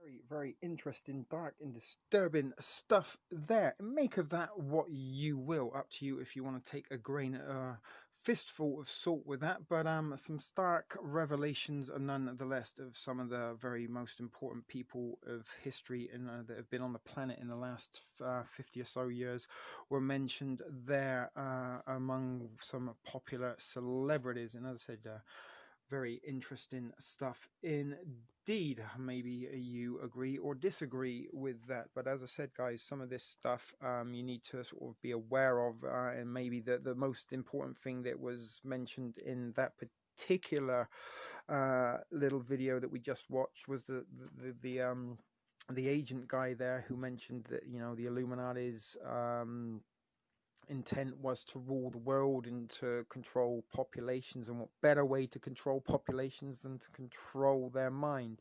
And that is what I am seeing and beginning to believe and suggest is going on now, that the mind control is rampant, and the more people that have been isolated, put out of work, made non-essential, that are afraid, they're the prime and perfect candidates for brainwashing. And have they been brainwashed enough to now start acting out their programming when they see triggers that they will react to? But as I said, clearly the problems with the mind control are persuasive in all levels of Hollywood, business and politics. And given that the guilty parties aren't the same people who control the media and politics, it's no surprise that these shocking truths never get disclosed. Well, except for those crazy conspiracy theorists who are never up to any good. There's a picture of another conspiracy theorist there. If or not you think I'm up to no good by bringing you this information, let me know. But as I said, guys, some of us out there that have been conspiracy theorists for a long time are starting to see a lot of the stuff that we read about and probably maybe not took too seriously or dismissed a little bit, or as I've just mentioned before, took with a pinch of salt, is now coming to the fact that shit, this is a very hard pill to swallow. And when you are forced to eat shit, it's best to swallow and not chew. But anyway, guys, it has been, as the author's saying here, it has been some pretty sobering information, and that might be a little difficult to know what exactly to do about it. So I'll finish off with this point. Let's consider why this subject is so important to you and what you can do about it. And again, I kind of concur with the author here as to why this is important, because if you don't understand these methods in tactics that are used in regard to MKultra and to monarch programming, and don't understand that these are not just used for random individuals, that they need to kill John Lennon or shoot JFK or whatever, they are trying to make us all Manchurian candidates. And maybe we're not all going to go and assassinate public figures, but they want us to behave in a certain manner according to their narrative. And this is what I'm seeing in society today, that we're copycat mimetic mind control on social media alone. Social media is where pretty much society exists these days. You know, people don't really go out and about. I mean, they do, but under lockdown conditions, it's lessened and more people do take to social interactions. We've been encouraged to use Zoom and Messenger instead of going and meeting people.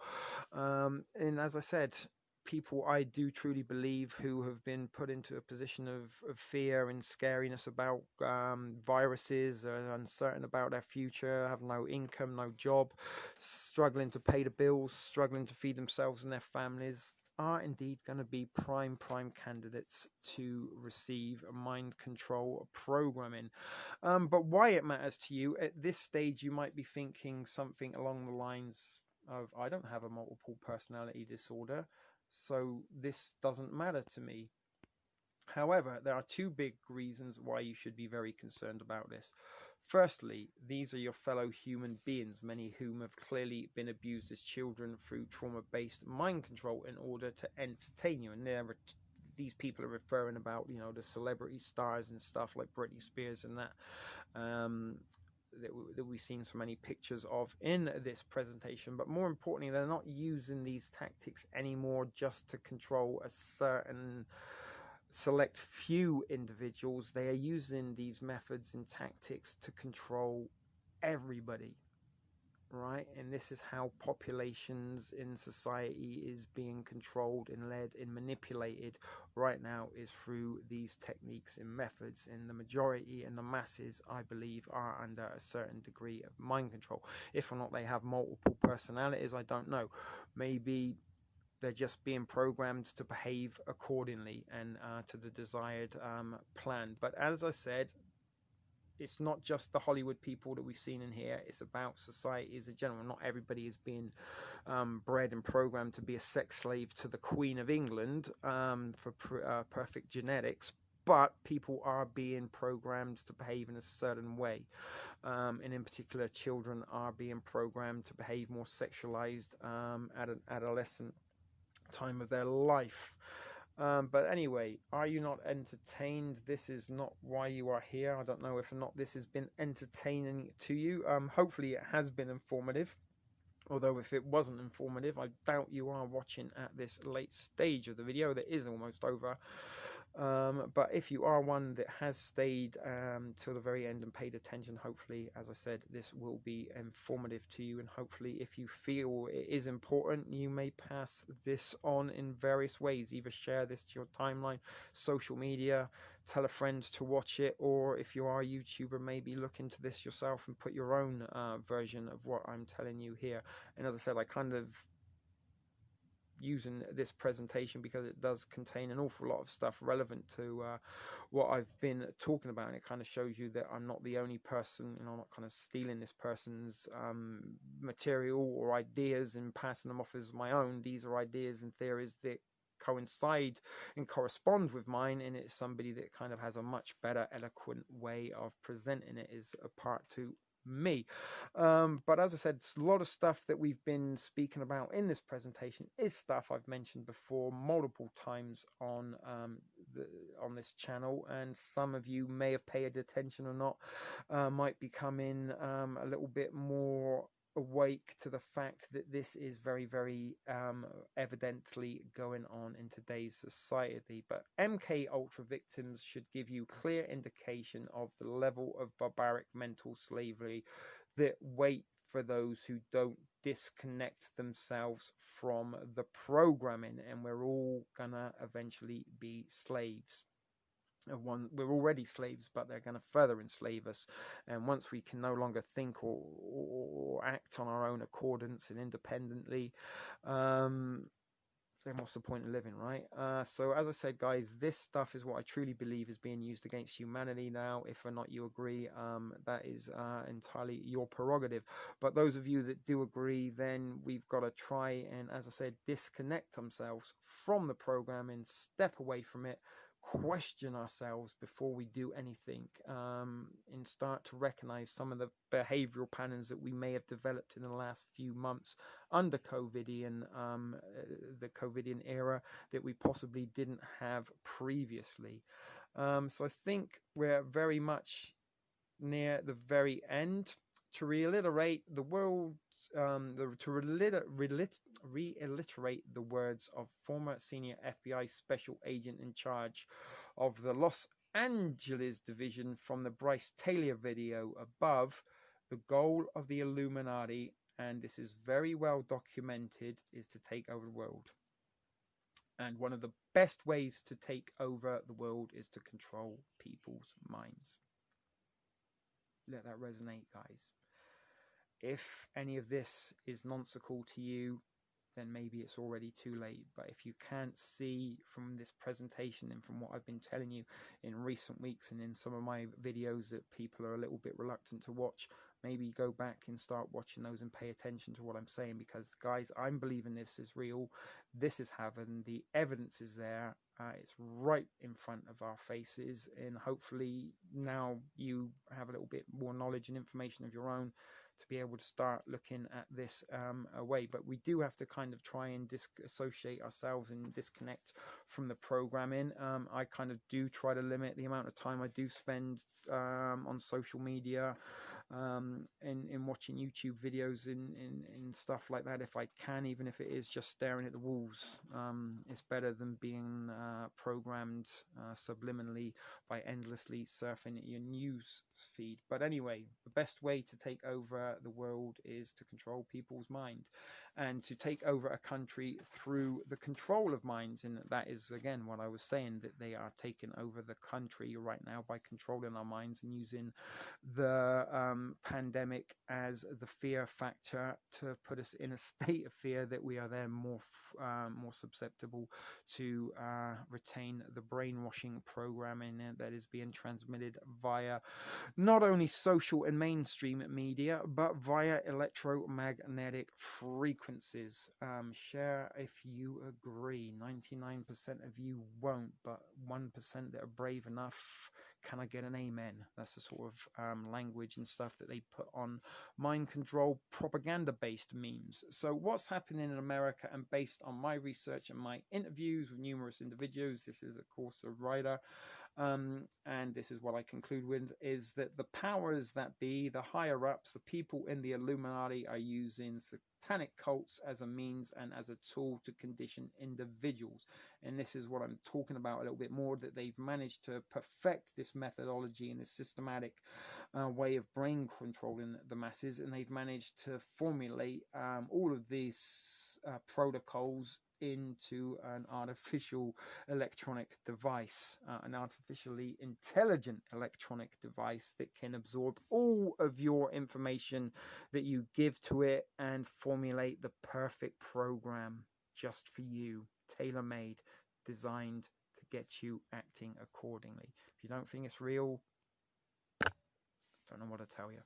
But anyway, it's highly noteworthy that this type of program will have a huge and literal implications when augmented reality and transhumanism becomes more prevalent. That's what I'm talking about. We're already living in a sort of augmented reality with the COVID pandemic, and we talked about Pokemon Go as being an experiment of augmentation, being introduced into reality and having people chase around augmented life. And again, in 3 years, technology has grown exponentially. So, as I said, we have an augmented reality that is already here and will only grow and grow. And transhumanism, we're gonna, we've been wearing electronic devices on our person for decades now. We have multiple electronic smart surveillance monitoring, advanced research technology within our house and on our person at any given time, that can also be used as a device to transmit not only mind controlling frequencies, but deadly frequencies that can produce heart attacks and seizures and strokes. It can happen, guys. But anyway, this is where we're heading, towards an augmented singular reality, and if or not we will evade or avoid this eventuality remains to be seen. Unlikely, but a few of us that are left with independent thought, we are the resistance, guys. We've got to start find ways to fight back and protect our individuality and our independence. But as I said, transhumanism, augmented reality, this is stuff that is kind of already here. And although it may not be common commercialism, or there are transhumans, people that have metal chips and nanotechnology injected in them to help stimulate the mind and control the mind. If you want to avoid becoming 100% digitally controlled sex slave for the people of Joseph Mengel's ilk, then you might want to wake up in a hurry. And I'm not saying you're going to become a sex slave for the elite, but things like Tinder, there's another one called Grindr, sex slaves, people that are just putting themselves out on social media looking to get laid. Basically, no one's looking for deep and meaningful, long-lasting relationships. And all this, Huxley in A Brave New World depicted a very promiscuous, non-monogamous society where you weren't allowed to have sex with the same person twice, and as well as Logan's Run, which is very, very, very similar content and themed to A Brave New World, sort of very, very hedonistic, sort of androgynous, is that the word? You know, sort of boys slept with boys and girls slept with girls, and everybody slept with each other, group sex and orgies and all that kind of stuff. And Logan's Run even predicted a crude version of Tinder within 1970s sci-fi fantasy. But anyway, you're not necessarily going to become a sex slave, but you might become a slave to the elites one way or another, as some type of drone worker, perhaps. I don't know. Because, as you have seen through this post, the exact same mind control techniques that have been used in Project Monarch to program a mind controlled celebrity or covert operative, they are being used against you every single day. And that's what I'm saying. They didn't use and put all this time and effort and money into research and experiment in how to use this just to use on a handful of individuals. The handful of individuals were the guinea pig test lab rats that paved the way for mass mind control to be implemented through mainstream and social media. And as I said, it is being used on you every single day, and hopefully you've been armed with a little bit more knowledge than before you started this presentation that should give you ammunition to be able to fight back a little bit, or in whatever way you deem fit. But to conclude, first of all, as promised, there's a reward for working your way through this. It's a cat and dog video. Look, there you go. I'm pretty sure some of you will be going, oh, look at the cat and the dog. So there you go. There was your reward. To summarize what we've read, we were introduced shortly to MKultra. The Nazis, paperclip, yada yada, whoop de woo. We've looked at the prime focus of Project Monarch and how they create identity disorder and alter ego triggers and behavioral patterns. We've looked at some of the symbols, the bluebird, the butterfly, the Mickey Mouse, the white rabbit. We've looked at all sorts of things, and we finished up with a short look at why this matters at the very, very end. And there is the conclusion, and here are some hints and tips for you to maybe break some of the programming and get away from the mind control of your own. Be proactive in helping those affected, such as sharing information about it with others, just like I've done. And as I said, this is now 7 hours into recording this, although it's not 7 hours long for you. It is well over 4 hours long. And I promise you we will be wrapping this up very, very, very, very shortly, you guys. But as I said, be proactive. Start thinking for yourself. Start researching for yourself. Stop sharing everything you see on Facebook just because it had a lot of likes and it's been shared millions of times already. Be different. Go against the grain. 2, if you want to learn more about the program itself, then you can continue to deprogram yourself from the lies, and you can do that by researching more on your own time and leisure and when you feel. And as I said, you can, once you have enough research and you understand it yourself, you can start seeing those patterns and traits in yourself, if or not you may have them, and you can go about, if you choose and want to, removing those behavioral patterns from your daily routine. And as it is becoming the norm, and we are being introduced to a new norm, and this is the norm, the new norm that they're passing out, total subservience under induced mind control. I'll leave you with a final video to watch, but before that, here are some recommended sources. If I'm not, I copy and paste that and put it into the description or not, I don't know, but here are some books. Again, stop and pause if you want to find out some more informations on your own. And as I said, if you want, give me a hit up in the comments below and say you're interested in collaborating, or let's work on a little bit more.